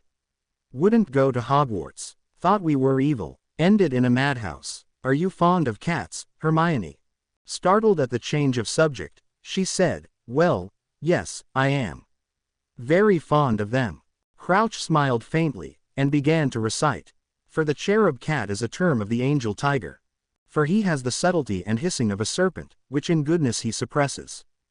For he will not do destruction, if he is well fed, neither will he spit without provocation. For he purrs in thankfulness, when God tells him he's a good cat. For he is an instrument for the children to learn benevolence upon. For every house is incomplete without him and a blessing is lacking in the spirit. For the Lord commanded Moses concerning the cats at the departure of the children of Israel from Egypt. For every family had one cat at least in the bag. For the English cats are the best in Europe. He broke off, with a little self-conscious laugh. And so forth, at great length. Bartimaeus can recite books and books of poetry. It's part of his gift of languages, Mrs. Crouch informed Hermione. You don't have the gift, I understand. No, Hermione said stiffly. I wish I did. She sat down on the bench by the dressing table, and played with the silver brush. If I understand you correctly, you are saying that to change the British wizarding world, we first need more witches and wizards. Well, not necessarily, first, but yes, I do think our population needs to be larger. And that it's important to seem normal and one of the people, and be a doting parent. Oh, yes, Crouch agreed. The public always goes for that. Pictures of the fond parents and the little kiddies. Dumbledore did remarkably well for a politician without a family. Usually it's the key of death. No one thinks you have a stake in the future. That was one of Voldemort's chief weaknesses as a public figure, too, though of course he was too balmy to recognize it. He recollected that his own family had been his key of death, so to speak, and harumphed. Of course, it doesn't do not to keep an eye on the children, make sure they don't do anything to embarrass you. I shouldn't have left it all to Talia here, while I was building my career. I didn't mind, dearest, Mrs. Crouch assured him fondly. You were doing very important work. Yes, yes, he replied testily, but don't you see? Barty managed to completely undermine it all, with his idiotic teenage rebellion. If I were to set out to rule the world all over again, I should nip all that nonsense in the bud, and the best way is to start when they're young. Hermione was very interested. A proper, unexceptionable home life, well-behaved children with a carefully directed education. What else? Quidditch, he answered succinctly. Either manage to be interested in Quidditch, or have someone about you who is. Shows the common touch. I think Quidditch is ridiculous, Hermione objected. What a waste of resources, time, everything. How can such a tiny population have all these Quidditch leagues? The opiate of the people. If Riddle had presented himself as a rabid Quidditch fan, he might have succeeded. Creates a great illusion of normalcy, and people love that. I was always very visible at the World Cup. It's a very important event internationally, and a very good place to get one's face and name known. Hermione felt she should be taking notes. He was very plausible, but he was not being entirely honest with her. She rose from the bench, and leaned closer to the picture. You can't claim your hands are clean, you know, she objected. What about Sirius Black? He wasn't even given a trial. Crouch sniffed, and the rest of the wizarding world was simply outraged and appalled, of course. My dear Hermione, I don't deny that mistakes were made, but Black did his own case no good by not denying guilt at the scene. Surely by now you have learned enough of wizarding law to know how it differs from Muggle criminal statutes. It's pretty primitive, Hermione agreed, not caring to be diplomatic about it. Perhaps so, but the public wanted action, and I was within the letter of our law. You will find that when people are frightened they will do anything to feel safe. They will offer up their rights and liberties and sell out their friends and neighbors. Tell me, was there an outcry for trials later? Did some concerned citizen or some public-spirited journalist campaign for Black to have his day in court? Did Dumbledore? No, I've never understood why. Hermione, the answer before you is that he also believed Black to be guilty, and that he had no more regard for Muggle legal forms than any other wizard. Our customs are different, our law is different, and until you accept that, you will never be fully a part of the wizarding world. Oh, yes, different customs. Like the custom you followed when you BP'd my mother. Hermione, Mrs. Crouch gasped. Crouch glared at her. You know nothing about it. I never harmed your mother. What a lie. You BP'd her and got her pregnant and obliviated her, and you have the gall. I did not harm your mother. A deep, wounding silence. After a moment, Crouch continued, in a low, angry voice, I have already made my apologies and explanations to my wife. Whatever wrong I did to her as well, and she has forgiven me. If you actually want to know what happened, instead of braying out your stupid assumptions, I will tell you. Can you be silent and listen? Hermione huffed a deep, indignant breath. Yes, she said, and sat down on the floor in front of the picture. I did not harm your mother. Hermione could not believe that the portrait of Bartemius Crouch, Sr., her father, could be telling the truth. Much as she would like to believe that her mother had not been injured by her first contact with the magical world, it seemed highly unlikely. Still, she sat on the floor in front of the picture, waiting to hear Crouch's side of the story. Perhaps I should go, my dear, Mrs. Crouch suggested. It may be easier if you speak to Hermione alone. Hermione thought Mrs. Crouch was a very understanding woman. Besides, the lady continued, I must go see to Barty. He is such a sensitive boy. You hurt his feelings horribly, criticizing his life choices, Hermione. That wasn't very nice of you. Hermione thought Mrs. Crouch was a brain-dead, blindly indulgent mother. It would be easier if Mr. Crouch and I talked alone, thank you, she said crisply. She sat without speaking again until the woman had vanished, bustling away anxiously to soothe her child's wounded sensibilities. Crouch looked back at her and sighed. Yes, I know. What a mama's boy. She certainly convinced him he could do no wrong. Crouch grimaced. The fault is mine as well. I was not at home enough in Barty's early years. Talia never could say no to him, and so if there was disciplining or punishing to be done it was always left to me. Looking back, I can perfectly understand why Barty hated me by the time he was 6 years old. Talia always made such a good impression in public, but she was actually a terrible mother.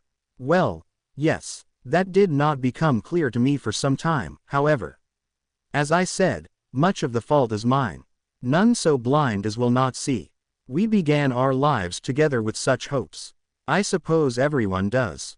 So where does my mother fit in with all this? Crouch appeared to be considering what to say. I believe the Muggle term is midlife crisis. Hermione scoffed. You were having a midlife crisis. So was your mother. He saw her shock and incredulity. Of course, he amended, midlife may be an inappropriate term. Your mother was only 35 at the time, and even though Muggles do not live as long as wizards, she might still be considered young. Nonetheless, Leslie was a woman of mature years and judgment, and a very unhappy one. How did you meet? He smiled to himself, enjoying the memory. Did you ever wonder? No, I dare say not. You would have taken little notice of me.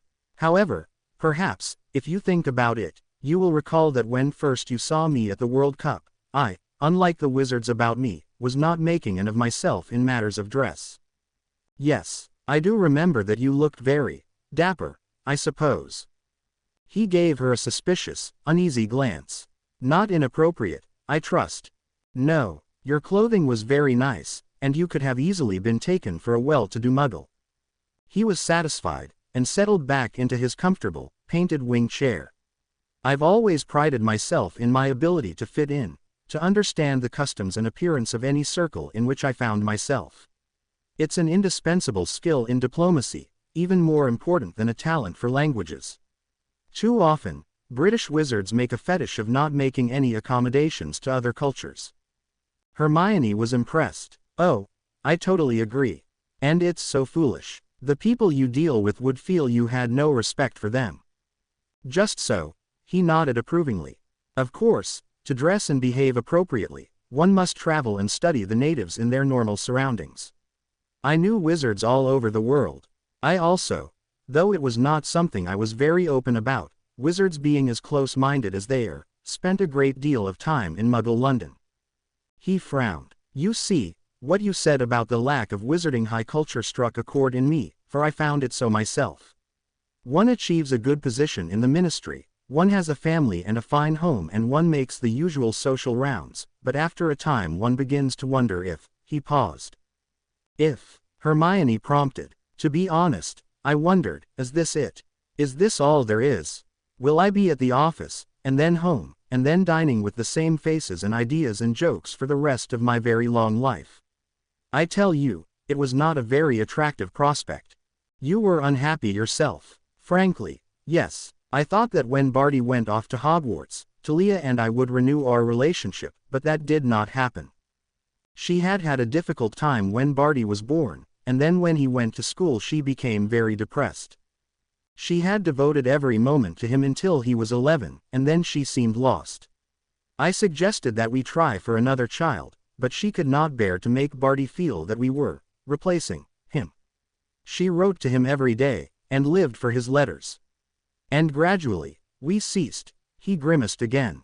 I am sure you do not wish to hear the particulars, but after some time, we were married in name only. Hermione shook her head emphatically.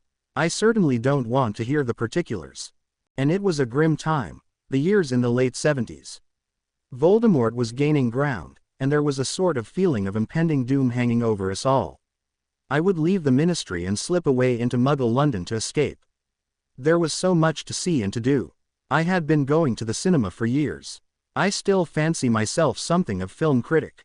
Really, you went to Muggle films? He snorted. What else? Please don't say things unworthy of your intelligence, Hermione. I remember the date I met Leslie perfectly well. November 9, 1978. A gray day and the streets slick with rain. The Daily Prophet was full of gloom. Barty was in his 7th year at Hogwarts and Talia wouldn't show me his letters. I knew, without wanting to know it, that he was in a very dodgy crowd, spouting all sorts of stupid blood purity rubbish. Dumbledore had owled me about his behavior and I had rode with Talia about it the night before. I was, as you say, an unhappy man. So you went to Muggle London, and there was a little cinema in Soho that showed old classics on Thursday evenings. I saw the poster for Brief Encounter and could not resist. I always rather liked Trevor Howard. Have you ever seen it? Brief Encounter. Hermione shook her head. It must be very old. 1946, actually. Marvelous piece of work. Directed by David Lean. He smiled wryly. Yes, I suppose it's old, and it's black and white, and nothing at all of interest to someone your age. Your mother, however, also loved the classics, as I'm sure you know. Hermione scowled, thinking, I don't. Oh, she remembered. Yes, sometimes she would watch old movies on the telly by herself, but Dad and I always wanted to change to other things, and she never made a fuss about it. I remember she tried to get me to watch some of her favorites with her, but I really didn't see the point. It's very hard when your child doesn't love the things that are precious to you, Crouch sighed. But it seems to be the law of life. I'm sorry Leslie had no one to sit with her. However, on November 9, 1978, she did. You went into the cinema, and you saw a Brief Encounter. She was there. Exactly. I believe I had seen her there before. That night, very few people were in the audience. I sat down during an old newsreel they were showing, and the light shone on your mother's face, 2 rows back. It was a very nice face, watching the screen with such interest and intelligence and curiosity, so thoughtful and responsive. The film began. It's quite moving, and the music ravished me. Near the end I could hear someone sobbing, and I realized that it was the woman behind me. The light came on, and she was still in tears. I don't know what I was thinking, but I approached her and offered her my handkerchief. She said, I didn't know anyone still carried pocket handkerchiefs. You must work in the city. Actually, I do, I told her. Are you all right? She blew her nose, and apologized for being silly over an old movie. We talked, and I invited her to join me in a tea shop nearby. I remember that we had fresh Banbury buns and we must have talked for hours. It was the best conversation of my life. Hermione was entranced, but nothing happened. Of course not. Crouch was indignant. We had just met. All the same, I found out all sorts of things about her, and she about me, too. While I obviously could say nothing about the wizarding world, we had plenty to talk about. I told her I had a job at the ministry. I was just evasive enough that she received the desirable impression that it was something I could not speak of. I suppose it made me something of a man of mystery. She told me she was a dentist. I was curious, and asked her why she had become one. I'm an idealist, I suppose, she said. She laughed a little. I think all healers ought to have ideals, really, I told her, otherwise, their work would be unbearable. What interests you the most about it? Preventive dentistry. Well, obviously one way of preventing disease is worth 50 ways of curing it. That's where my ideals come in. Preventive dentistry is all about with conditions, living conditions and hygiene and common sense. It was wonderful talking to her. She was interested in the world, all of it, and she wanted to make it a better place, out of a deep, unsentimental desire to do good. I had never met anyone like her. We told each from the first that we were married. I even told her that I had a son at boarding school. She looked sad, and I wondered what was wrong. She told me how much she wanted a child, but it had just not worked out. They had tried all sorts of therapies and treatments, but with no results. Leslie had even broached the idea of adoption with her husband, but he was absolutely against it. She was beginning to feel very much alone, since he seemed to share none of her interests in the arts or in social causes. That she might also never be a mother was almost more than she could bear. I told her that having a child was not necessarily a cure for her problems. I said, well, perhaps I said too much. She would have gathered that Talia and I had gone our separate ways and that I too was finding life rather a disappointment at the moment. We agreed to meet again the following Thursday. And did you? Yes. We saw Suspicion, with Cary Grant and Joan Fontaine. Hermione smiled. Do you remember every film you saw with my mother? Yes, he answered, quite seriously. I have an excellent memory anyway, but even without it, they would have left a vivid impression. I was intensely conscious of my secret life as a wizard, and each film seemed a comment on it and a rebuke to me. Tell me. Very well. Brief Encounter, Suspicion, Odd Man Out, Jamaica Inn, The Third Man, Rebecca, and An Outcast of the Islands. But when? The night we saw Jamaica Inn, if you must know. The film disturbed me deeply. The heroine finds herself among people who are not what they appear to be, who have a secret life unknown to her, one that could threaten her very existence. He took a deep breath. But it could not last. We both felt dreadfully guilty. After we saw the last film, we went to the flat I had taken, and afterwards she told me she could not see me again. She and her husband were taking up a practice in Guildford, and were trying to make a go of their marriage. She said goodbye, and walked down the stairs alone. I sat in the darkened flat, absolutely winded. I had no thoughts at all, only an overwhelming desire not to feel anything ever again. I'm sorry, Hermione whispered. Surely she must have known. When she knew she was, well, didn't she try to contact you? No, I kept the flat for some time, but I received no letters. I never heard from her again. When I received the notice from the Department of Unintended Consequences, I was not sure what to do. I found her address in Guildford and waited outside one afternoon, wearing a Notice Me Not charm. She emerged, looking very different, happy, I suppose. She and her husband were taking you for an outing. I did not get a good look at you, for you were tiny and wrapped up tightly, but they were laughing and talking. They were a family. I left soon afterwards. You didn't alter her memory then? No, why should I? I was always very careful about doing no perceptible magic in her presence. I asked her, you see, if my dad was really my father, and she said he was. I understand that you performed a global memory charm on her, did you not, when you hid her from the Death Eaters? Yes, but... oh, no. I'm afraid so, Hermione. If you knew nothing about me, how could you be sure that you had restored all her memories intact? It is a tricky business, and something is always lost. Hermione felt like crying. She hardly remembers me. I have to remind her that I exist. I am very sorry. It was a terrible misfortune that you never had proper magical guidance all those years. It would have spared you so much. I should have come forward, whatever the consequences. No, Hermione protested. It's not your fault. I was so arrogant. I thought I could do anything. You've suffered too, anyway. True. Shortly after Barty began working for the ministry, he somehow found out about you.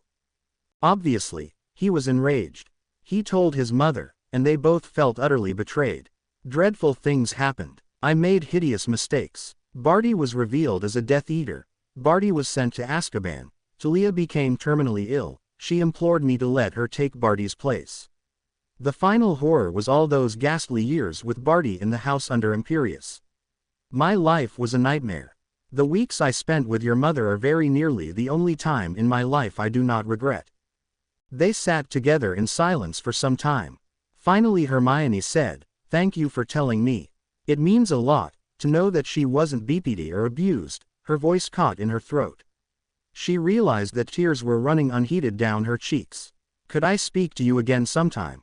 "Whenever you wish, Hermione. I have all the time in the world." She stumbled out, casting odd shadows. The room settled into soft rustles, as the portraits whispered to one another.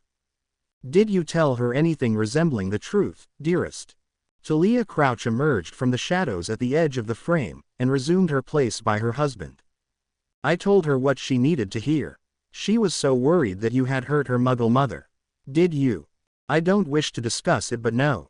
Much of what I told her was true, and if the rest was not true, then it ought to have been. There was no point in telling her what happened when the poor woman and I saw each other that following February. She was expecting the child and was ready to leave her husband for me. And obviously that could never have happened," Talia observed serenely, patting Crouch's arm. "No," he replied dully. "I did, in fact, have to obliviate her at that point, but it was for the best. A nicely judged obliviate, if I say so myself. She would have remembered me in the films we saw, but nothing afterwards. You were very bad, dearest, to betray me like that. Whatever you tried to make of your little affair, it wasn't really very happy, was it?" "No, I suppose not. And you came back to me, after all, and here we are, together as a family forever. That is what I call a happy ending. Oh, here's Barty. That dreadful girl is gone. Barty. Come here, darling." In the end, Harry decided against consulting with Shacklebolt. He had never had much luck in asking adults for help, and now did not seem a good time to start. "I suppose we're the adults now, anyway," he realized in wonder. Young adults, of course, but of legal age and full of experience. The thought gave him more confidence. Neville had made it clear that he must speak to Hermione, or Neville would do it himself. Neither of them thought that would work particularly well. Bringing in Shacklebolt, as a former member of the Order of the Phoenix, seemed like a good idea at first, but then Harry realized that telling him what had been done to Madame Edgecombe might irreparably damage Hermione's career. He had never been all that close to Shacklebolt, was not sure he could be trusted to protect Hermione. He would not be the one to suffer. Right now Harry knew he had a certain immunity, even though he was as guilty as Hermione. Shacklebolt had not pursued the matter of Harry's use of the Unforgivables, and the papers seemed only to want to print praise of their hero. Hermione was vastly more vulnerable. Her adventures during their wandering still had not received the recognition they merited. Instead, her morals were questioned, and her birth and the inheritance suit had made her a controversial figure. Harry had done what he could to help, but another public scandal might be too much. Lucius Malfoy had warned him about spreading his influence too thin. Malfoy understood such things. Harry detested him, but couldn't help feeling a certain gratification when Malfoy took time to talk to him after the governor's meetings. Harry found them curiously comforting. Short, serious conversations about the state of the wizarding world and what was being done to rebuild it. Malfoy never talked down to him, or gave the impression that he thought Harry was not adult enough to know the challenges confronting them. Mrs. Malfoy was always very nice to him too, and Harry was concerned for her as she got bigger and bigger with her pregnancy, and sometimes seemed frail and uncomfortable. She talked in such a loving way about her new baby, and about the little Muggleborn who had just come to live with them. The girl's name was Willow, and the Malfoys told everyone that she was a beautiful child. Lucius Malfoy looked like a different person the day he proudly declared that Willow had performed her first accidental magic and was clearly destined to be a strong witch. And then Mr. and Mrs. Malfoy always told him how Draco was getting on at Miskatonic. It gave Harry the eerie feeling of a past that should have been being superimposed over the ugly realities of the last few years. In the Malfoys' conversations, Draco was no longer his hated enemy, but a classmate and a sports rival, who had also suffered in the course of the war. It was a very seductive version of the past. Sometimes Harry had to struggle to keep the actual facts straight. He would replay events in his mind, wishing that some of his stupider mistakes could be undone. What if he had taken Draco's hand when offered, and not made an enemy at the age of 11? He invented new conversations in which he managed to reconcile both Weasley and Malfoy, and somehow they ended up in the same compartment eating chocolate frogs together. He did not offend Professor Snape that first day in potions, and made the man see him as Lily's son. He united all the houses, and no one plotted to sneak Death Eaters into Hogwarts. Dumbledore trusted him enough to tell him everything he needed to know to free Sirius, and to find and somehow destroy the Horcruxes. Dumbledore did not die, and was still headmaster of Hogwarts. Snape did not die, and was still in the dungeons, eternally brewing potions. Of course, that was all make-believe. He might as well imagine a childhood at Hogwarts, or living with Weasleys, or even, he laughed and winced simultaneously, under the guardianship of Severus Snape. It would be easy to lose himself in such fantasies, but it would not help his situation or Hermione's. He sat beside Hermione today at the latest meeting of the governors of the Dumbledore School, considering how best to deal with the subject of Mrs. Edgecombe and the rumors that Hermione had used dark magic. Should he talk to her alone? He could hardly take the high road, when he had been as eager to get Madame Edgecombe out of the way as Hermione herself.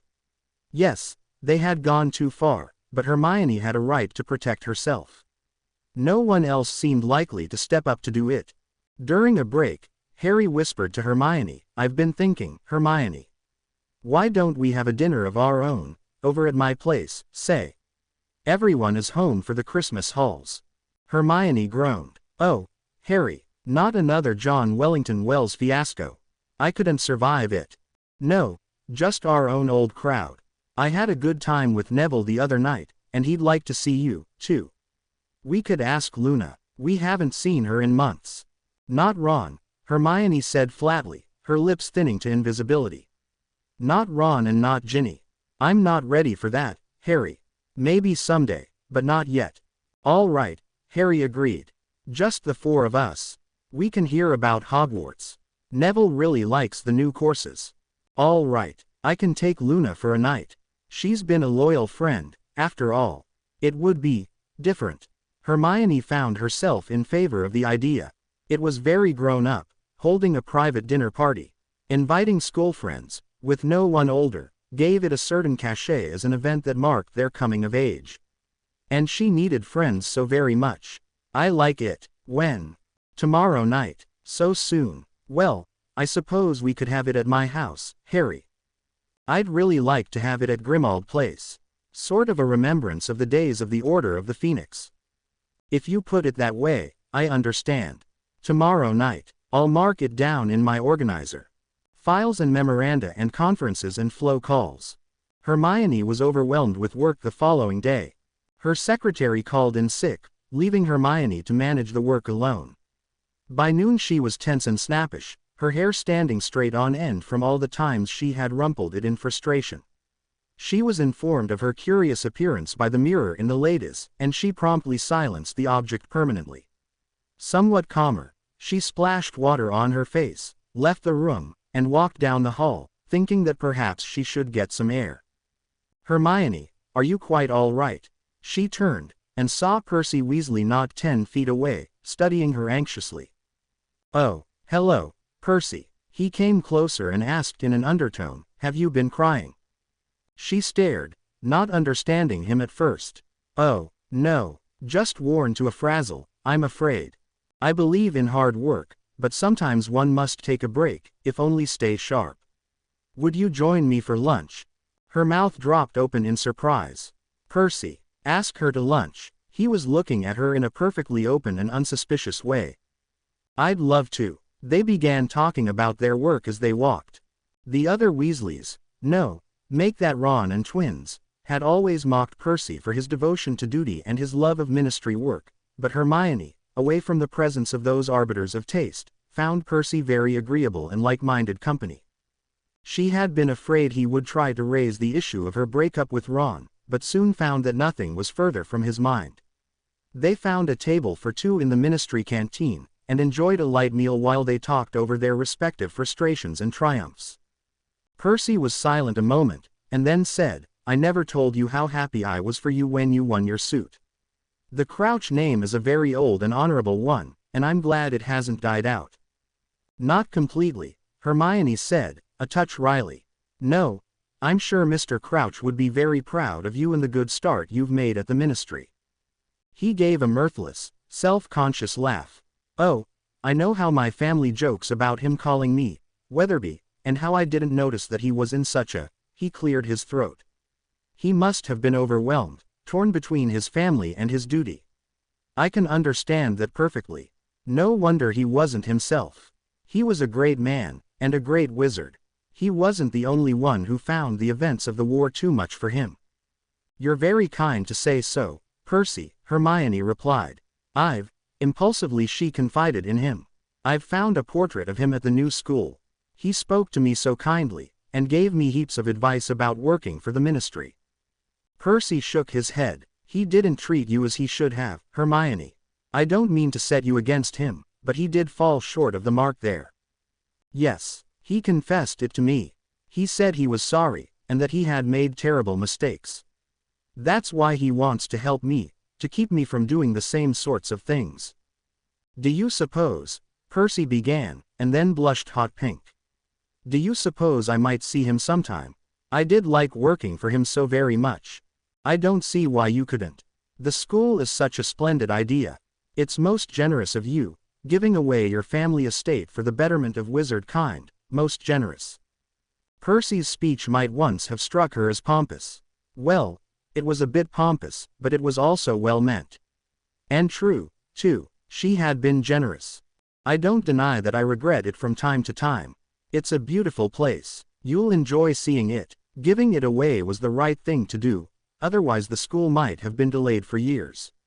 It's so important to get right to work making the wizarding world a better place, and that starts with education. I couldn't agree more. Percy nodded eagerly. The absolute foundation of society. By 11, children have learned bad habits and blood prejudice, but if one were to get hold of them when they were younger. Oh, yes, I don't care much for the new headmistress personally, but she has put together a sound syllabus for primary schooling. It dovetails nicely into the Hogwarts curriculum, especially with the changes Professor McGonagall has made. Do tell me about them. I've only heard third hand. Ginny never writes the parts that I'm interested in. It's only Quidditch and Smash the Oppo and all that. Hermione actually laughed. I can believe it. Not that Ginny isn't quite a good student, of course. I worry about her. Mum talks about nothing but her marrying Harry at the end of the year. Somehow I think that's not what Ginny wants. Really, Hermione was surprised, and then, thinking it over, not so surprised. Well, maybe she wants a little time to herself. That's not so much to ask. Maybe she'd like to be independent for a year or two first and see the world. Being the wife of the great hero is likely to be very difficult. You're so right, like living in a fishbowl. But Mum is set on it. I don't know what Ginny would do otherwise, anyway. I don't believe she's interested in the working for the ministry, though I suppose George and, he stammered, Ron might give her a place at the shop. Hermione smiled painfully. You can say Ron's name, Percy. I'm still upset about the books, but...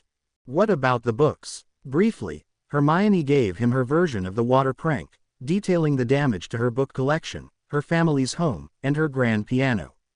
Percy, having heard about the glorious nature of the prank, but not about the damage it had done, was gratifyingly sympathetic. They just don't think, that lot. They just don't respect the feelings of others. I had no idea it had done so much harm. It's all right now. No, it isn't, Hermione. When Ron told me about your row, he didn't really describe what he did, which makes me believe that he didn't really understand why you were so distraught. Books, musical instruments, they have little value to him, so he doesn't recognize their value to others. I'll have a talk with him.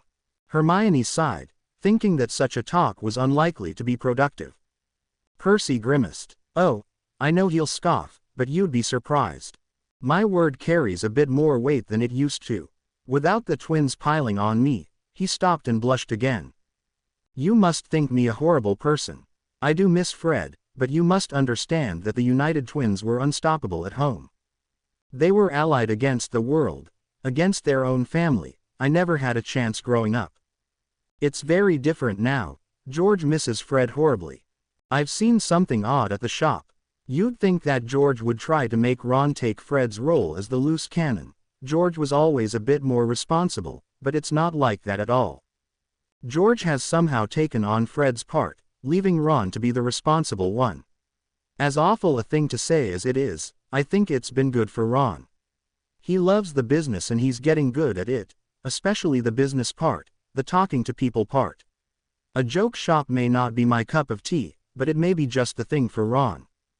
Yes, I think you're right. After all, if it's wrong for other people to tease me for being a good student and loving books, it would be equally wrong for me to despise them for liking jokes and Quidditch and that sort of thing. People are all individuals, after all. That's a very mature attitude, Percy approved. I've always thought you a very sensible, hard-working girl. I know how hard it is when people talk behind one's back and are so eager to attribute the worst motives to one. Hermione frowned. I'm not sure I understand you. Innocently, Percy did not try to obfuscate. I had heard such silly gossip about you. One can't avoid it, you know. There are always those, even in one's own department, who spend hours talking instead of working. Ever since Madame Edgecombe vanished, there has been talk. Stupid, odious talk. I've put paid to it in my own department. I think I know a fellow Gryffindor better than they do, certainly. She felt she had plunged suddenly into icy water. People have been talking about me, and Madame Edgecombe. Please don't think I believe such rot. After all the rubbish the papers printed about you, it was just outrageous to hear such slime. Saying that you have used dark arts, or made away with the wretched woman, it was too much. I gave them a piece of my mind, I can tell you. Hermione could barely process his indignation. She said weakly, that was very good of you, Percy. Thanks. He paused, appalled, looking at her again. Oh, no, have I put my foot in it again? You hadn't heard, had you? Hermione, I'm so sorry. No, she gulped and then flapped her hand in negation. No, she repeated, lowering her voice. I really appreciate you telling me.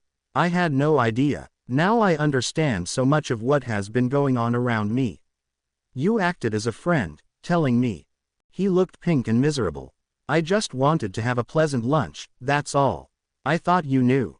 I do, now, she said, very firmly. Don't blame yourself, Percy. I needed to know this. I don't hear all the rumors and I wasn't able to do anything about it. I know it seems wrong and silly, he ventured, but it does help if one goes about and chats up people. I schedule time for it each week. I find out all sorts of things that way, things that I would never know through professional channels. Your father did that, you know, always talked to people. He did it better than I do, of course, he wasn't so clumsy. He grimaced and took a long gulp of tea. It's all a matter of practice, I expect, she mused. That's it. I hope to be rather more graceful in a few years. One can't hope to advance in the ministry without superior communication skills, and I'm afraid that includes what you and I would dismiss as gossip. Of course, he considered, you, and I, too, to a far smaller extent, benefit from our relationship to Harry. As long as you have Harry on your side, you're pretty safe. She shivered. I'll just have to keep Harry on my side, then. Not much chance of losing him. Here, I'll pay. No, really, if you must, you can pay next time. We'll do this again, won't we? Splendid. So it was that at dinner that night, Hermione was not taken utterly by surprise. The realization that she was suspected, that she was in danger haunted her while she dressed for the dinner at Harry's. When Neville, looking so tall and manly, gently broached the matter, Hermione was almost relieved. She had had a little time to consider her situation. She was, as she acknowledged later to herself, very, very lucky. Instead of denying it, or blaming Madame Edgecombe, which might have been her first impulse otherwise, she did exactly the right thing. She burst into tears. I'm sorry, Hermione. Harry hung over her, miserably guilty. I told Neville all about it. He made me see what a terrible thing we did. We've got to find Madame Edgecombe and put her right. Hermione ran upstairs to the room she had shared with Ginny, and threw herself onto the bed, sobbing. She could hear voices outside the door, concerned for her, wondering what they had better do. The door opened, and someone came and sat on the edge of the bed. We've all been so frightened for so long, Luna said. It's hard to remember that we don't have to fight anymore. I've always wanted to go to Australia. It's never been properly explored, you know, not really. Hermione lay still, collecting her terrified, scattered thoughts. Quite suddenly, she knew what to do. I've felt for such a long time that we did something terrible, but I didn't want to go against Harry, she whispered. You and Neville mustn't miss school, not your last year. Harry can't afford to miss his training. I have some leave coming. I'll go myself and take care of it. It's only right that it should be me. I did it, and I should fix it. Neville and Harry were standing in the doorway, very subdued. Neville said, I know you've always done everything to back Harry up, Hermione. You've been great, but this time you went too far. I'm glad you figured it out for yourself. I hate the thought of you going alone, though. No, it's all right, Hermione replied, thinking very quickly and clearly. My parents live there now, after all. I can stay with them. The sooner it's done, the better. I'll find Madame Edgecombe, give her back her memories, and help her do whatever she wants to do. I'm ready to face the consequences. Hermione, Harry groaned. I was just as guilty as you. We'll pull through together. She flicked him a smile, thinking how unlikely it was that he would have to answer for anything, ever. How could he have ambushed her like this? She was on her own, but she was Hermione Crouch Granger, and she could cope with whatever danger fate threw in her path. Niobe Edgecombe in Australia. Exclusive interview to the Daily Prophet. The mother of Marietta Edgecombe broke her silence Thursday, revealing that she had emigrated to Australia, trying to put together the pieces of her shattered life. Rumors that she was dead or somehow magically silenced were proved unfounded when the witch herself contacted this news organization, wishing to set the record straight. I was so devastated by Marietta's death. I blamed everyone. I even blamed myself. I should have blamed the one really responsible, Tom Riddle, who called himself Lord Voldemort. He's the one ultimately responsible for everything. When asked about her accusations against Hermione Crouch Granger and her threats to duel the publisher of this paper, Madame Edgecombe was apologetic. I think I was mad for a while. No, I was mad. Everything was a storm in my head. I couldn't accept what had happened. I wanted to die. She was asked what had happened to change her feelings. I had always dreamed of travel, but with the war and raising a child alone, it wasn't possible.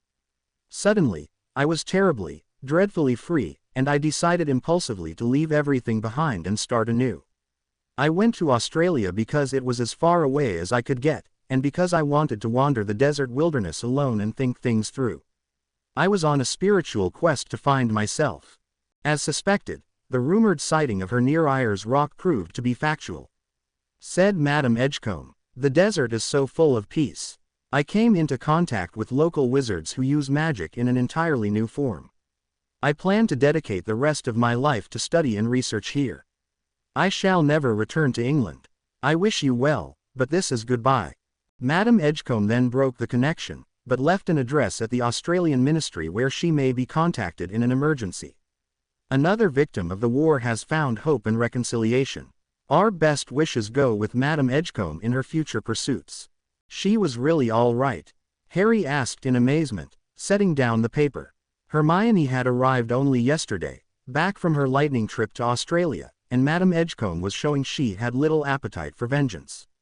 He had come to Hermione's house to support her, and now the news was all good. Hermione eyed him with a touch of scorn. Of course she wasn't all right, Harry. She was very sad when she had her memories again.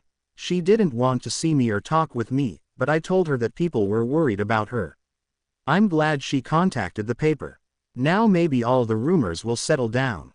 I suppose. Hermione, we can never do anything like that again.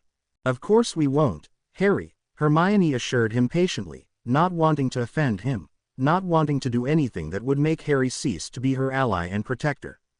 We'll work for change, but strictly within the law from now on. After all, people look to us to set an example. That's right, he agreed. He was hugely relieved to find that he and Hermione would not be sent to Azkaban, or that he would not be reprimanded and forced out of the Auror program. Not having to discuss this with Shacklebolt allowed him to take a deep breath of satisfaction. He should have known that Hermione could handle it all. Hermione got up and began clearing the dishes. It was shamefully easy to make Harry believe whatever she needed him to believe. She was sorry it was necessary to deceive him, but he had brought it on himself. He had had no right to tattle to Neville and Luna, and then to stage an intervention, as if Hermione were the one at fault. She would never trust him with a secret again. If he had known how hard she had worked on Madame Edgecombe, rifling through her memories, giving her back bits and pieces, selecting it all carefully, modifying what needed to be modified, and deleting what must be deleted. Well, it had been a frightful lot of work, but Madame Edgecombe seemed saner and happier now. She had not really remembered Hermione at all, but Hermione had implanted the right things to say to the Daily Prophet. Now the poor woman could return to the outback in her spiritual quest, and Hermione could get back to the business of reforming the British wizarding world. It was a vexing detour, but a tremendously educational one, in a way. She must discuss it with her father. Harry was asking her a question. I'm sorry, I didn't catch that. His embarrassment alerted her. Well, he said, I really liked having people to dinner. I know parts of it upset you, but it was really neat having friends over. I was thinking about having a party. Harry, of course you can have a party if you like. Have a proper holiday party. Creature can get out some of the Black family's decorations. Black stars, black tinsel, black lights, black balls.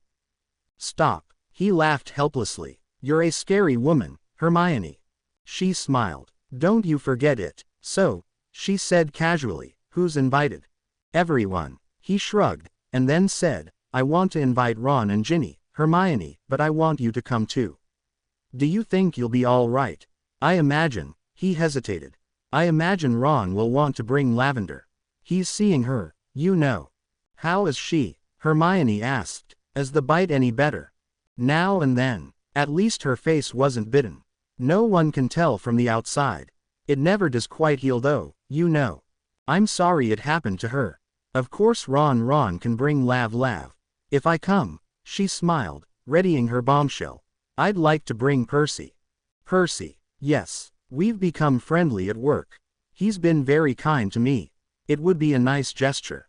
Hermione, Harry asked, quite crestfallen. Are you thinking about dating Percy? She threw up her hands. No. Molly jumped to conclusions Weasley. I'm not. We're friends. You know, friends. Well, Percy is my friend, and I'd like to bring him along. Whatever. He shook his head. Percy. Harry wanted the first real party of his very own to be a success. On New Year's Day, he would open Grimmauld Place from 3 in the afternoon to midnight. Planning a party, when it was his own party, and not a political function, could be something of a lark. All the Muggle treats he had longed for and never been permitted would be spread out in every room, every flavor of crisp, and Creature's version of those delicious little cheesy bite thingies that Aunt Petunia served her lady friends. There would be cakes and tarts and tiny meat pies and crusty fresh bread and even huge platters, at Hermione's behest, of veggies and fruits. He would serve all the exotic cheeses he was exploring, with the best of best biscuits, and there would be simply heaps of cold ham and cold chicken and cold beef and pickles. Kegs of butterbeer, and 20 dainty bottles of gilly water, a crate of fire whiskey, and muggle wine and beer and soft drinks from a dozen nations were stockpiled in the cellar. Creature drew out of his foggy memory a recipe for perfect cocoa topped with whipped cream, and another for hot mulled cider. At Harry's house there would be no stinginess or selfishness or mingy thrift. Everyone would have enough of everything they liked, even Harry himself. Creature had finished the work on Grimmauld Place, brightening and updating the house until it sparkled. Harry decided to take down his Christmas trimmings.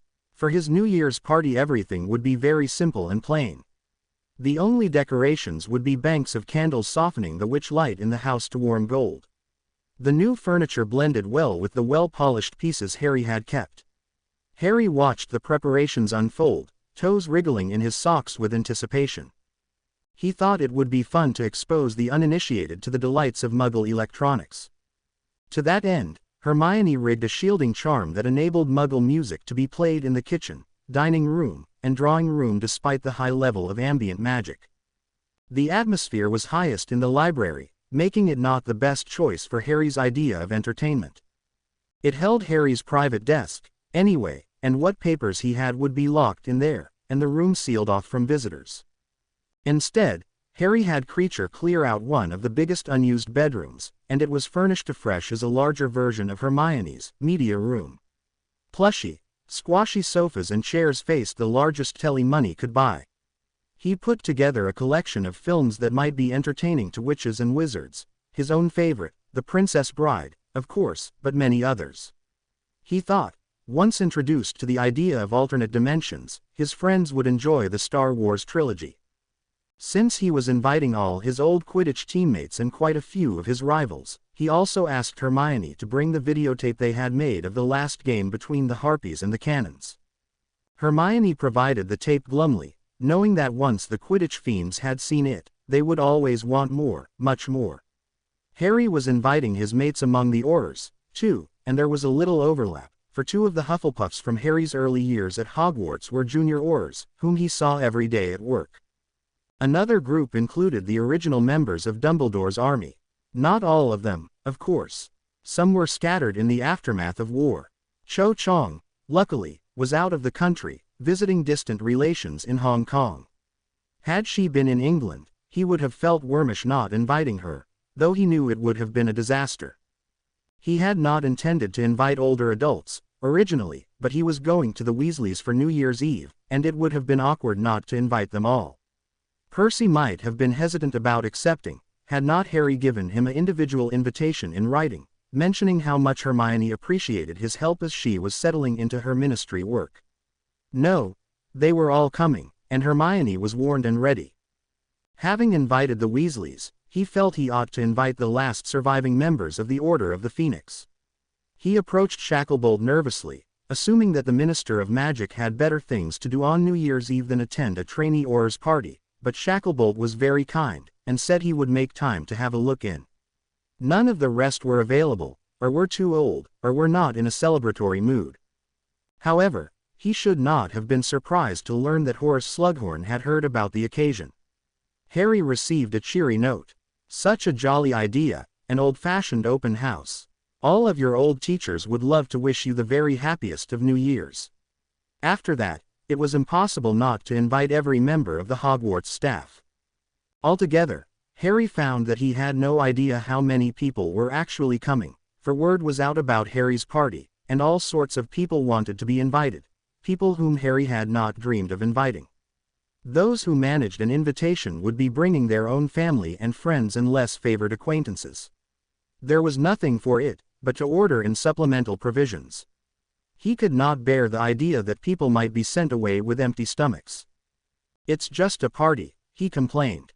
It's for my friends. There was an article in the Prophet about it. How stupid is that? It's not like it's some sort of political rally. Harry, Hermione told him wryly, everything you do will always be political, in a sense. You're a hero and a symbol. Naturally everyone wants to be associated with you. It's not like they'll stay the whole time. The article got it wrong, of course.